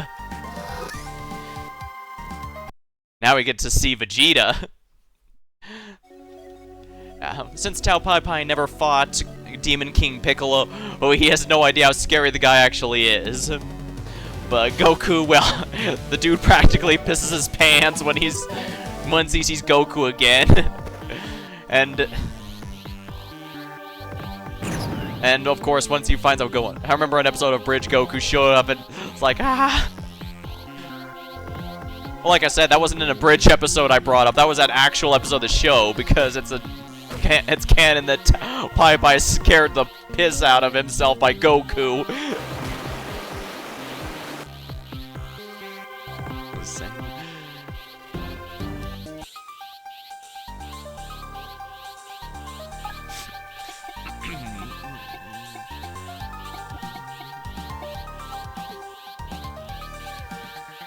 Oh yeah, and like I said, I really do appreciate how the game always uses the correct portrait based on what form your character is currently in. It's just a little touch that really makes it feel a lot more, you know what I mean? Hand over the Dragon Ball or face the consequences. You made a big mistake, don't you know who I am? Who cares? You're nothing more than a bug. I'm General Tao, your friendly neighborhood killer. You try my patience. I'm going to have fun obliterating you. Don't let this punk get my Dragon Ball. Prepare to face my Donpa Wave. Yeah, we're gonna go with Goku because I think that's genuinely the most hilarious dialogue. I mean, the Gohan one is really funny as well. But yeah, we're gonna stick with Goku here. But yeah, I'm not gonna bother going for experience down there. I'm just gonna. Alright, we're gonna go Super Saiyan and go through there. Because at this point in the story, I believe Goku and Gohan were basically had themselves in permanent Super Saiyan mode as if it was their normal form in order to adapt to it better. Rather than pushing it further like like Vegeta and Trunks did because they realized the Ascended form wasn't any good. They decided to instead stick to the base form and simply reduce its penalties so that they could don't have to worry about any. Being able to keep it indefinitely was just pretty huge. In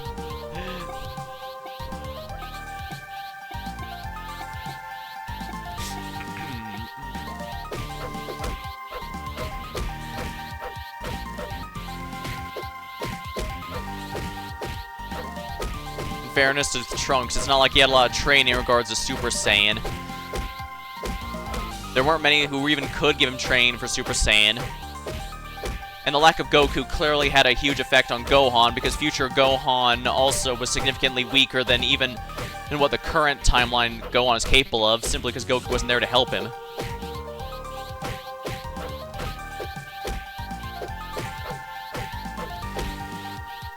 Oopsie. There we go. Didn't hit Super Saiyan until after future Gohan died, yeah. There we are. 4-star ball obtained.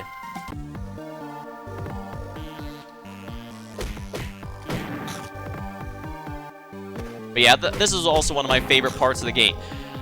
Plus, it's another one where, as you can see, you can do it on whoever you'd like. I just happen to use Goku because I found that interaction a lot more hilarious than any of the others.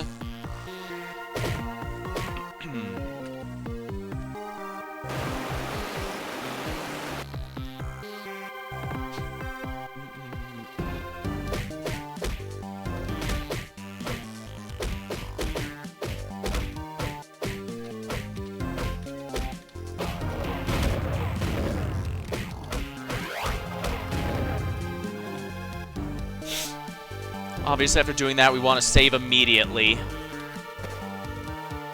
All that's left is the one in the snowy mountains, which I did save for last intentionally because there we are. Game saved. I think during Kakarot, I did briefly go over what it'd be like being trained by, say, Goku versus Vegeta.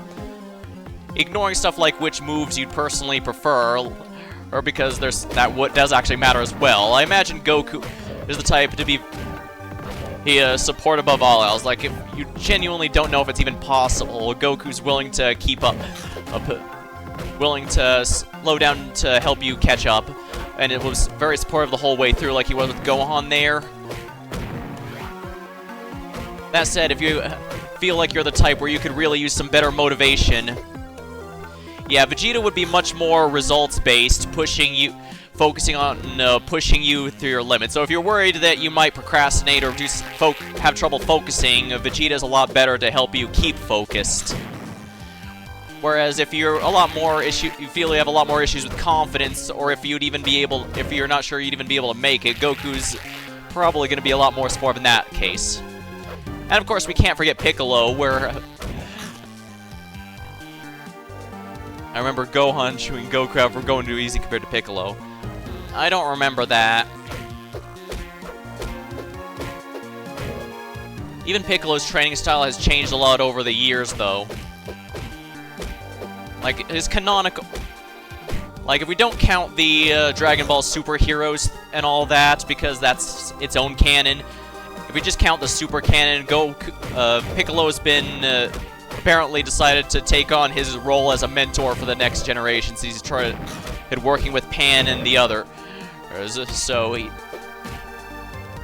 when they were in the time chamber. Might have been a filler episode then that I just don't remember, because there was a lot of those. Could have also been in the manga, and I just straight up don't remember it. I'm gonna be honest, it's been a good while.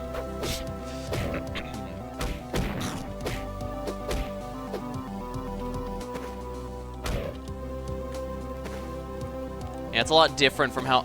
They all have a lot of different styles. Piccolo seems to have developed an entirely new one. It's like I said, the one he's doing with Pan and the others is a lot different from what he did with Gohan back in the day. He's still just pushing them, don't get me wrong, but... So it's some interesting thing to consider, really. And of course, it's also important to remember what moves. Like, if you want something like Big Bang or Kamehameha, you're probably better off going with the one who actually specializes in that. The Snowy Highlands. I have not been here at all yet. Piccolo's a big softie of the Pan that will trash anyone that claims it. Honestly, even at this point in the timeline, the Cell Saga, he's much more of a big softie than he'll openly admit. It's why many have pointed out that... it's why some speculate that Kami had a much bigger effect... Fusing with Kami had a much bigger effect on him than expected, but... Again, he's also been through a lot of development in general as well. Both from previous fusions with Nail, as well as learning he's no longer alone in the universe with other Namekians existing. And of course, Gohan teaching him what it means to care about someone other than himself for once. Okay, so red ones do throw bombs. That's mildly frustrating.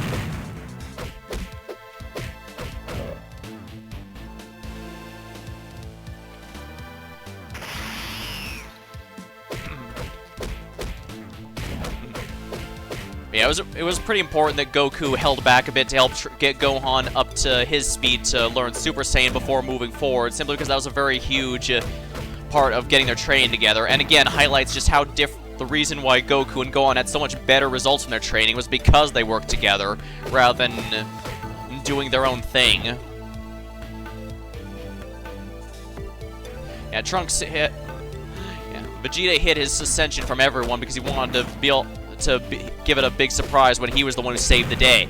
Just so he could hold it above everyone's heads, and Trunks hid his when he achieved the same thing. In fact, he even hid that he was even stronger because he knew Vegeta straight up wouldn't take too well to the news. Oh, great, previous. My head won't shut up. I feel your bait on that one.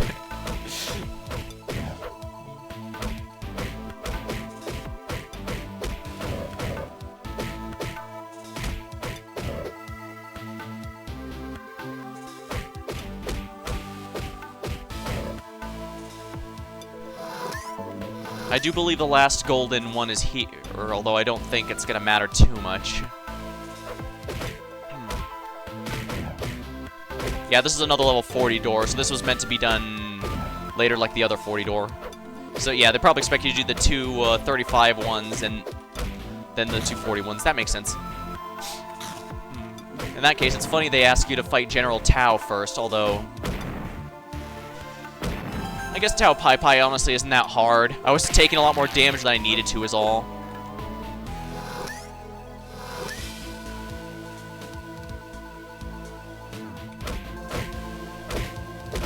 Funny the Ice Bear tribe is blue and not white like polar bears. Secret.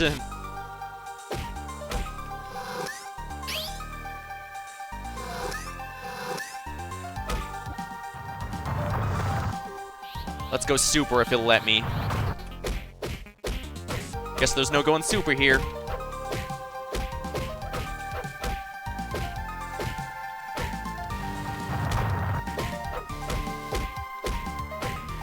This is dangerous because there's no items which to restore my health.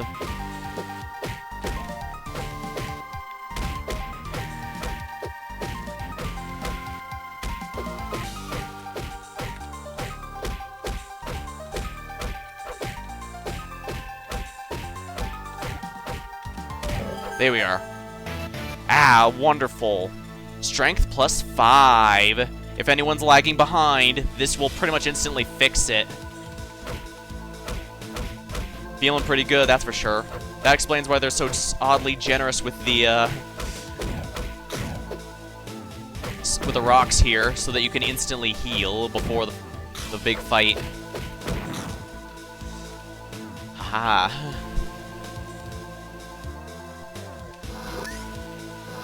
Oh, right, I need to go down here first. This could be the last golden... Oh, no, it's a save point, but I'd still say that's worthwhile, because a save point is really nice to have. If only I'd gone that way first, hey?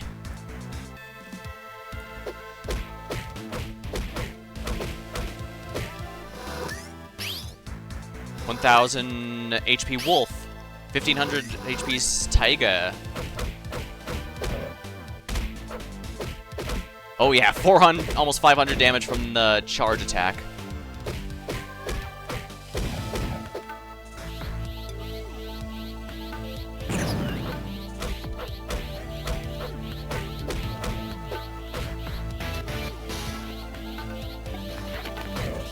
Dragon Ball obtained.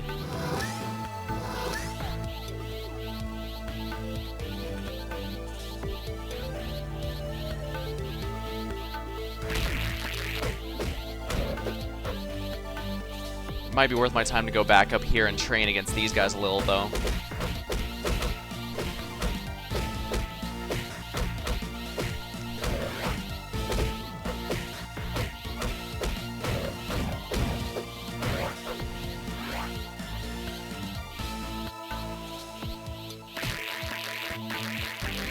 I had best save.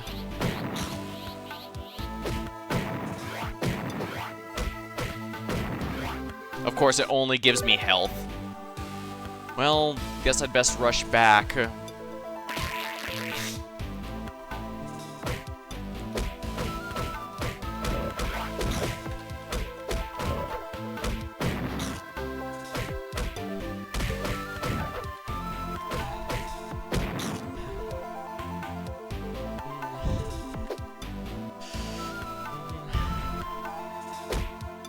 Well, every level Goku gets now is one less I have to grind for later.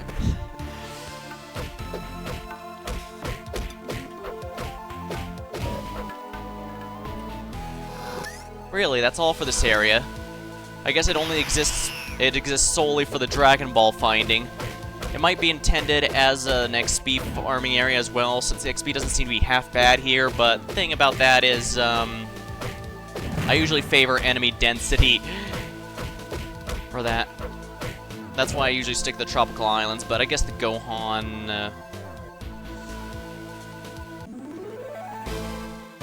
Let's head back to the lookout, and it might be easier to actually go around the world and loop around the world to here.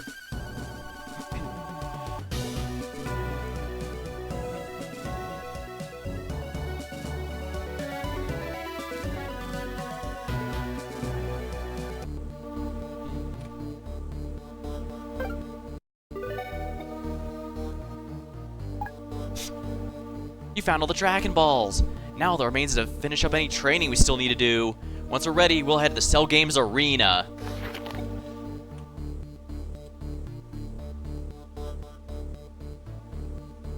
Alright, I'm gonna head to the outside Ginger Town, see if that's really a better area. Lapse Capsule might be near someone's trophy area. Possibly, but I'm gonna be honest, I'm not sure how much I care enough to look it up. Although, I guess I should look up the Namekians. Well, first things first, let me see how many are missing. Let's go back to Capsule Corp real quick, because it won't, to the surprise of absolutely no one, Cell's the final boss. So, the moment I do that, the game's going to end.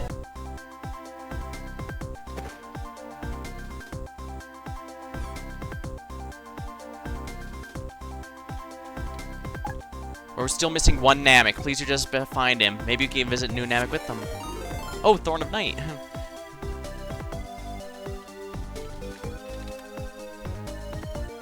Looks like you were playing 7 Days to Die. Ooh, I was playing that one a bit ago. Hopefully you had a good time with all the zombies.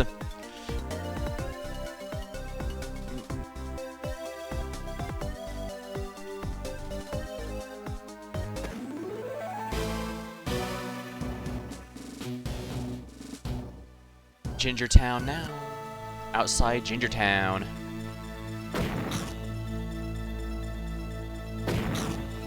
Alright, we're gonna see if the Gohan training area is as good as I've heard.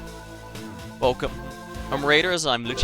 Hey, we're just in the middle of some Dragon Ball Z Legacy of Goku 2. We're basically just in the last few parts before the Cell Games. Some chill story building stuff. I'm just doing my last minute training before the Cell Games begin. This game basically encompasses the Android and Cell sagas, so whenever we go to the Cell Games, we'll be fighting the final boss.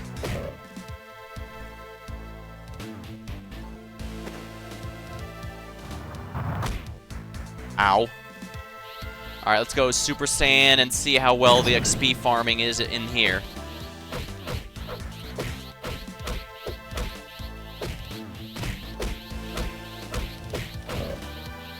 Not that great.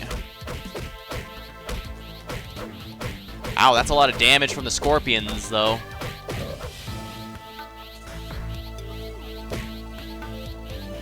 Get out of here. Oh, the snakes any better. The snakes die practically instantly. They actually give a decent amount of experience. But the big flaw is there's not really much density to these snakes.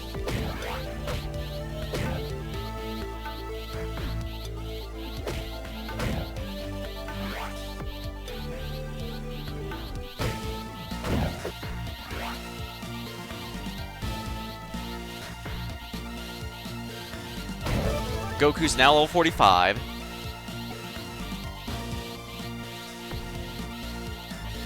Might as well power down a bit, I guess. Yeah, I can one-shot the snakes, so that is good. But I'm not gonna be real with you, I'm not really feeling the snakes here for grinding. So, Tropical Islands it is. And don't worry, Goku's already level 45, so this will not take long at all to level cap him. But I will apologize because, yes, I'm going to be grinding a bit.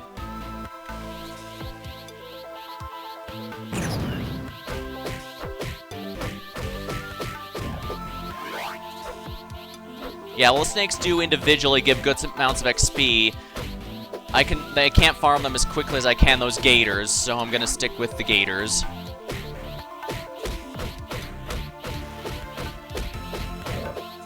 Yeah, if you see the icon in the upper right corner, that basically means Garlic Jr.'s Dark Water Mist is causing the enemies to be much stronger than they might normally be.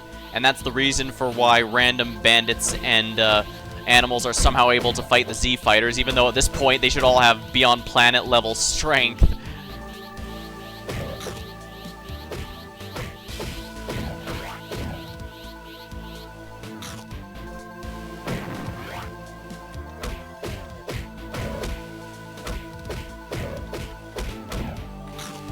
The stream began with grinding Gohan to the level cap, and now it shall, well, not end because we need Cell there.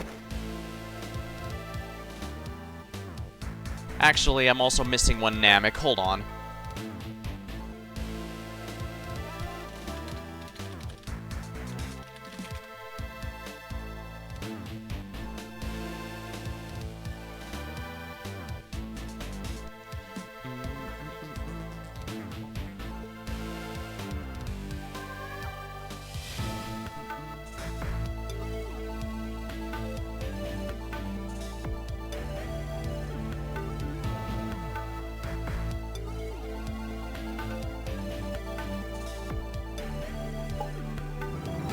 Oh no, don't tell me the one it's the one here that I didn't realize.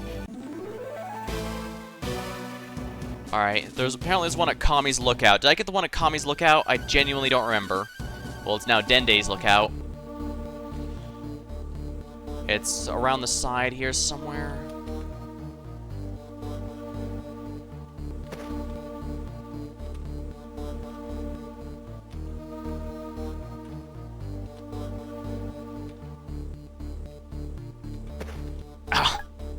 I came here to see Kami. When I heard the Guardian of Earth was a Namek, I had to meet him. I guess it's time to return to my people, though. There we go. Now, I'm still gonna grind Goku to the cap before I go to that particular, or do that, turn in that particular quest. So, off to the tropical islands to grind like hell.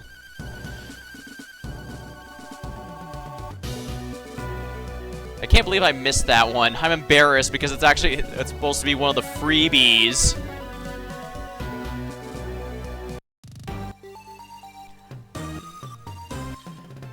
The fact that I grind this area in particular means that I'll never forget this song. Even if it's been almost 2 decades since I last played this game, I still remember this song rather fondly.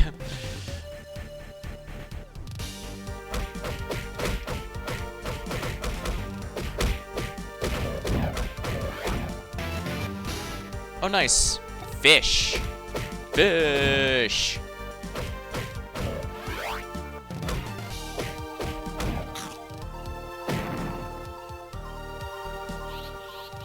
Super Saiyan Goku time.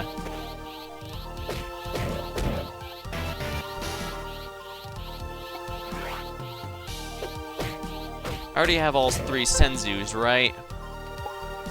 Yes, I do. Reveals the Dragon Ball's location.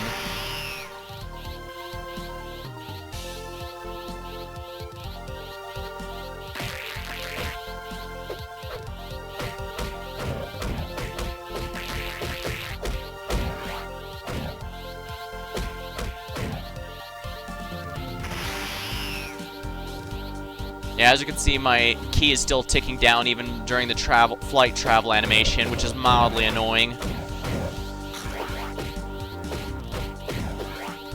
Now let's see, how's Goku's stats looking?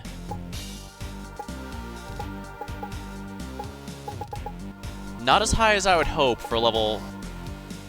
Yeah, not as high as I'd hope. Gohan is pretty much the strongest hands down. Well, kind of. Trunks beats him in strength, but loses heavily in everything else. Goku's probably more traditional all-rounder, but I guess he still has 5 more levels. And a lot can change in 5 more levels. Yeah, sorry about all the on-stream grinding. This is partially my fault for not getting all the characters unlocked, because basically as soon as I started the stream and went through the story for a couple scenes, I got access to Gohan and Goku back. But last time I didn't think of that for whatever reason. I could have grinded them all off a stream, but then again...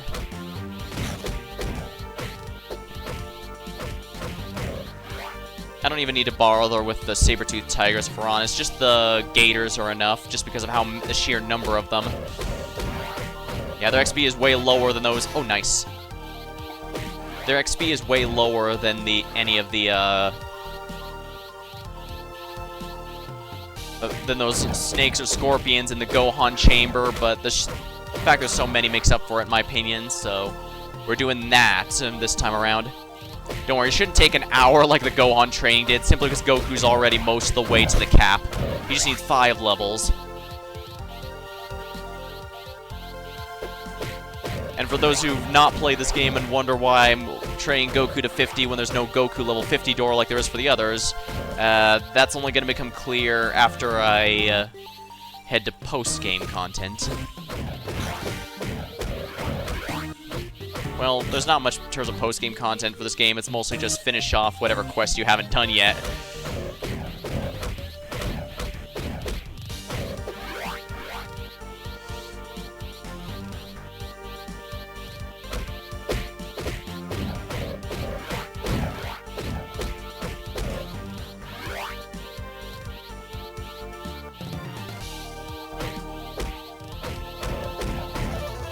There we go, Goku's 46.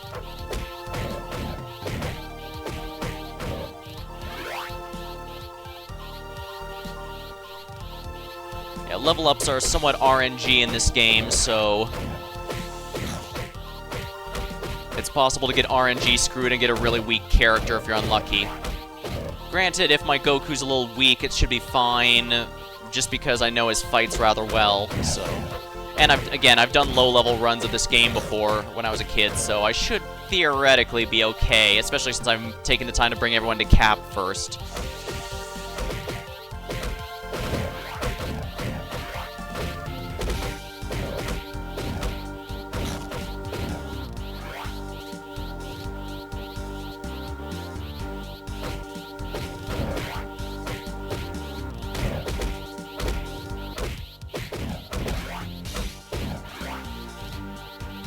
And yeah, the Super Saiyan aura sound goes on as long as you're transformed, including for Piccolo, and it can get annoying if you're, or it can be unfitting if you're in a scene with some more somber music and the music's still playing. But I think I'm past the points where that can even happen, so...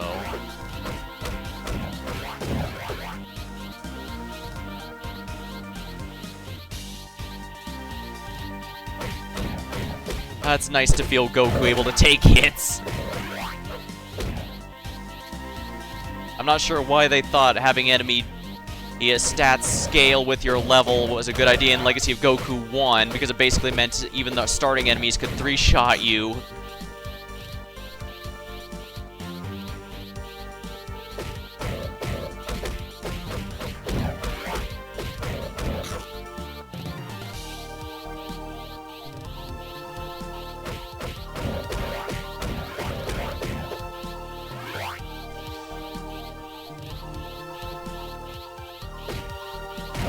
Kill.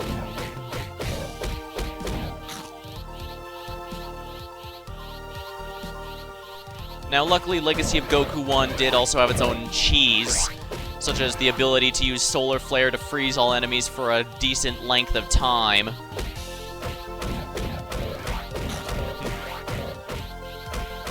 However, it was still a while before you actually got the Solar Flare technique. Goku doesn't start with it, so... Well, actually, I guess I should probably shill my own VODs for Legacy of Goku 1, because those are still up here on Twitch and on YouTube if you're watching this after it's uploaded. I even made a full playlist for the whole trilogy, because yes, I do in fact plan to do Legacy of Goku 3 after this, although it had the subtitle Boo's Fury that time.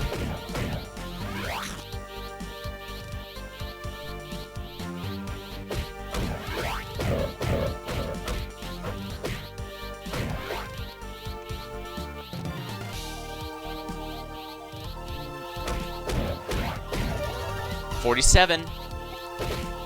Ooh, now that's a good level up.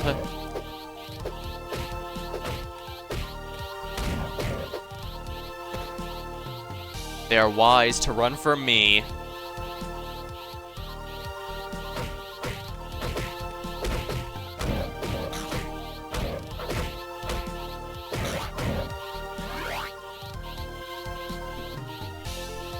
Yeah, killing these things in 2 or 3 hits is much more preferable to 4 or 5, just because of expediting the whole process.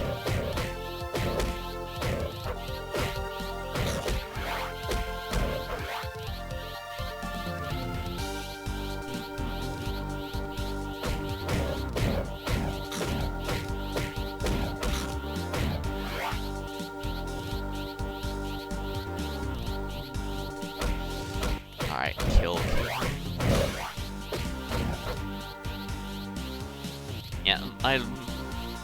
Yeah, the enemy density here is why I stick here just for how quickly I'm leveling, getting the XP for the leveling.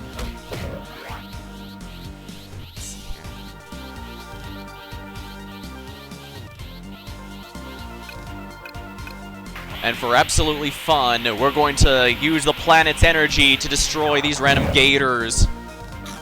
As you can see, it also freezes enemies on screen for a little bit. Although, as you can see, the patrolling enemies now know I exist, which is mildly a problem if you're trying to... Which can be mildly a problem if it's a very large amount of enemies.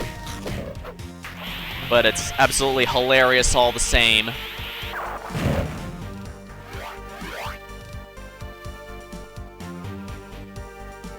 But like I said, ultimately, it's melee combat in this game is generally always better than key attacks, unless they have a utility like Gohan's Masenko being a grenade that goes over obstacles, or Trunks' burning attacks stunning enemies for a bit.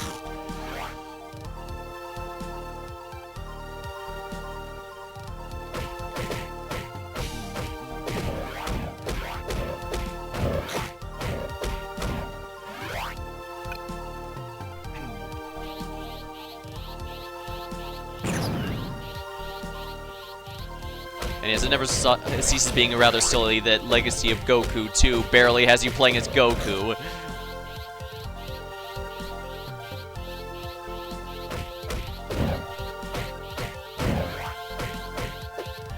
I was going to say maybe they named the third one Boo's Fury because there's a lot more of an ensemble cast than just Goku, but you actually do play as Goku a decent bit in the third game because Goku actually had a reasonable amount of presence in the Boo saga.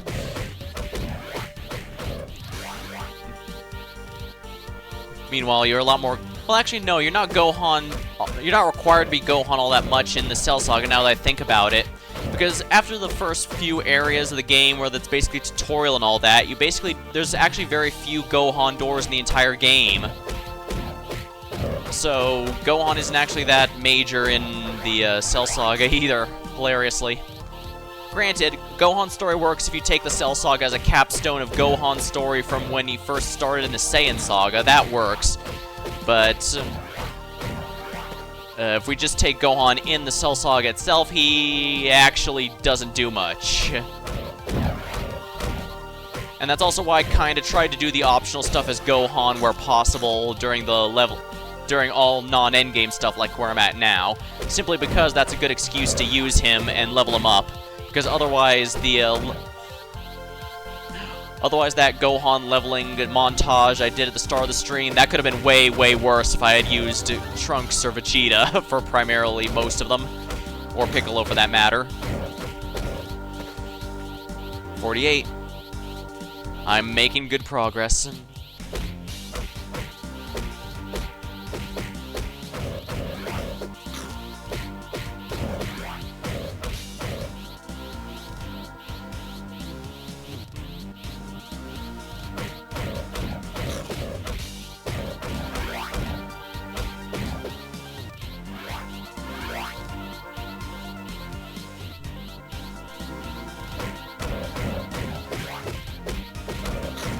The drops being smart and only dropping anything you actually need is really a nice perk of the game, in my opinion. Especially since you don't really, aside from Senzu Beans, there's no real healing items. I mean, I guess you do get the cookies from Mrs. Briefs, but those heal so little they fall off almost immediately after you get the chance to max out the count.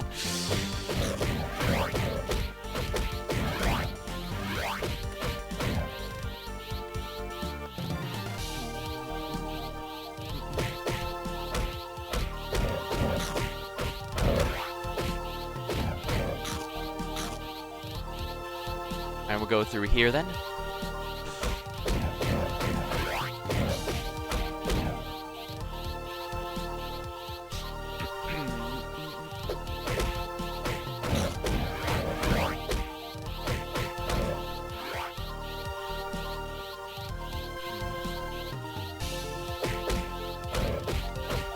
For the record, I could have also used that island that is pure gators and no saber-toothed tigers that is also conveniently right next to the save point, but doing it this way means I just have to walk between areas to zone. I do not have to go through the whole flying animation.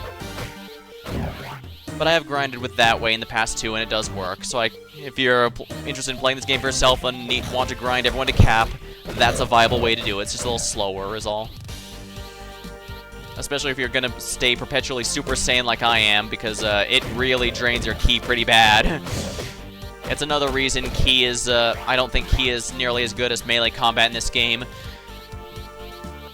Because ki is a lot better used for your super mode to get everything going. Because that just makes your melee attacks even stronger, as well as your general mobility and all that. And using ki attacks while in super mode while in super form is possible, but just drains you like absolutely no tomorrow. Yeah, don't worry, this won't take too much longer. Look how close we are to the cap now.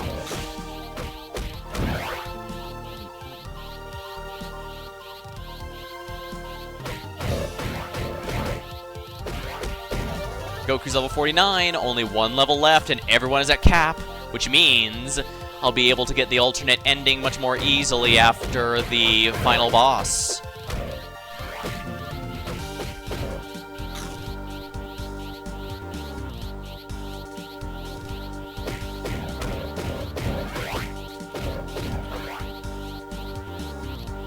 Now we're leveling reasonably fast here.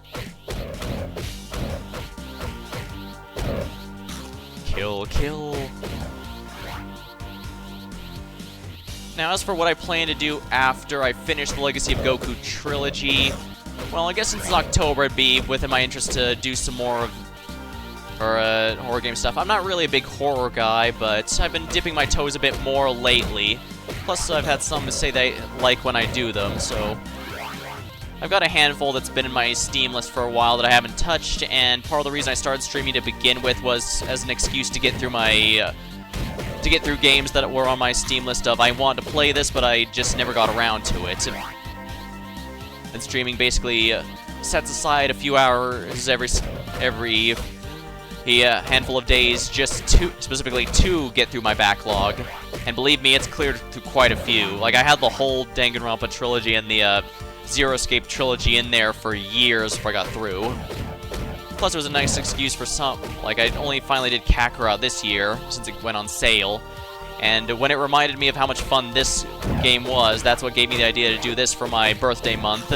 Just to celebrate the nostalgia and share some of my wonderful memories of the game. Yeah, so this is basically my first experience. No, I don't think it was my earliest experience grinding, because I come from a background of MMOs. People say the original Warcraft Classic is a hardcore grind experience. Mine dates back to stuff like Ultima Online. I don't think I got very far in that, though, if we're honest. But I know some old school ones, like old school RuneScape, are still around.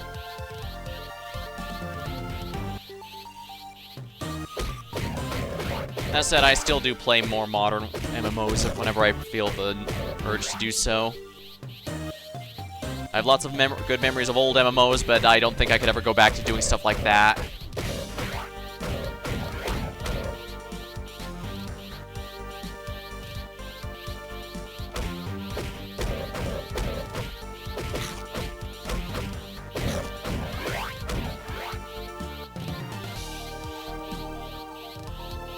Then again, I guess just the fact I'm grinding here shows I'm not exactly sane, so perhaps anything I say should be taken... Actually, you should probably take anything I say with salt, no matter what.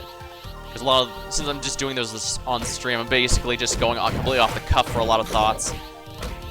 I'm not exactly doing a fully researched or detailed video or anything. Excellent, Goku is officially capped. Now let's see those stats.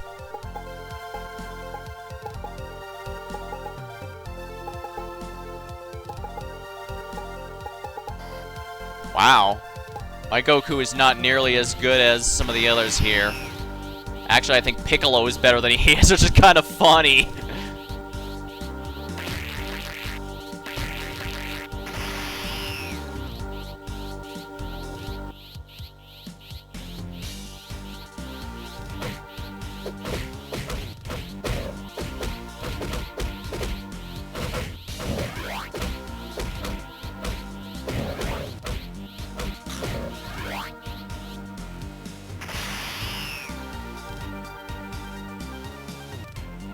There we are.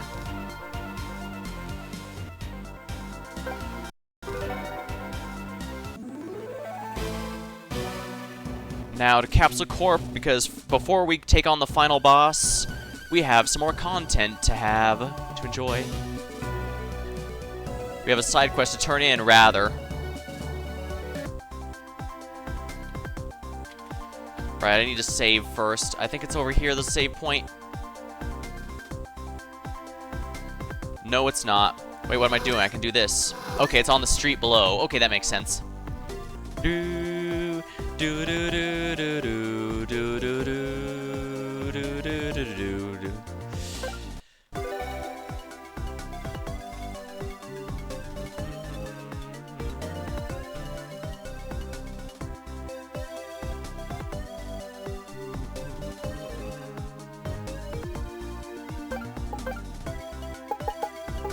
I haven't been Piccolo in a while. I wonder why I'd be so interested in playing him as him all of a sudden. Alright, everyone's here. Someone needs to accompany them and bring the ship back to Earth. I'll do it. I'd like to see Pneumatic. Unfortunately, no matter who you talk with him as, they all give this response. You returned all missing Nameks. Alright, everyone's here.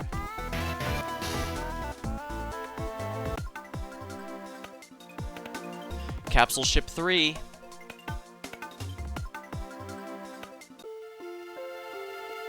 It's supposed to be 2 months of a trip, but then they made a capsule ship that allowed Goku to be there in under a week, which, yeah, you can tell they needed to expedite things, and I guess now we can just do it instantly. How do you like our new home? By the way, I found this key near Goku's home when I was on my pilgrimage. Maybe you're who it belongs to? You'd think Piccolo would at least have different dialogue. I know.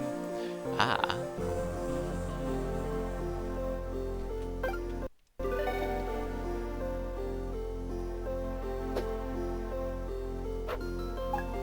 Thanks for bringing those Nameks home. We wondered what had happened to them. Elder Mori, who has this.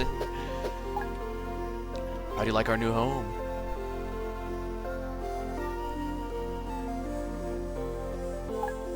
It sure is nice you're able to find a planet almost identical to the original Namek. It's almost like Toriyama didn't want to,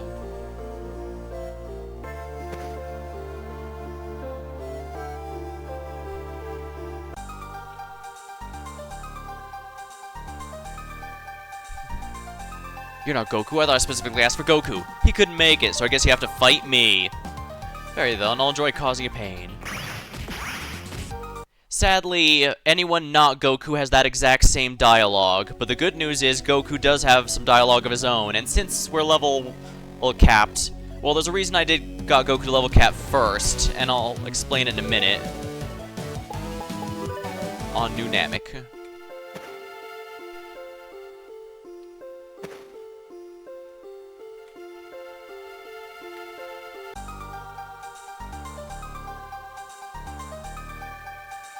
Goku, I didn't think you were going to come. This will be most interesting.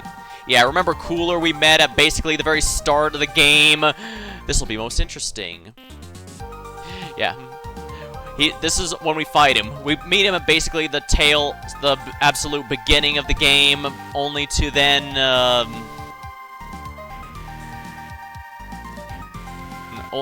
we meet him at the very start of the game, he taunts us, but we don't get to fight him until the tail end. And kind of interesting, we fight him on New Namek, but first of all, this is very clearly Cooler's design from the first Cooler movie, but we meet him on New Namek, like in the second, but there's no Big Getty Star, and nor is he Meta Cooler. So this is kind of a mix of the two Cooler movies as a bonus boss. I recall reading stuff for this trilogy that they might have been planning a Super Android 13 boss fight, but that might have been for Legacy 3. I'd have to check it. What I was looking at was basically unused content for the whole trilogy, so what do you want, Cooler? Oh yeah, how does Goku know his name? Oh no, Cooler gave his name when we first met him, so they probably could have told Goku off screen or something. Revenge. You may have defeated my brother, but I've transcended far past his pitiful powers. Prepare to meet your maker. Cooler. This being is of extraterrestrial origin. Cellular analysis indicates radical polymorphism and extreme levels of energy. Heuristic database indicates this may be Cooler, the son of King Cold, but not if data exists for such a positive match. Cooler is one of those movie bosses who fits in the canon surprisingly easily since his movies take place in the off time between a lot of sagas. A lot of people also like the dynamic he adds with Frieza by being the older brother but was skipped over because Frieza had more potential, but sadly, he's like most of the movie bosses, he is not canon. Also, for the record, those stats, this Cooler here is a legitimate EX boss. He is even more powerful than final boss Cell.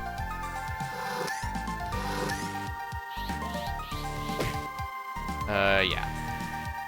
I should have transformed before entering. Oh well.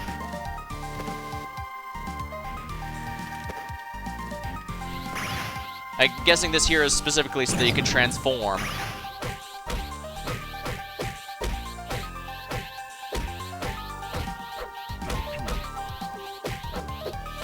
Gotta be careful, though. I'll use Senzu Beans if I have to. Like I said, this Cooler is a legitimate EX boss who is even more powerful than Cell. So do not take him lightly and do not let up. Luckily, he has a huge hitbox, as you can see, so he's not too rough if you can get your combo rhythm going. But do not let up. He can and will tear you to ribbons if you let him. If he looks like he's easy because I've got the rhythm down, don't let that fool you. He can and has torn young me apart. Well, actually, you can even tell. Just a few hits. Well, also remember I'm level capped, so I'm a lot more durable than I might normally be able to. So yeah, I've got a lot of experience fighting him, and also... There we are. You found a +5 power capsule. And the reward is a level 50 door. Gee, I wonder why... Yeah, if you're wondering why I said if you're wondering why I ignored the Piccolo door even though I had him capped even before the stream started, this is why.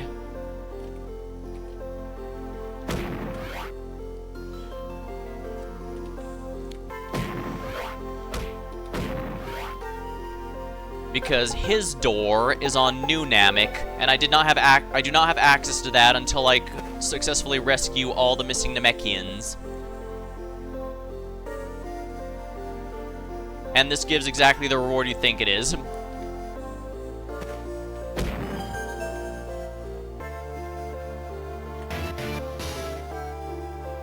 Congratulations, you found the Piccolo trophy! And if you haven't played this game, you're probably thinking, well, that's nice and all, but isn't there a Goku trophy? But you just also said earlier there's no Goku level 50 door. How is that? We will be getting to that very shortly, I assure you. I know I probably don't even need to be coy, given I'm pretty sure anyone watching this already knows the story, but... I don't know. Maybe someone really is watching this as the first experience with this particular game or series.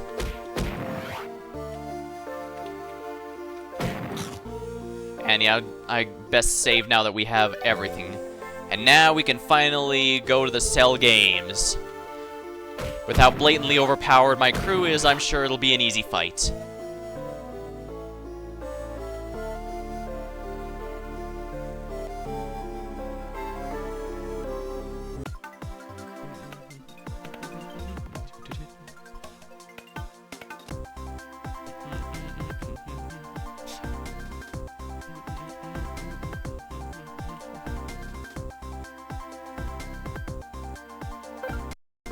Might as well do it here so I don't have to go through that animation again. I think there's one of the Cell Games Arena, but whatever. The Cell Games Arena. Doesn't seem like that long ago we fought each other in the World Martial Arts Tournament. We can do this, I know we can. We've worked too hard to fail. Be my guest and fight Cell first. I think we all know it'll be me who ends up finishing him off.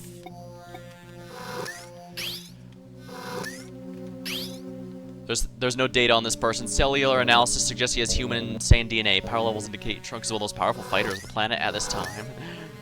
Right, I didn't think I scanned him at any point. I know you'll be able to beat Cell. Cell may look powerful, but everything does is a trick. Yeah, you only need Goku level 40 to get the final boss. I have a feeling that you'll take care of Cell before I even have a chance to fight. Wouldn't that be nice? There's something not quite right about this tournament. And Goku. I was created solely to destroy you, though I've chosen not to. Hey Goku, seems like there's a bit of a snag. You know the Dragon Balls Dende made? Well, they're gonna work fine bringing everyone back to life, but unlike on Namek, this dragon can't revive anyone who's already died and been wished back before. Yeah, that was something I genuinely forgot about, but yeah, the series does at least try to make death meaningful.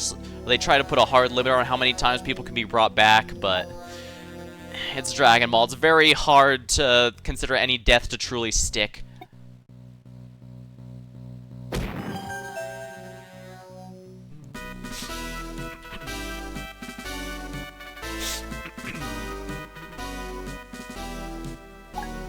I'll fight Cell first.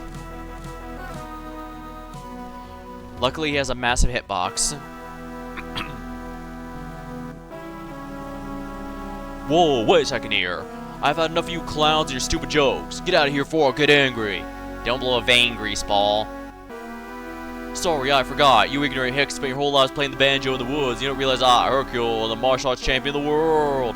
First up will be Hercule, and he's gonna win and save Earth from total destruction. It's payback time. Cell made this ring, and now he's gonna sleep in it. Viewers at home may have seen Cell flying around and causing huge explosions. We all know it's a trick. He does it using mirrors, magnets, and bombs, but it's not gonna work against me. I know his weaknesses. Let's go.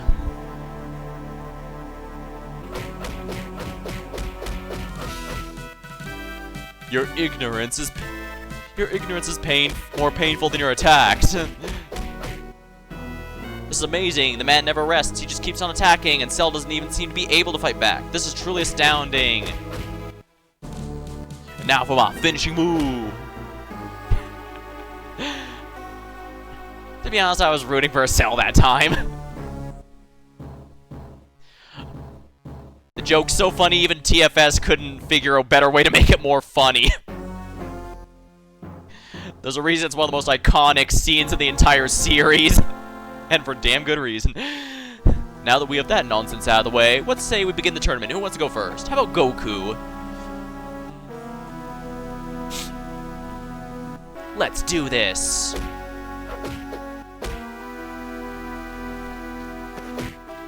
Alright,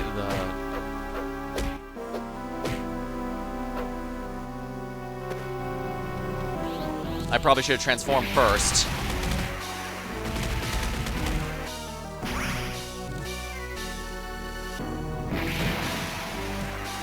Oh, thanks for the meat.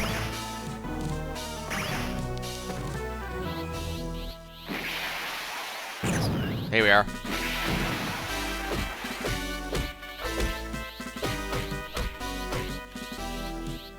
Like I said, being level capped is a huge boon for this fight, just because it makes a lot of things smoother. Not only will the boss die faster, but I can also take a lot more hits and make more mistakes. You absolutely don't need to. Like I said, I've beaten everything at one at basically the bare minimum level before, but I don't think I have nearly as much, there we are. I want to make this video a little more interesting. I'm tired of being confined to this little ring.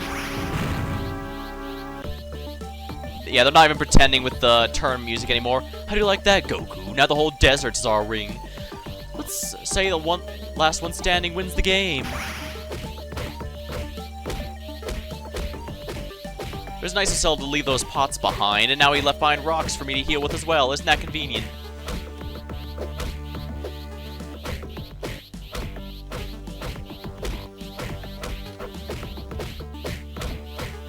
Goku actually does almost get a ring out on Cell, if I remember right, but it's over, Cell. You win. I give up. I know how strong you are, and there's no point in continuing the fight. I can't beat you. You coward! Don't do it, don't give up. Surely you're joking, Goku. You can't just give up and expect to walk away. Sure I can, you beat me fair and square, but that doesn't mean the tournament's over. There's still one more person for you to fight. You're not serious, one of them? And which one of these pitiful specimens did you have in mind? I need someone to take over, and that someone is Gohan. You can do it, right, son? Me fight Cell? Well, yeah, your stats are ridiculous compared to everyone else. How disappointing. He promises me a challenge and gives me a child.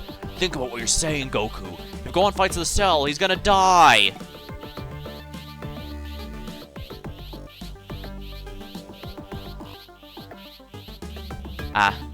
Yeah, sorry, the bot's programmed to get the symbols and stuff so that people posting spam bots and stuff get hit. I might need to make it less sensitive, that sort of thing. I can adjust it later, though. Are you kidding me? Yeah. This threw everyone for a loop, and for good reason. Everyone was under the impression Goku was the strongest. He's not wrong, it's just, you'll see. I wouldn't be doing this if I didn't know Gohan could win. So what do you say, son? Well, okay, I'll do it. Wonderful, let's get started.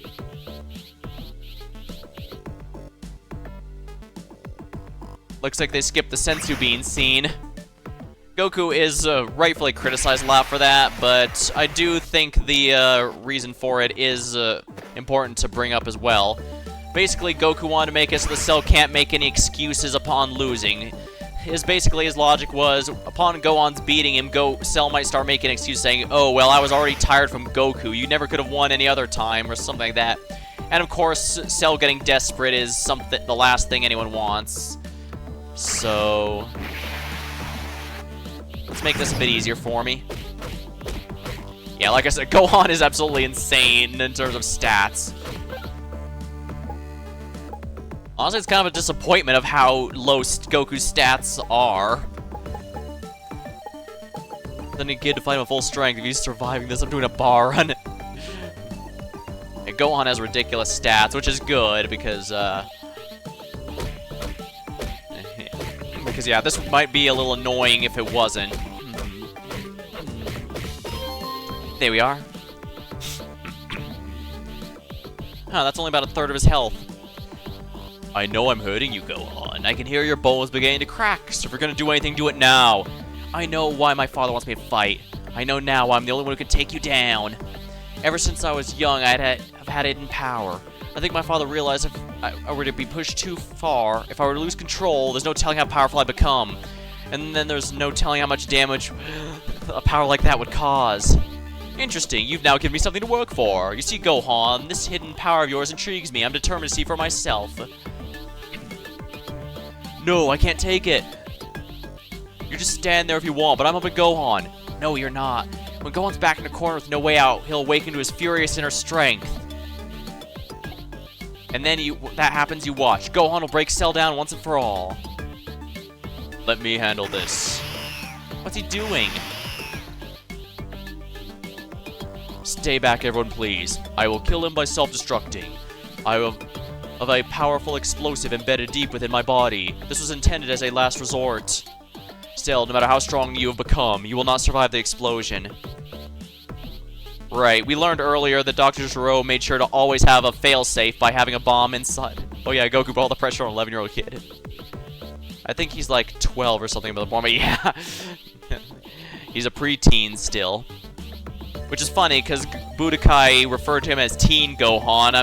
Budokai 1 did, at least. I'm pretty sure he's not a teenager until Buu Saga. And that calls him Adult Gohan, which just makes things even more confusing, because I'm pretty sure he's not an adult there, either. But yeah. You destroy life. You're a parasite on this planet, which I guess makes your bug motif rather fitting. And now I see this is the only way to end this. Wait, you can't, 16. Your bomb was removed. Bulma and her dad found it while they were working on it. They removed it. That's too bad, 16. But if you have a death wish, I won't let you down.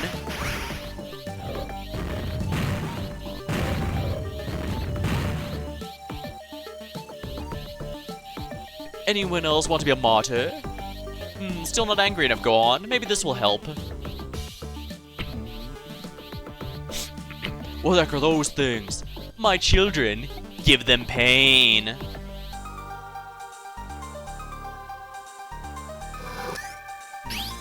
Cell Jr.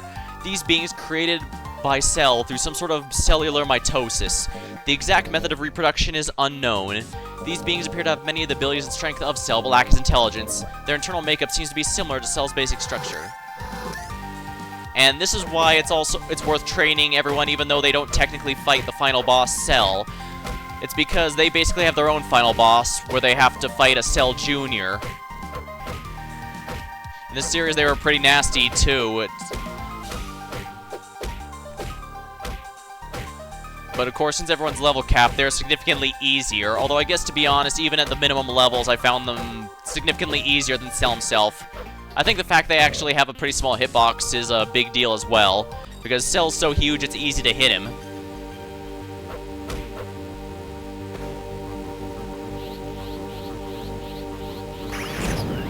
Nice, I finished transformation.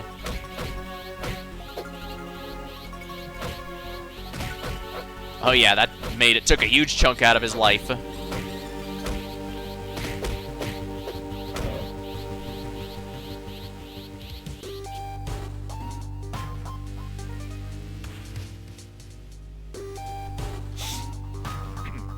Oopsie.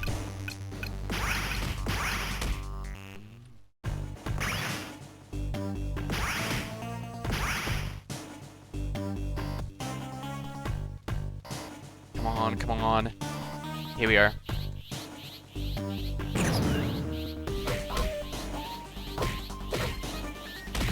Oh wow, look at that damage the sword did.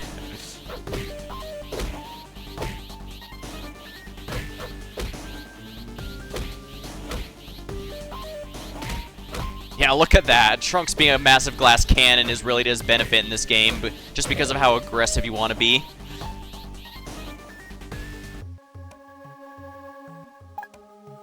You. Who said that? Please help me. Take me over the boy. They made a custom portrait just for this scene. You must be nuts. Cell's over there. Please, just for the good of the earth. Grrr, enough, I will help you. It would be shameful for a world champion to run away.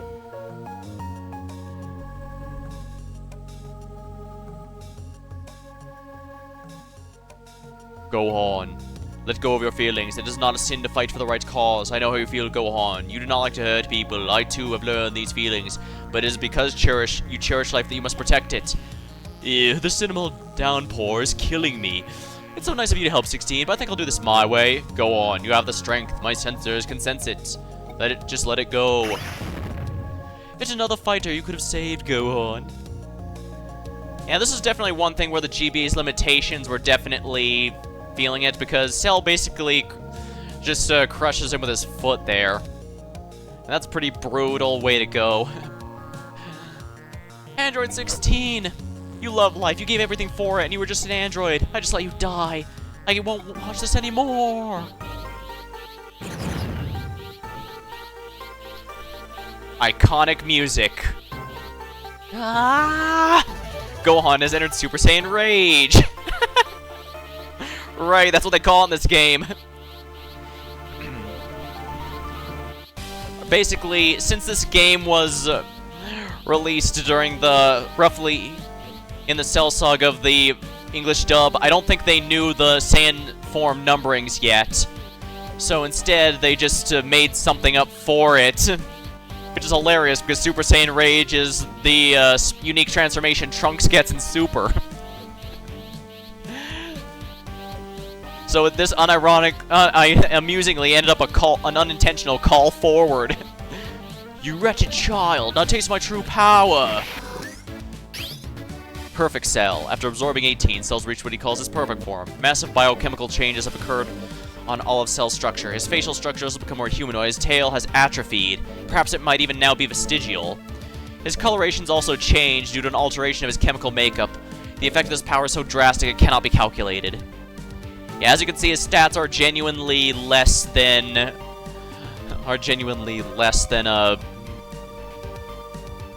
Cooler. Because, as I said, Cooler's a genuine EX boss, while Cell is just a story boss. Now, you're gonna notice something. Oh, I have 8... First of all, you'll notice this no longer costs key to sustain. You'll also notice I am healing faster than he can deal damage to me.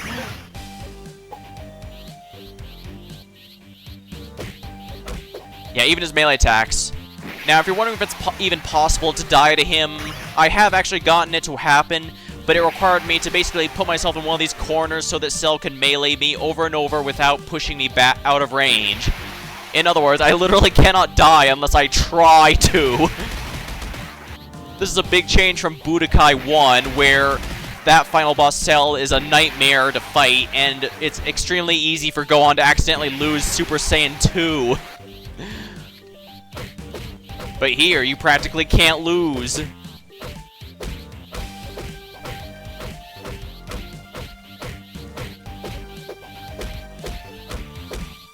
There we are. His health melted, and that's only partially because I'm level capped. You're not a boy, you're a monster. He spit out Android Teen. She just casually walks away. I'll get you for this. You thought you could beat me, but you can't. I'm gonna blow myself up now. Say goodbye to your precious planet. That's right. Like I mentioned before, Dr. Gero put a bomb in all of his androids. Why would Cell be any different? What do we do? Someone come up with a plan. There's nothing we can do. I'm afraid this is it. Cell really has beaten us. Listen, I can only think of one way to save Earth now.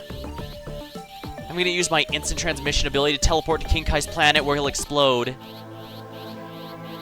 I don't think in the series proper he mentioned where he was going, but it makes sense afterward because Goku can only use instant transmission to teleport to a place where a person is. He cannot teleport to just any old uninhabited planet like he probably would prefer if he had the ability. So someone had to take a hit, and he just chose King Kai since it's impossible for Cell to deal any real damage there. You put up a good fight, Gohan. I'm proud of you. What, Dad? Take care of your mother for me. Tell her I had to do this, Gohan. Goodbye, my son.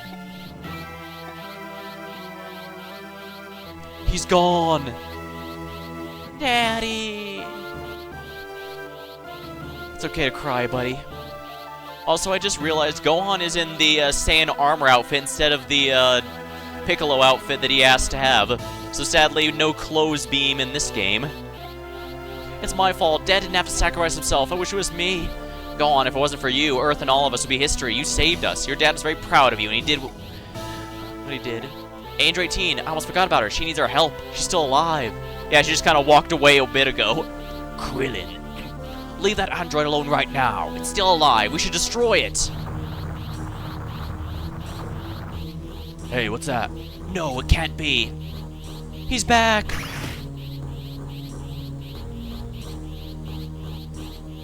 My aim is as good as ever. It's so good to be back. Haha, what's wrong? Surprised to see me?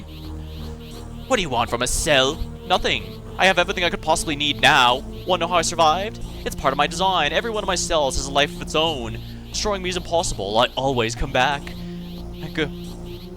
Yeah, he has an upgrade. I think he even clarifies he has an much more upgraded version of Piccolo's regeneration. Piccolo's got a pretty good one since he can regenerate as long as his head isn't damaged, but Cell's is even stronger than that. After self-destructing, a tiny cell containing the core of my being survived.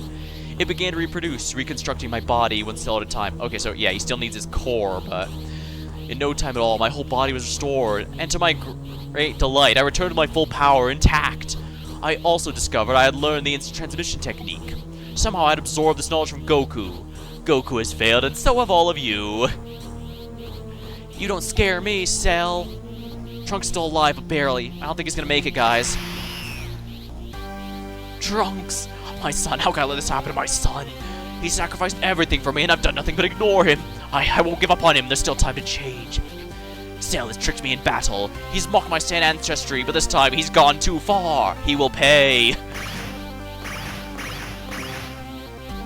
Why do you protect Vegeta? I'll never understand you Saiyans. You're stubborn. Now I understand what Dr. Gero meant by ultimate perfection. Like Piccolo, I can regenerate as long as my core remains. Like a Saiyan, my power increases greatly after I heal from an attack. And like Frieza, I can survive anywhere, even in the vacuum of space. I thought Gero only meant for me to destroy Earth, but I now know my true destiny. Using my instant transmission, I can travel from world to world, laying waste as I go. I am the universe's end. What's wrong, Gohan? Are you gonna try and stop me? You know? What's the point? We've lost. Vegeto's ass, but he's our ass. Indeed. Now all of us will die together and we'll be with my dad. You gotta be joking, Gohan. Are you giving up already? That's not the Gohan I know. Dad, where are you? In Otherworld. Thanks to King Kai, I can communicate with you telepathically. I used instant transmission to teleport myself and Cell to King Kai planet before he exploded. It was the only place I could think of. I know you have the power to beat Cell, Gohan. Now give him the biggest energy attack you got. You can't doubt yourself. And don't feel sorry for me. King Kai and I couldn't be having any more fun up here if we tried. Speak for yourself, homewrecker. But this is my fault. It's my fault you died. Don't blame yourself. If anyone, it's Cell's fault. Make him pay for what he's done. I will. Now, if you're wondering if I still have my invincibility, effective invincibility, yes I do.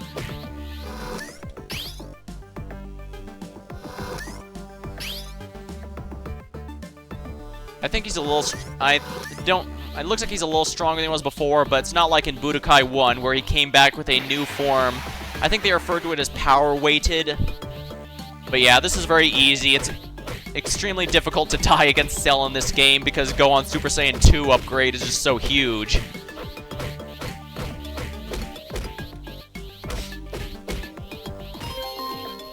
There we are. I actually have had tried to have a beam struggle like this in the non-cutscene form, but unfortunately it doesn't work. Unfortunately, yeah. Dig deeper, Gohan. These are your last minutes, boy. Make them count. They're all trying to help him. Would you stop interfering?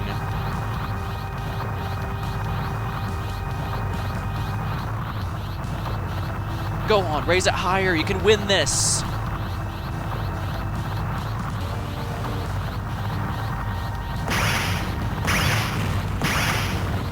They just keep lining up to die. Ah! Release it, Gohan. Release everything. Remember all the pain he's caused, the people he's hurt. Make that your power. Say goodbye. Vegeta! Gohan, now's your chance.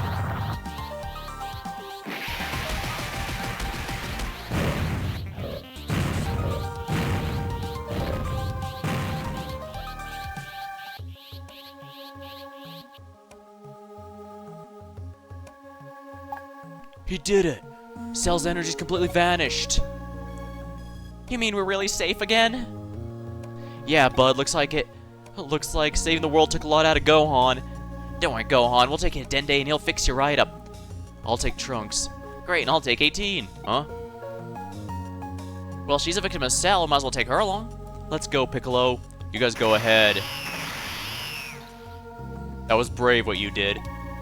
You can save your applause. Now go on, I don't need anyone's help. Suit yourself. Suit yourself.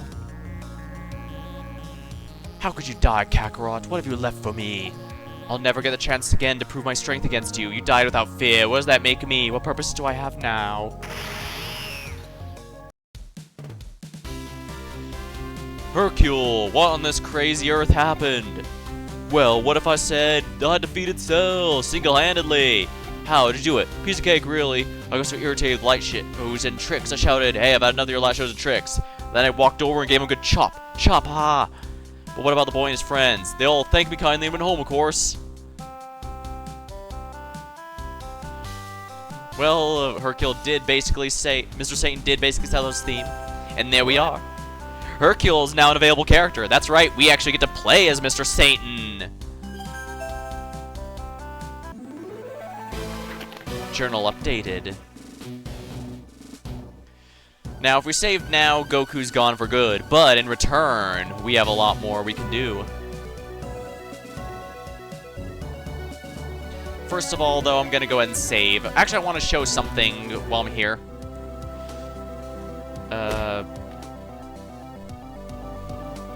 Chi-Chi should be here, right?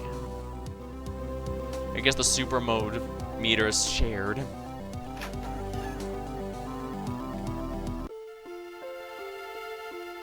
Grandpa going to the house. +5 stat capsules for everything. That might have been useful a while ago. Actually, it might still be.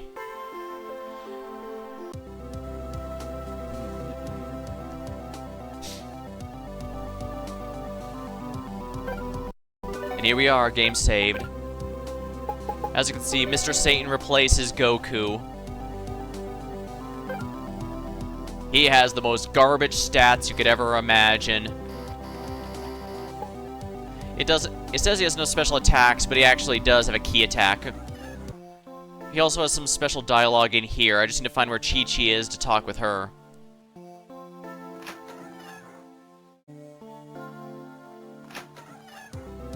Oh, here she is. The public deserves to know what my son did. It's not fair. How could you steal credit for a little boy like that? Yeah, she actually gives him quite the earful.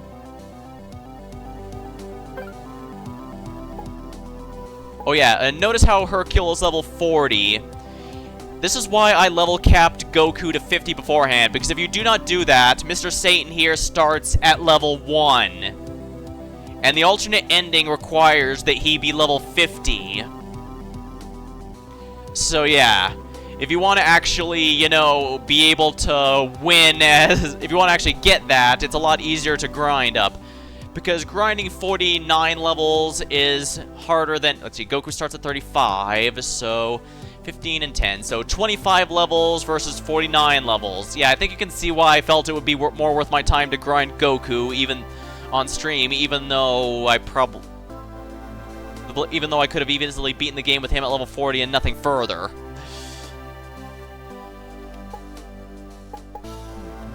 And yeah, his stats are hot garbage, so we're gonna be... I don't think this actually matters.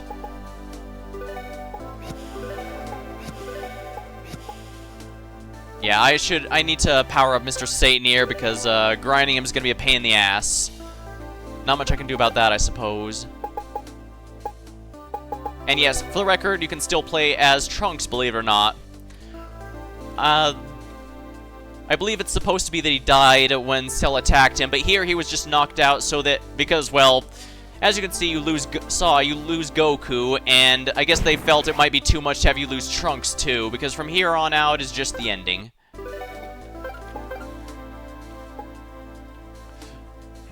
One of them, anyways. We're gonna get the first ending first, and then I'm going to grind up Mr. Satan and get his alternate ending. Unfortunately, the alternate ending does not change the outcome of any events or anything like that. All it does is change who you, it's basically just the same ending, but from a different perspective, so... I might as well get the ending here.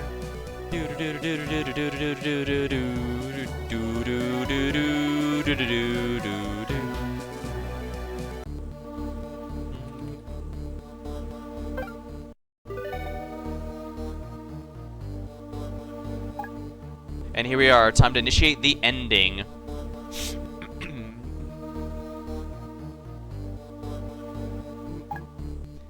Go on, you're okay.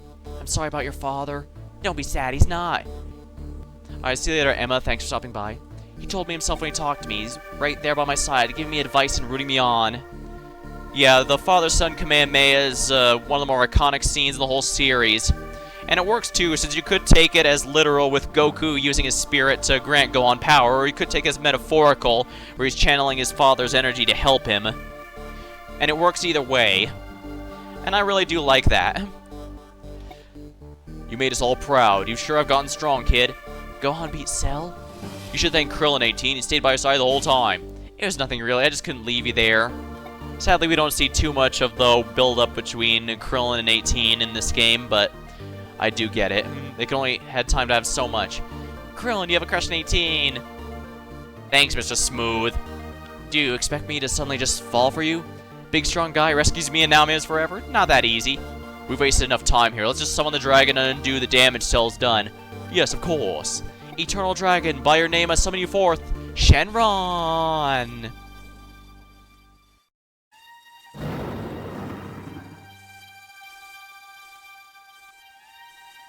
Choose your words carefully as you speak. I'll make 2 of your wishes come true. Shenron! Please revive all those on Earth who were killed by Cell. Your wish has been granted. As I feared, I don't sense Goku's energy. Since Dende created a new Earth Dragon, I was hoping Goku... Piccolo was basically hoping that maybe the one revival per Dragon Ball limit would be reset since Dende made a new set. That's not possible. What is your second wish? I am waiting for it. Listen, can't we use our second wish to revive Goku? All of us really want him back. How badly you want it matters not to me. Goku has been revived before, so it is impossible. Hey everyone, King Kai's allowing me to speak to you telepathically. Again, do I have a say in this? Lately I've been thinking of why Earth's in danger, and I realized most of those guys who wanted to attack it were after me. I mean, think about it, Frieza, Cell, androids. It'd be better for Earth if I didn't come back this time. Goku is very frequently criticized for this decision, and I think I kind of get where he's coming from. But at the same time, it's a case of, well, he's not wrong that Frieza, but he did not, like, Frieza did come to Earth to attack him, but Frieza wasn't a problem because of Goku to begin with. And frankly, it's for the best that he stopped Frieza to begin with, because remember, he wanted immortality. He was not going to give up. So that was something that needed to happen. So... yeah, the original plan was just for Gohan and Krillin and Bulma to go to Namek, negotiate into getting the Dragon Ball usage to get Kami back, and that was basically it. Frieza threw the whole thing out of whack because they weren't expecting a giant outer space dictator to be there or trying to beat them to it. Now he is correct that the Z Saga pretty much started with stuff after him specifically, but OG Dragon Ball, that's a lot less. Like, it wasn't for the... Emperor Pilaf was after the Dragon Balls, but... he was only really a threat in the Emperor Pilaf saga. He was not there. The Red Ribbon Army, they didn't care about Goku. They were after the Dragon Balls. One concept that I liked with GT that execution was poor, but the concept was good, was the idea of the evil Shenrons basically getting revenge for abusing the Dragon Balls. That, I think, was really a cool idea, even if it wasn't handled particularly well. But yeah, if anything, I'd say the Dragon Balls are a much bigger source of danger, simply because their ability to grant wishes caused people to fight over them. It's easy to see why Kami was debating even allowing it to be repaired, allowing the dragon to come back after King Piccolo destroyed them. King Piccolo's another one. King Piccolo was just Emperor Pilaf being an idiot and thinking he could control the king of basically the Lucifer equivalent of this universe.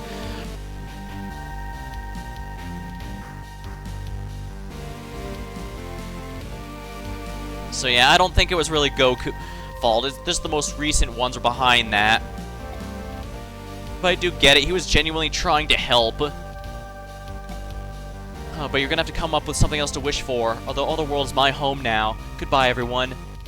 You know, even though he was saying goodbye, I don't feel too sad because he was so cheery about it. You've given us so much, Dad. Thank you. Excuse me, you have one last wish. Well, if we can't think of a good wish, how about a bad one? Would it be cool if we were all filthy rich? Guys? I will no longer wait. Do you have a wish or not? Yes, I do. I'd like you to turn the androids into human beings so they could live the rest of their lives in peace. That wish cannot be granted now. It is beyond my power to do so. How about this? Could you at least take the explosives out of the androids' bodies? That shouldn't be too hard. There, it has been done. Yeah, it's not just 18 that was saved by that, it was 17 as well. As well as any others that might have been missed. Thank you. You're welcome. I must go now.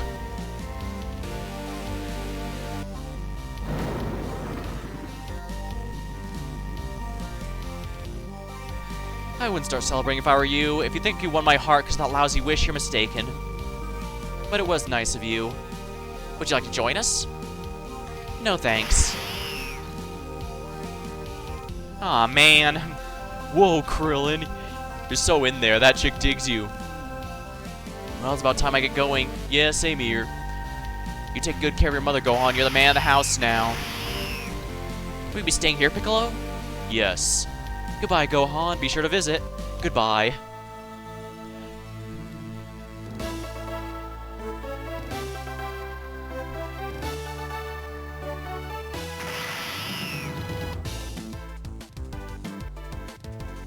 I love this ending song.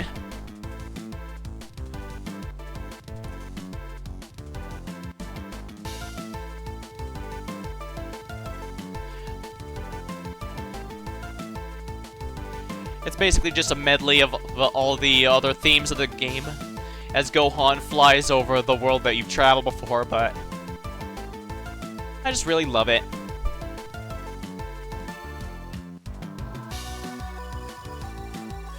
I don't know, words can't really describe how great I feel about seeing this ending again after so many years. It's definitely something I'm very nostalgic for. And while I didn't remember the exact scenes, I do remember the general stuff about it. The medley, the flying over the areas I've been the whole time, all that.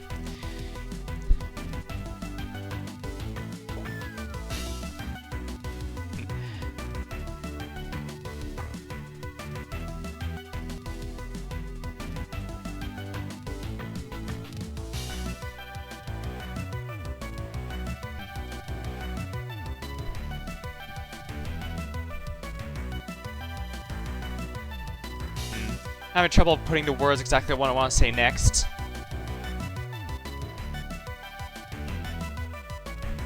Am I tearing up for some reason? Well, no. Well, no matter. Emotional stuff does get to me pretty easily, I won't lie. You could pick a flower to sad music, but that's just what kind of person I am. This game genuinely means a lot to me. Crap, I am tearing up seeing this again.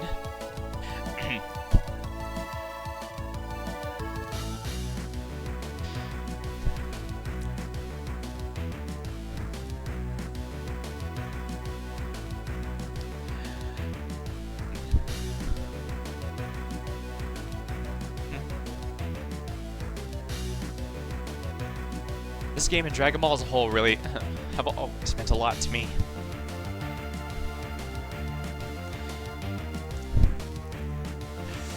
I guess we'll... Sorry, I shouldn't be bothering too much like that.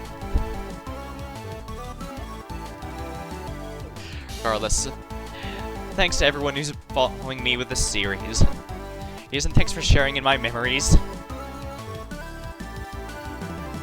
And it does feel good to know that the game really does still hold up after all this time.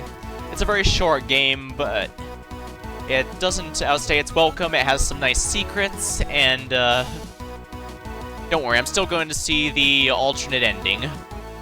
It's just, like I said, this whole series as a whole is very important to me, but this one Legacy 2 is definitely the biggest one. The one that I would definitely hold up as the yeah, it's just a step even above the rest for me, and that's partially because it holds so many memories.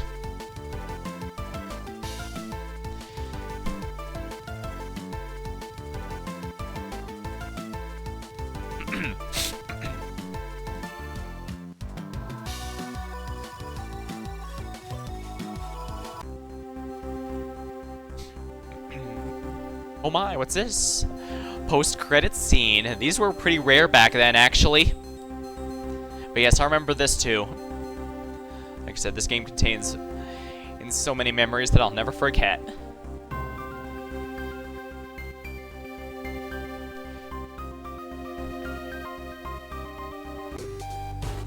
Hey, it's Gohan's little friend. I guess he wants to die like everyone else. The name's Trunks, and this is for Gohan. It can't be. And this is for all the people you've killed.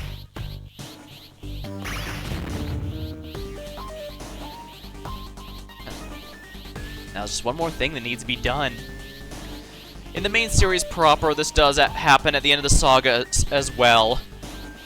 Unfortunately, it doesn't feel quite as satisfying since Cell ensured that the general power level of the crew has way exceeded the threat the 17 and 18 had, but it's Personally, I'd say it still feels very satisfying seeing Trunks go back to his timeline and fix everything.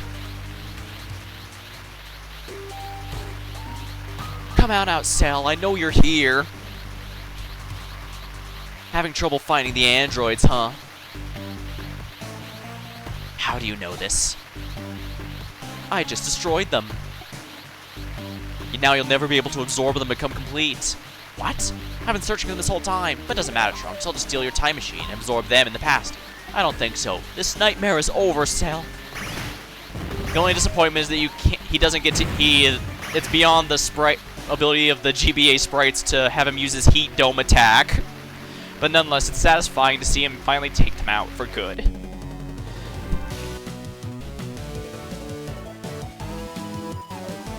That was a wonderful ending.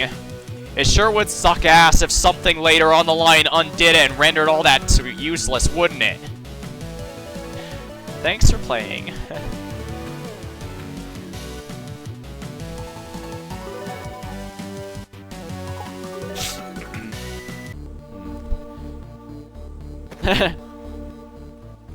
His mouth, I forgot his mouth is open while he's running. Yeah, and like in Budokai 1 and future games, Mr. Satan uses a jetpack. Because, you know, basically the way the game is set up, the characters you play as need the ability to fly, but obviously regular human like Mr. Satan cannot fly, so they just give him a jetpack. And Budokai, the Budokai games and Onward all do the same as well. He just has a jetpack so they can properly fight in the air.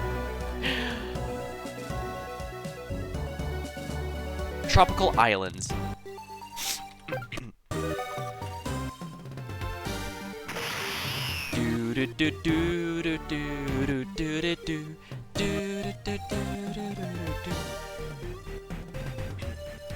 What's Mr. Satan's key ability?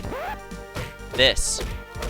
He freezes all enemies on screen for a certain period of time. And that's good because he, as you can expect, he has absolutely shit stats. Of course, like any global attack like the Spirit Bomb, enemies are now aware of your presence, so you have to be wary of that. And of course, make sure to keep your key topped off, but thankfully the game's generosity with drop rates, it makes that feasible.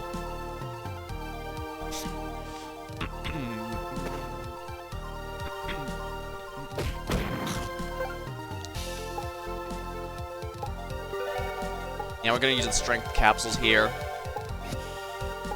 I should probably give those a Vegeta. I don't think I'm gonna be real, I don't think any of these endurance capsules are actually gonna salvage that stat of his.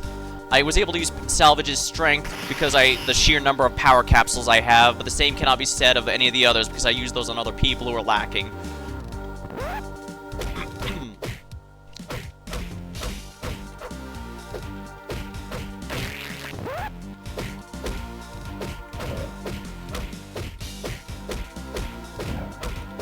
Yeah.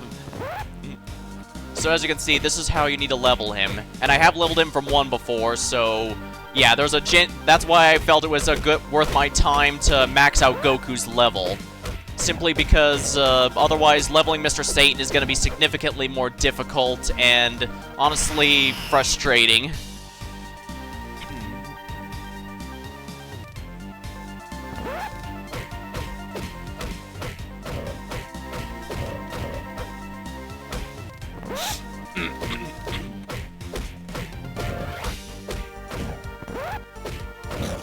Yeah, generally you want to redo it before it ends. Yeah, the flash shows when it's about to go away.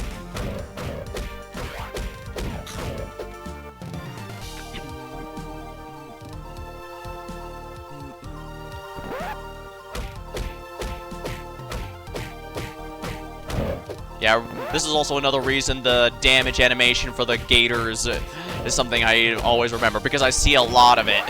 Just leveling up not just the other characters, but Mr. Satan especially, because obviously this takes forever. Well, kind of.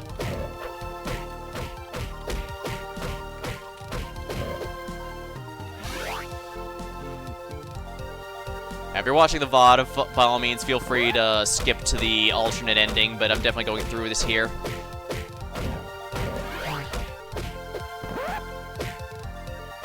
Thanks to the Memories game, and thanks for such a wonderful series, Akira Toriyama.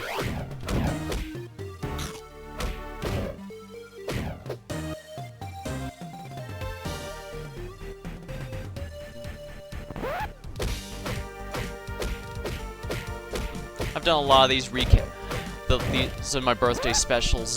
This game's important to me, and I intend to keep doing that. I have debated before if I wanted to go through previous ones, but at the same time, I still do kind of want to focus more on new games rather than repeating old ones, because while there is value in reliving old games, especially see if they still hold up. I don't know,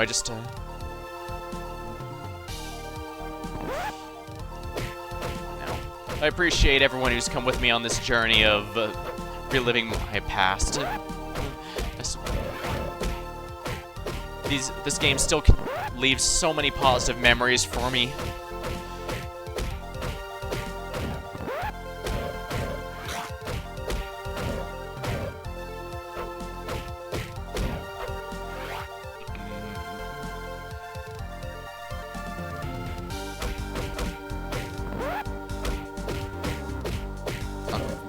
Now, if you're wondering if levels are going to help Mr. Satan, no, not really.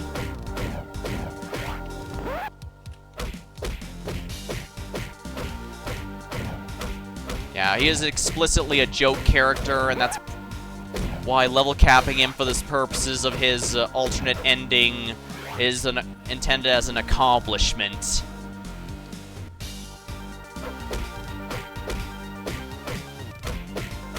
I guess thinking about it, I probably should have indeed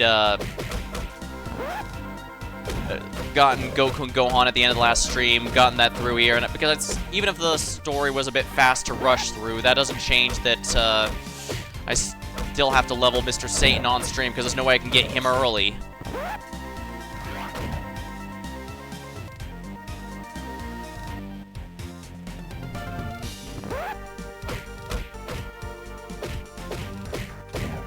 I don't think Mr. Satan even has a charge attack for Blunt.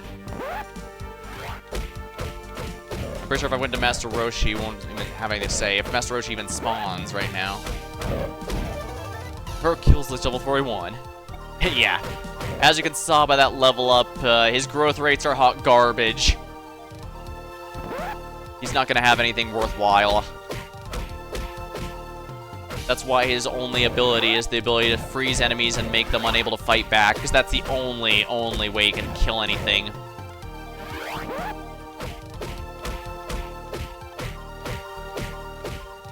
Well, I guess I do sometimes do some throwbacks outside my birthday month. Like I did the Yahtzee's Mythos. It was outside of October, but at the same time, that was a special situation. I was doing a bunch of the Yahtzee games that time. Ha.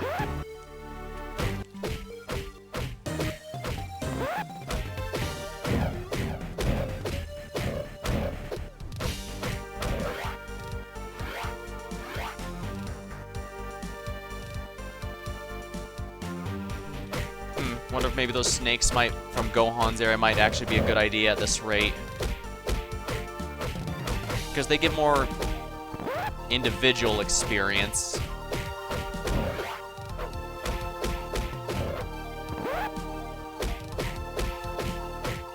They're pissed about being frozen in time.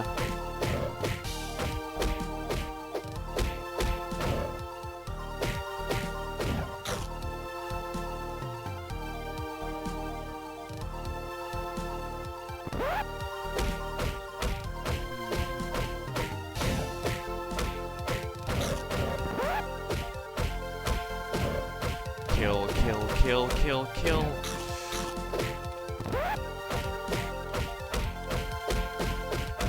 Incidentally, I did scan Mr. Satan early on to show that he had question mark, in all of his stats, but I made sure to avoid actually mentioning that was the mark of a player character until after after a bit of time had passed, and I could scan Piccolo instead, and why I tried to avoid scanning him at the Cell Games, just because that way it could be a pleasant surprise.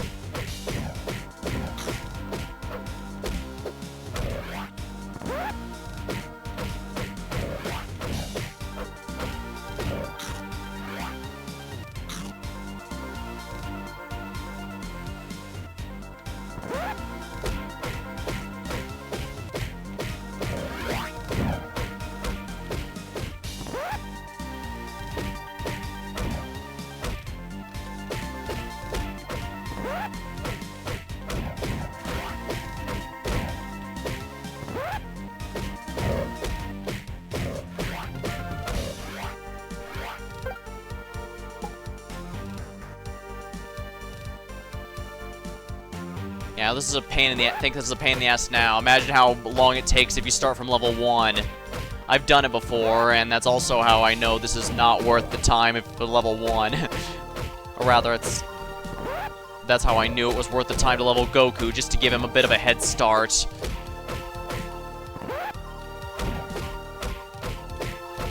You'll also notice enemies do not bounce off walls while they're frozen like this. That is absolutely essential.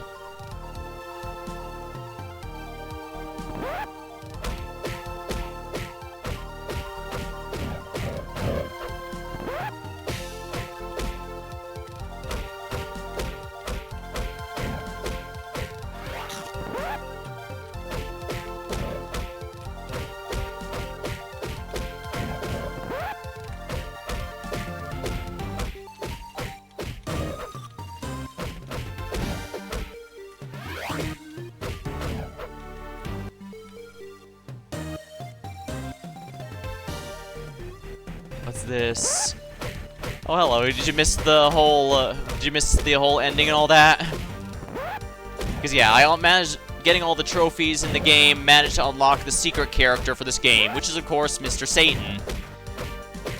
Maybe a smidge. You missed me tearing up at the ending then. But yeah, in exchange for getting all the characters level 50 unlocks Mr. Satan, and if you get Goku to 50 as well, Mr. Satan, Hercules and Mr. Satan starts at level 40, whereas if Goku is any level other than the cap, he starts at level 1. And for the record, he only has this much strength because I actually used capsules to boost his stats. Normally, he has less than 20 in everything. If you want the alternate ending, you have to get him to the level cap, so Mr. Satan has to be level 50 for that. So, I'm back to the grind. Is that why I say the caps? Yes, it was. Except for endurance, because Trunks needed it.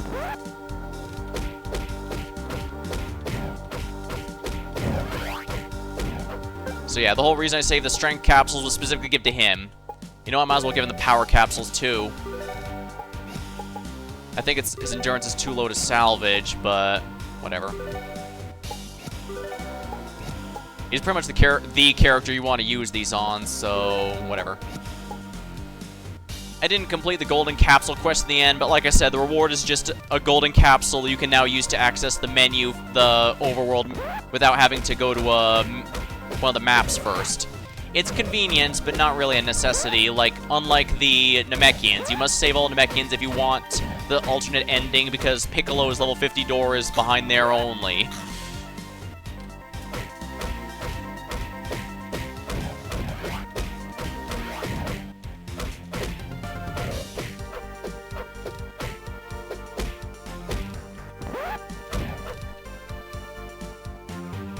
Yeah, for some reason it doesn't list any of his attacks.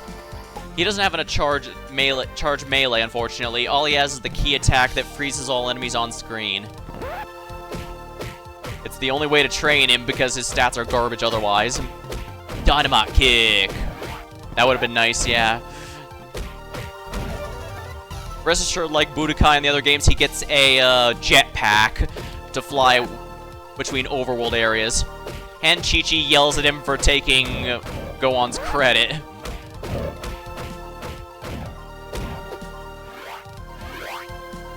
Yeah, this is the post-game. basically just doing side quests and unlocking Mr. Satan for the alternate ending, which doesn't change the outcome. It's just basically his perspective of what happened after the Cell games. But that's what we're here for, so we're going to be getting that. I like how his level up animations, him being exasperated, while for all the other characters, they're all either excited like Gohan, or just celebrate it. Yeah, this game carries a lot of great memories for me, just because I've played through it so many times. It was definitely one of my favorite GBA games, period. And Dragon Ball as a whole has been a huge part of my life. Not just childhood either, because, well, as I mentioned, it feels like the Dragon Ball games are usually at least decent. So even after the series itself ended, the video games kept going and are probably why the series never really fell out of relevance before other stuff revived it.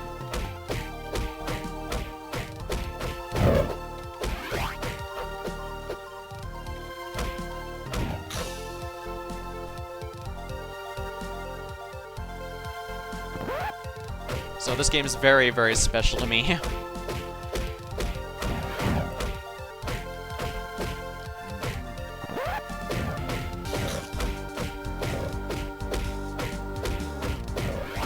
And it's good to know that Kakarot continued being a spiritual successor of this game by having Super Saiyan 2 Gohan easily completely obliterate Perfect Cell afterward. Unlike Budokai 1, where that fight was a pain in the ass, especially power-weighted Cell, because I swear he would knock me out of Super Saiyan 2 almost instantly.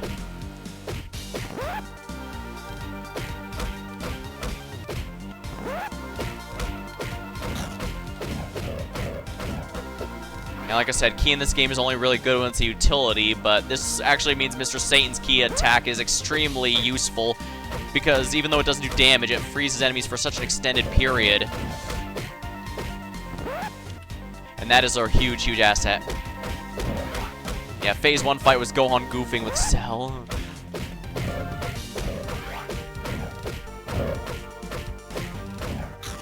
Granted, Gohan being the level cap also contributed a lot to Cell being easy, but like I said during the fight itself, the only way I've ever been able to die to Cell after going Super Saiyan 2 is by trying. Namely, by putting myself in a corner so that Cell's melee attacks stop sending me flying and having him smack down on me over and over again. So in other words, unless I'm actively trying, I cannot die in that fight.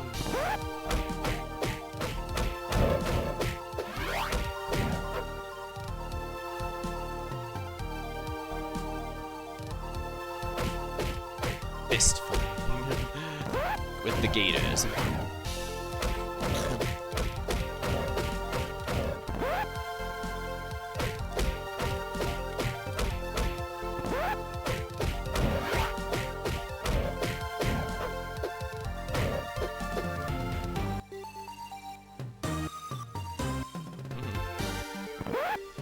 Yeah, I'm still doing Legacy of Goku 3 after this, but unfortunately that game wasn't one I played until significantly later, since when I was a kid I couldn't get new games nearly as often as I wanted to. So even though Legacy of Goku 3 came out shortly after 2, I didn't play it until a good while later. I'd still argue it's a genuinely great game, though. Some even prefer the second game, and while I think that this one stays with me more, it also has the big advantage of nostalgia and being a huge part of my childhood, so it's got a bit more going for it beyond just what it actually has to offer. So I'm going to try and be fair, but I do still think Boo's Fury is a great game. But we'll be seeing that directly in a bit, because I'm definitely going for that one after this. And after that, I guess, I don't know, some horror game or something. I'll think about it.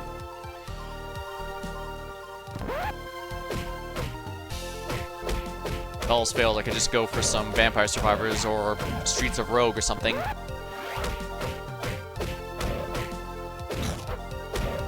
Ah.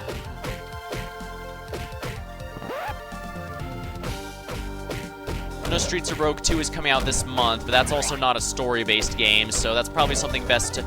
Oh, wonderful. That's something best saved until,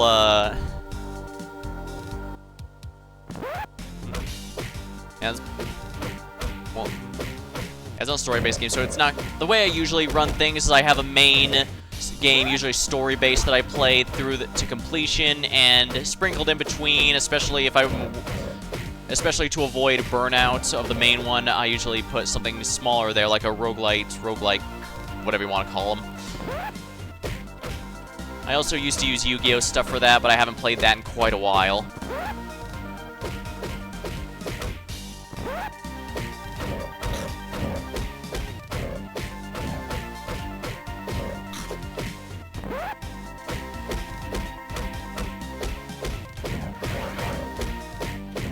There we go.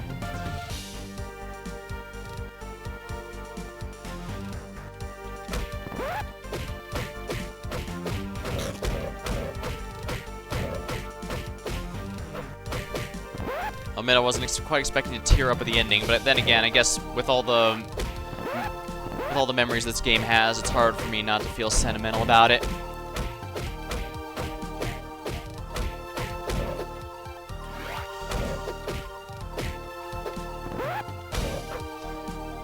Yeah, I really should be conservative with the stun.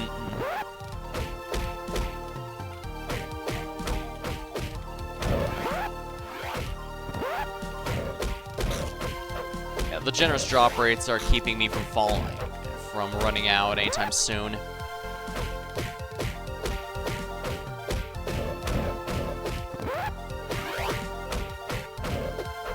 Here we are.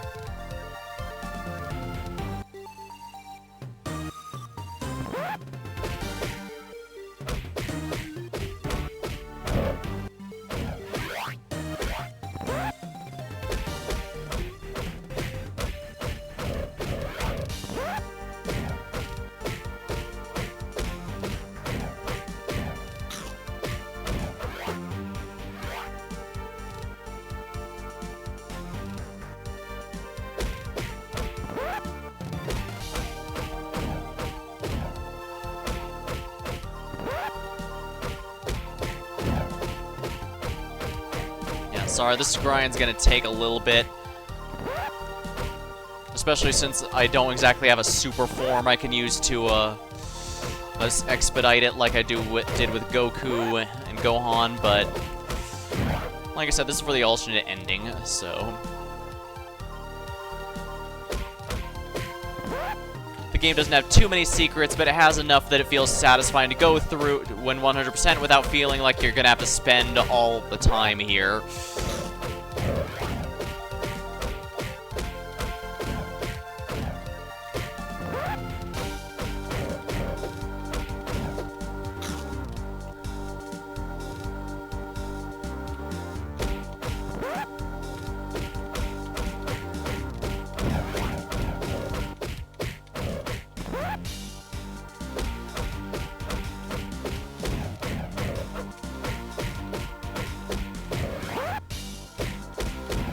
There we are.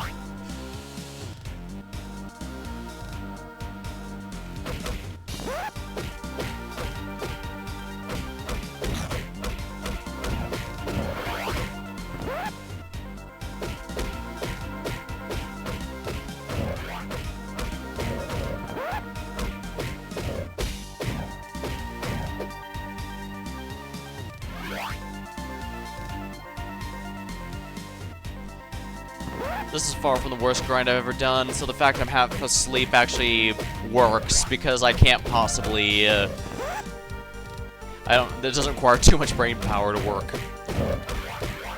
If this alternate ending actually required work, I'd seriously consider leaving it for another part, but we can do all this tonight.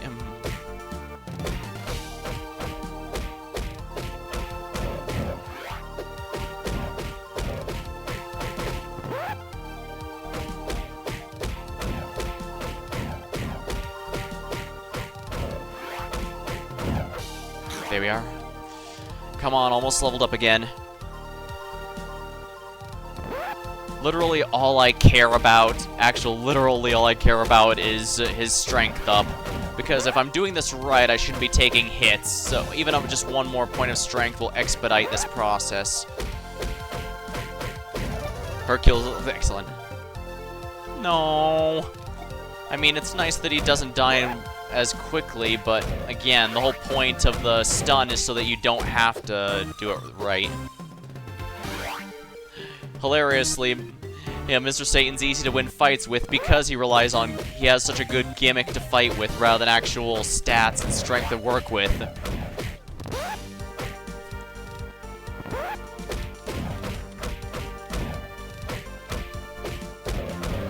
Rather amusing given how much he accused the others of just having tricks and stuff. Although I'm pretty sure most of that is just him giving false bravado to keep him, you know, motivating himself.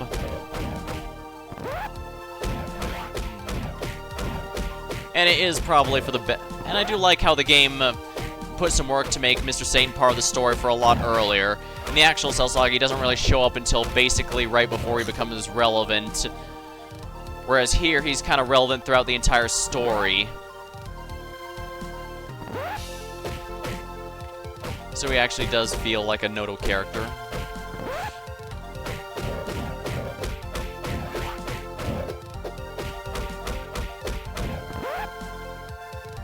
Though I guess it is, looking back, is kind of goofy how Gohan doesn't actually do much till the tail end. Like I said, Cell Saga is usually best taken as the capstone to Gohan's arc, starting at the Saiyan Saga. So it was made clear he was something noteworthy even back then. Though it is kind of funny that he just kind of gets teleported to being absurdly powerful like that. But Dragon Ball in general has a bit of a habit of that.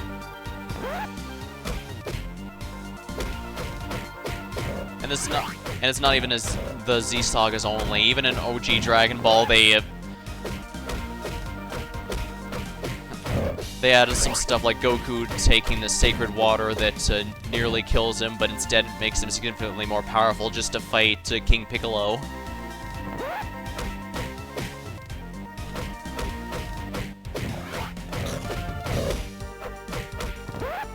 Yeah, perk of Akira Toriyama flying by the seat of his pants is there's a lot of surprises that even he couldn't possibly have prepared for. But on the other hand, it does mean that he has to pull stuff out of his rear sometime in order to make something work. When he knows, okay, this isn't realistically going to happen within the time frame here. Hence why stuff like when the crew first uses Kami's ship to go to Namek, it takes 2 months to arrive there, but when it's Goku's turn and he needs to go, oh, they've already got a ship that shortens that down to just a single week.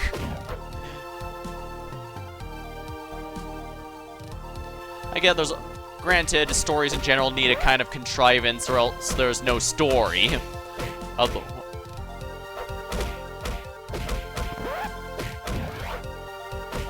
Otherwise, you're gonna go like, oh, Goku just happens to live in a world that just happens to have magical balls that grant wishes, and he just happens to meet a girl who just happens to have a radar for finding those mysterious balls. I mean, it is a bit silly when you lay it out like that, but those are also necessary for there to be a story.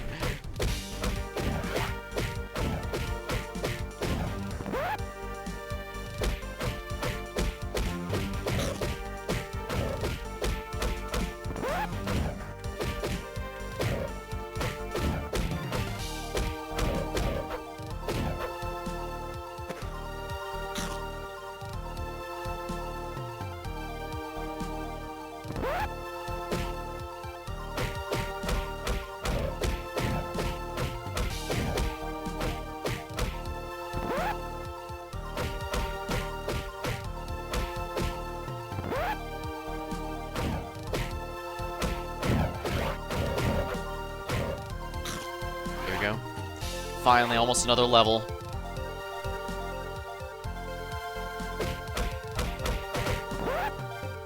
Yeah, time to kill is definitely something you have to take in mind when grinding as well.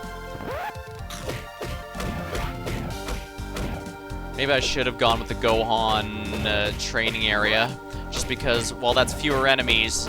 First of all, the snakes aren't that strong, but also they give more individual XP. Then again, I guess it's 6 of one or half a dozen of the other.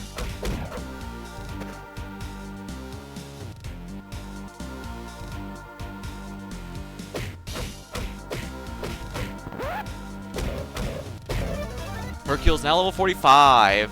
We're past the hump. Ooh, and we got another strength point, so we can slightly do this faster, I think. Maybe, kind of, maybe not really.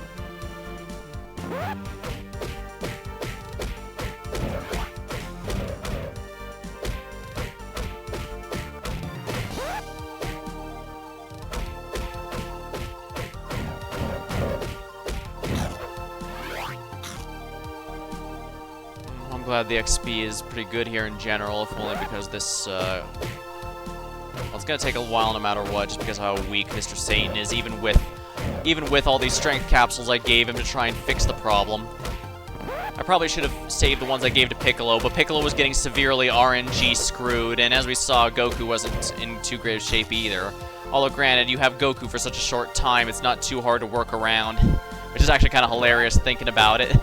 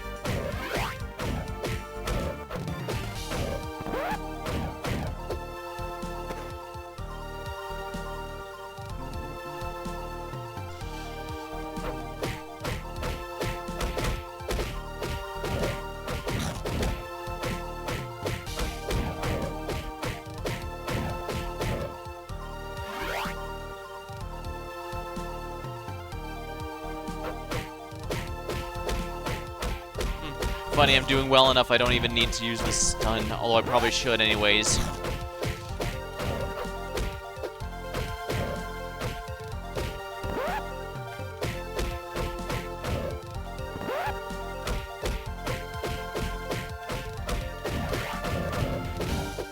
There we are.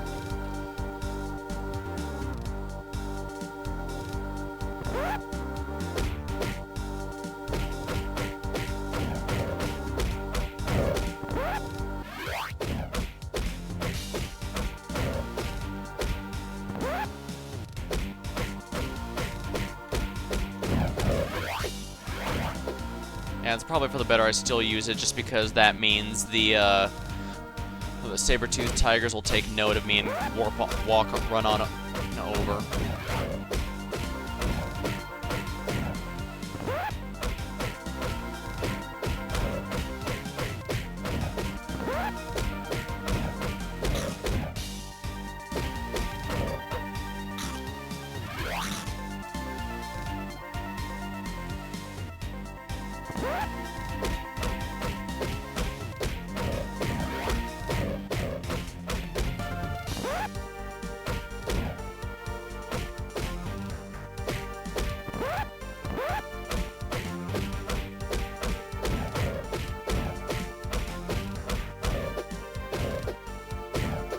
There we are.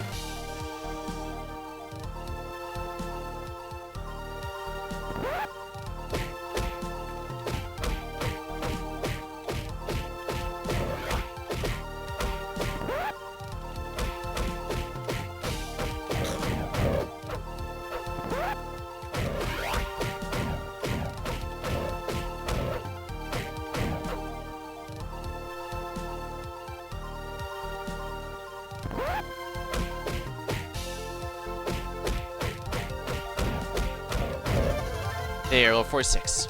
We're definitely past the hump now.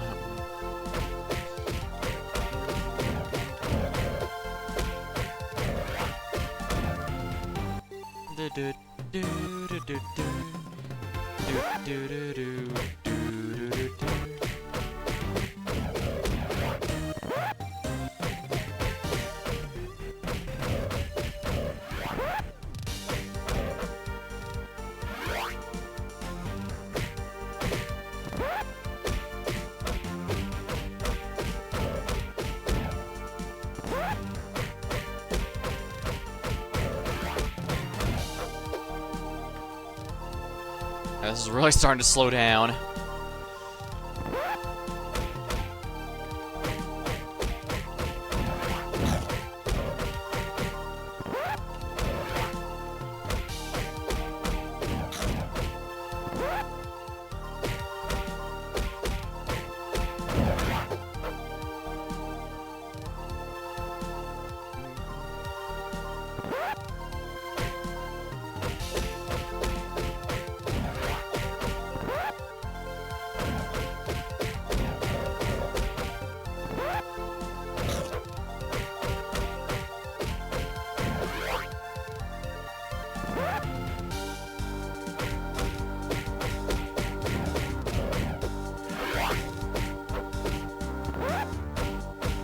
Right, I still need to stun them so they don't bounce off the walls.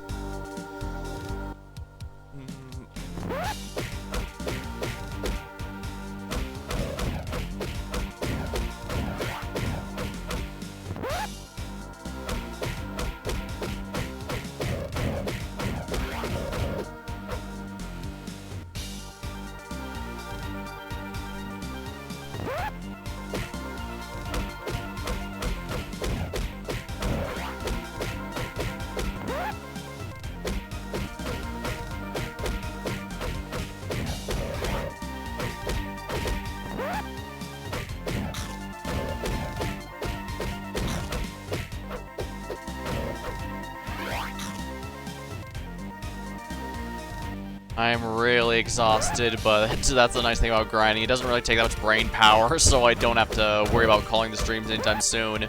All I need to do is finish this off, and then we'll be able to immediately... Because, spoiler alert, the reason Mr. Satan needs to be level 50 is because the ZZTV that the post-scene showed off after I unlocked him, that's... Yeah, I can do the thing. Exactly, yeah. Basically, Mr. Satan has a level 50 door, which amusingly means every playable character has a level 50 door except for Goku. Goku's the only one who doesn't have it. And while it is nice that they gave you a nice perk of having Mr. Satan start at a better level if you cap him, it's still kind of funny. Because as you can see, this is the post-game, and you don't get Goku back for obvious reason. So, Legacy of Goku 2. You actually don't play as Goku all that much, and once he's gone, he's gone.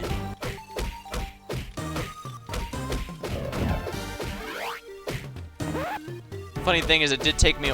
Since I didn't get the statues my first playthrough, it took me a while before I realized what the statues were actually for. I'm guessing that's why when you beat Cell and you get the Goku statue, it kind of shows you that fountain there to try and be a hint at, oh look, there are other statues of other characters. I wonder where you get those. And that's why, and that's what eventually got me to level cap them and discover through the doors.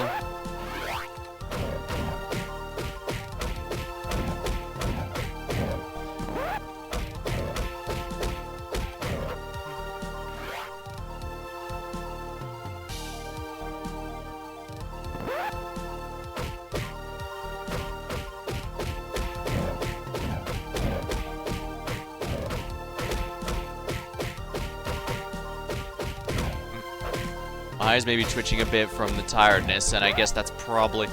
My avatar doesn't like it too much.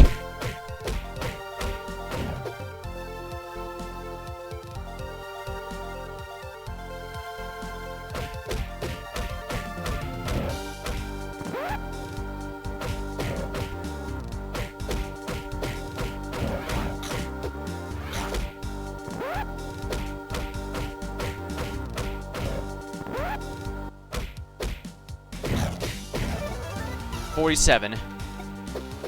Literally nothing. It is an empty level. Honestly, given how bad Mr. Satan's growth rates are, that's probably... It's honestly more surprising I haven't gotten more of those. Then again, when he was auto-leveled to 40 for the starting level, it's probably... He probably got a few of those. And that's what... His stats are so low.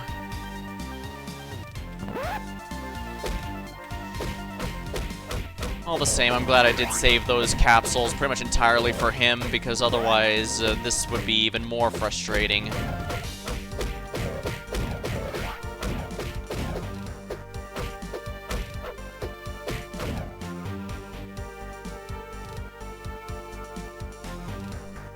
Is it easier if I do it this way?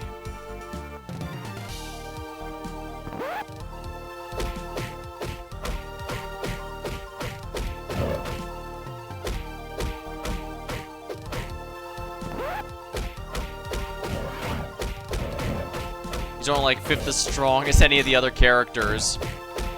Indeed, though, he is still genuinely stronger than regular humans.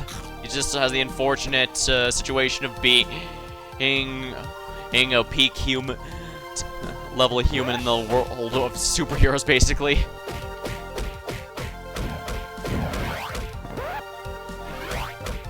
Granted, I have heard some argument as to whether or not the Z-Fighters even count as superheroes. I guess it depends on one's personal interpretation, but I certainly would count them myself.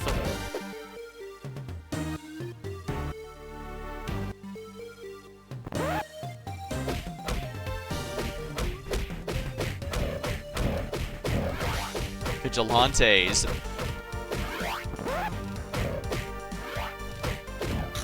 Well, I don't know about that. I mean, Krillin is a police officer in the post-Z stuff. And not just in Super. He's also, I believe, also originated in video games. Although I guess they also don't deal with regular crime too much. Usually it's just, you know, outer space or extra-dimensional enemies. Usually people trying to use the Dragon Balls for poor, trying to use the Dragon Balls for bad purposes. Because as much as Goku loves a fight, he does at least recognize, okay, yeah, I shouldn't just give these people the Dragon Balls. That's going to end badly for everyone.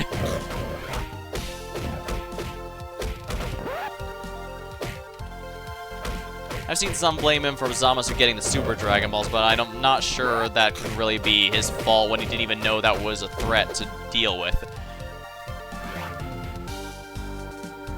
I guess that's getting in a bit past the canon of this particular game, which doesn't even go into Boo Saga. He learns to be a little mistrustful. As a kid, he was just so naive. Yeah. That's also something I kind of wish Kakarot hadn't just skimmed over, because Goku seeing Vegeta transform into a great ape is the thing that makes him realize is that the creature who killed Grandpa Gohan was actually himself the whole time. He even realized, wait, no, Roshi and the others had to have known that. He gets momentarily pissed off because he realizes that. The only thing I blame Goku for is the tournament power miss. To be fair, he just wanted a tournament. He didn't want the universal erasure thing. Although I do admit, I wish they kind of had him show at least some regret that it had such massive stakes. Because obviously you can have a tournament like that without any such stakes. Pride alone can make a pretty good motivator for stuff like that, but for some reason they never have him even mention that he was just hoping it would be something like Universal Pride Online or something. So Jax has made it interesting. He was dangerous. Yeah. I won't sit here and say that Goku isn't the type to make silly things just because he hopes for it to be interesting, but one of my big complaints was that Super kind of boiled him down to a lot of simple stuff.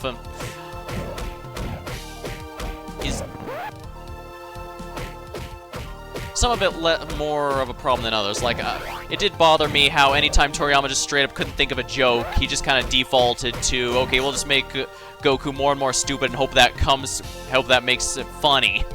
Yeah, but he didn't think of the stakes are. On a good fight, he almost doomed the universe.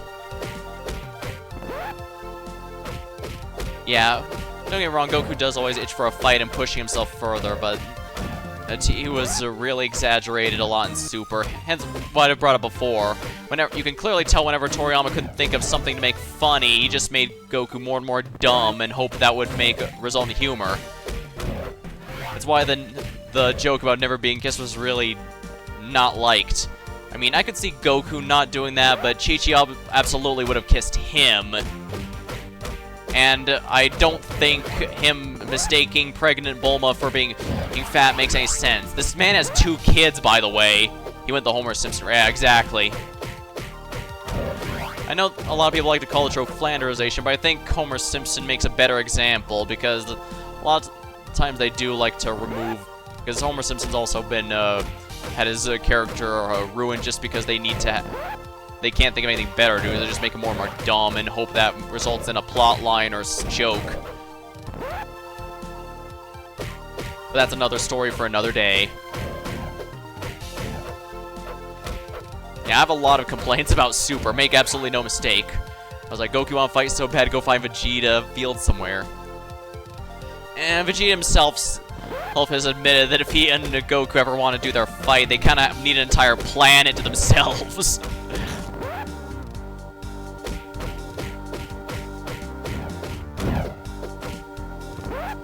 I know, I guess while we're here, some do blame Team 4 Star stuff for that kind of exaggeration, but again, no, Zia Bridge openly admits that it's a fan-based parody. It's an exaggeration for humor purposes.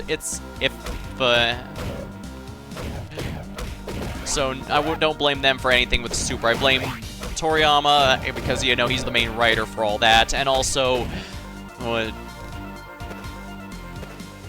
yeah, Homer used to have morals and might have been thick. He had a good heart, now he's just full-blown self-indulgent with it. Yeah, exactly. I am a very huge Homer Simpson apologist because I really think he lost a lot of what of his traits that made him really interesting. Don't get me wrong, I'm glad we're past the jerk-ass Homer phase, but when it was at its peak, but they still very much use him and his stupidity whenever it's convenient for a plot or joke when it's not that point anymore.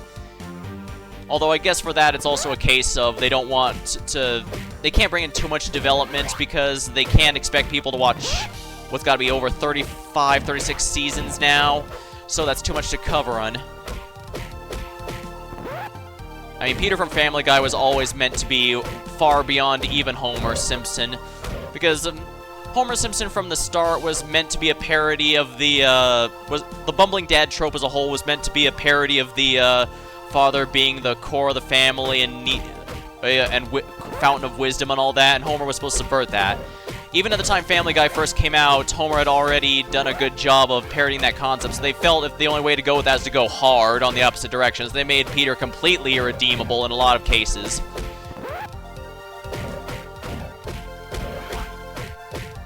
And unfortunately, that show is suffering from the same problem that they basically just keep doing a lot of, I hate like Simpson so much as the next person, but time for it to end. Family Guy is also kind of in the same boat at this point. They do sometimes joke about how The Simpsons fallen off, but I'd say that's absolutely a glass houses, because Family Guy has been just as bad, if not worse. The Simpsons were killed off an actual Simpsons character for 2 episodes just to pretend it was going to be important and then never mentioned it again. But like I said, I get... Yeah. Voice actors in need of refinement. Marge's throat is shredded.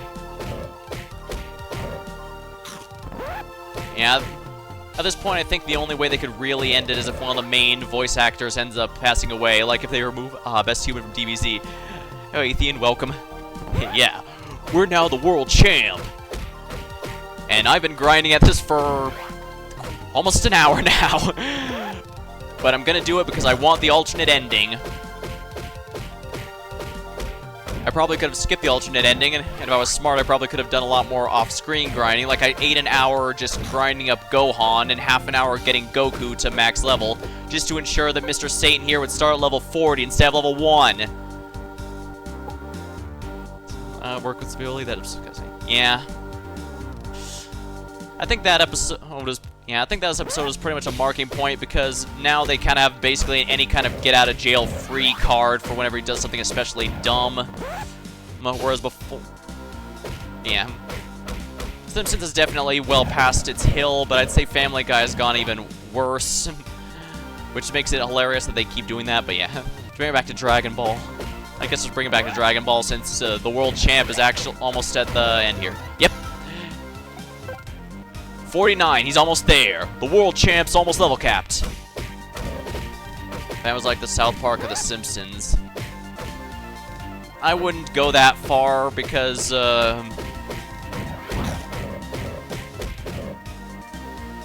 Those are people to this day argue if Family Guy was ever actually funny, or if it was just trying to go hard after The Simpsons did a lot of the similar stuff, so they just tried to do the same but even more extreme.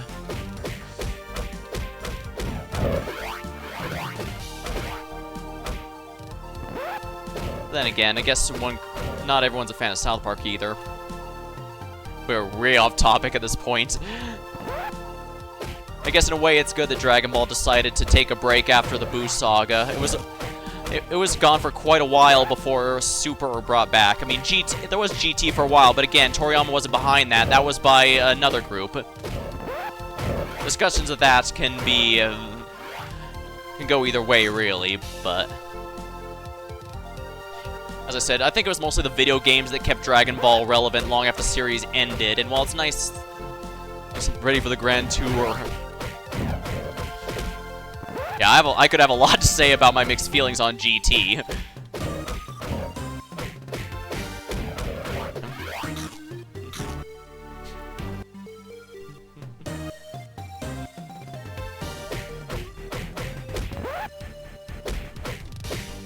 Most of it's not going to be good, if we're honest. GT had a lot of neat ideas, but were very poor execution. Debating store Videl to get along. Boo Saga when they meet. Yeah, what Saga Videl we're talking about is will make a huge it's kind of like Vegeta, actually. Actually, quite a few of the characters change quite a bit depending on what arc it takes place after.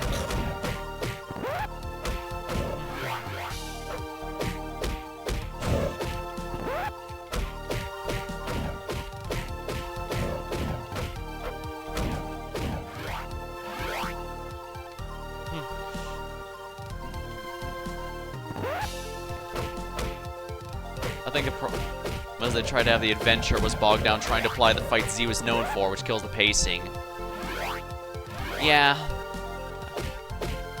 Although they also seemed to not have no idea what to do. Like, they had Pan and such, but they didn't really do anything with her. The whole series was pretty much the Goku show from start to finish, despite having other regulars like Pan and Trunks. Well, present Trunks, I guess would be the best way to put it.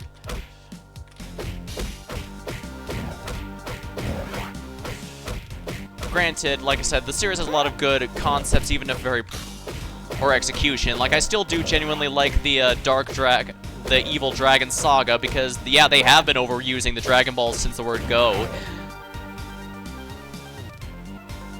The series is often criticized for not having any real stakes, because the Dragon Balls typically undo it all, but that does mean abusing it quite a bit. I think Pan was supposed to be the new Bulma. Which is weird, because Bulma had a lot of inventions and gadgets and stuff to contribute. Even though she wasn't a fighter, Bulma genuinely felt like part of the crew. I even got reminded of that with Kakarot, because Bulma was present for almost every major story arc up through the Cell Saga, and was a major contributor to events that were going on.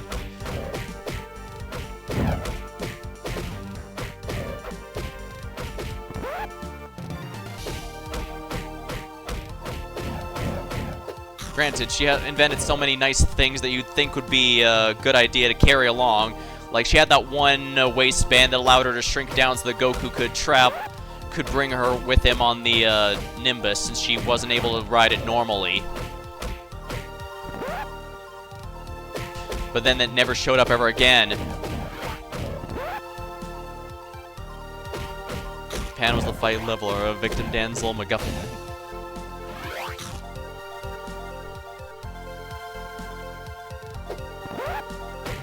Yeah, pretty much. They basically just used for whatever they needed at the time.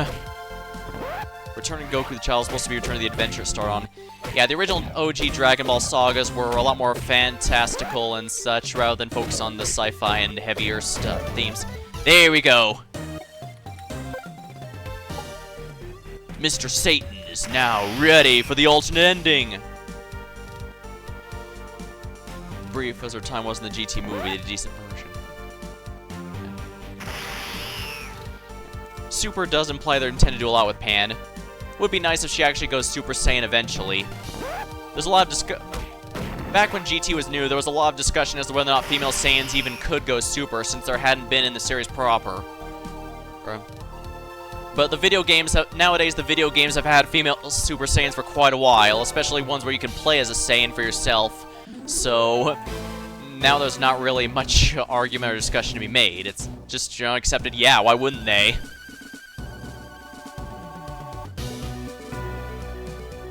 I do recall some trying to bring it back during Super, the argument back for Super, whatever reason, but whatever. Let's say in Ladies Universe 6, yeah. But even before then, like I said, even before then, the video games had female Saiyans going Super for a lot. Especially since even before Xenoverse 1, where you could play as a female Saiyan go Super. Oh, right, I need to go West City for this.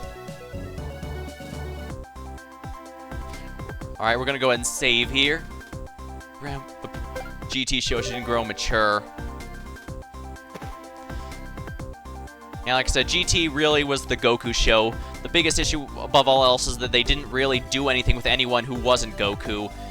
Even Vegeta. As much as I do genuinely love what they did with Vegeta, finally having him get that stick out of his rear, cracking jokes being an actual dad. And it felt really good seeing all that. But they didn't do much with him until the absolute tail end of the series, and I don't think they could. Not to say Super has been much better since that's been the Goku and Vegeta show, but they have at least tried to bring back some others like 17. I don't know, Super gives me with a lot of mixed feelings. Just different, not the same as GT and its mixed feelings, but different set of mixed feelings. But I guess that does leave a lot to talk about. Good evening, and welcome to Late Night with Rob Howard. Our guest tonight will be Hercule, the hero of the Cell games. Oh yeah. Well, he did say that was basically his theme song. Z, Gohan, Goten, Vegeta. They all started one way, but as time went on, unfortunately, Goten and Kid Trunks, that matter, well, I'll get into it more when I do Boo's Fury, but it does feel like they weren't utilized as much as they really should have. I mean, I've seen some even point out that they were joke characters that don't really interact with the story to any degree, which is going to be particularly damning. But again, we'll worry about that when we get to Boo Saga. Oh yeah, who loves you and who do you love? Hercule, Hercule. I still have the conversation, you make a full party. Sparking Zero. I haven't played Sparking Zero yet, but a bunch of streamers I watch have gotten it, so I'll be checking it out there. For now, I'm definitely going to Legacy of Goku 3, Boo's Fury after this. Hercule, Hercule. How's it going, Rob? Hello, Hercule. Now, the first question to ask is, how's it feel to have saved the entire world? It feels great. You know that being the greatest martial artist on the planet, being the greatest martial artist on the planet takes a whole lot of hard work and dedication. My uncle once told me, with awesome muscles comes the burden of awesome duty. So when I heard about how Cell is absorbing all those people and wreaking havoc across the world, I knew it was my duty to do something about it. Hercule, Hercule. Oh yeah. I hate to ask you this question, but I have to do it. A lot of critics claim you didn't really defeat Cell. What do you have to say about that? I defeated Cell and that's that. It makes me sick. These people have nothing to do with make up laws about me. Why would I say defeat Cell if I didn't do it? And if I didn't, who did? All I have to say is I'd love to see any of these punks who are disrespecting me survive even one round with a champ. And what about those fighters who could turn their hair gold? And what about that little boy? That was all parlor tricks. It was done with mirrors, laser sights, and sleight of hand. Any cheap magician could do that. I see. So now that you've now that you've saved the world, what's next? Well, Rob, as always, I'm going to continue training and running my dojo. Every day I run 20 laps, 500 push-ups, 500 sit-ups, and I break 20 heavy rocks. And of course, I'm still going to be out there protecting the world. Wherever evil rears its ugly head. Freddy's keep that. No, you can't kill. There. Yeah. Hercule, Hercule.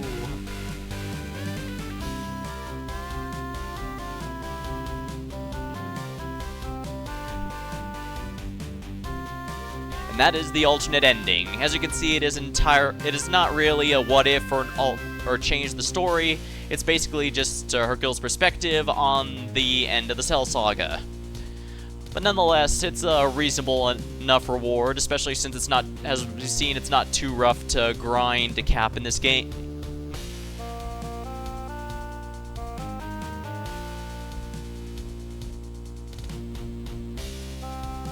Alright, well thank you for following me along in this trip to my wonderful memories of this game. I'm in nostalgia for both the game and the series it is a part of. Next time I'm going to be moving on to Boo's Fury, one that's not as lauded as this one, but I myself did not play it until a lot later, but nonetheless is a legitimately good game in its own right, and we'll be finding out in what ways. Now let's see here. Now that we reach the ending, I should go ahead and raid someone.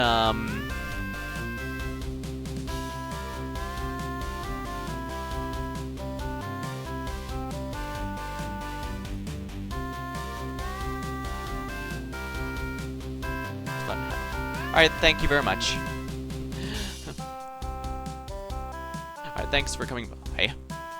Until next time, and, no one I usually raid is in here.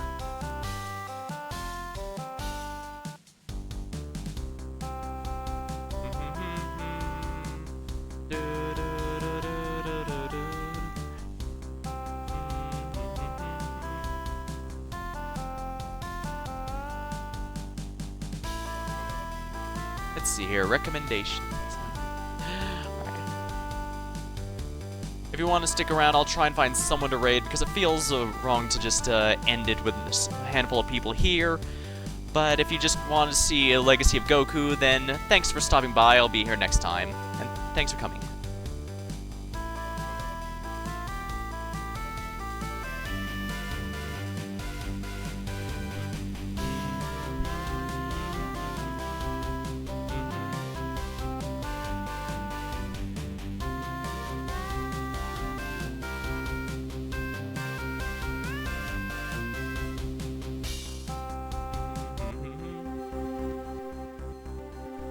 Oh yeah, we still get the post-credits scene as before.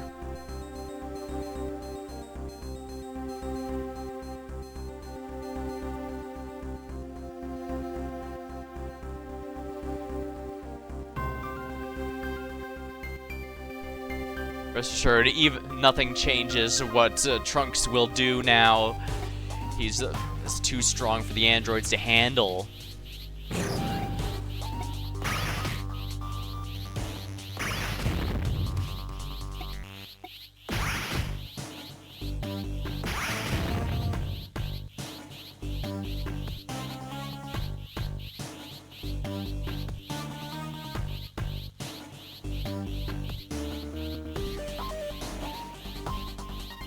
More thing that needs to be done.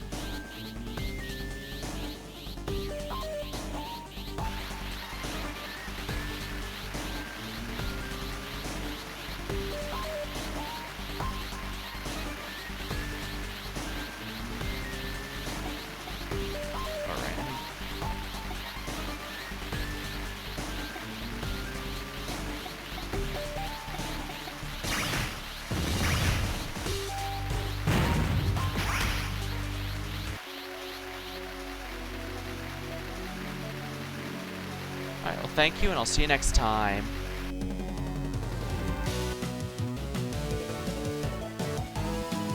Alright, I think I found someone.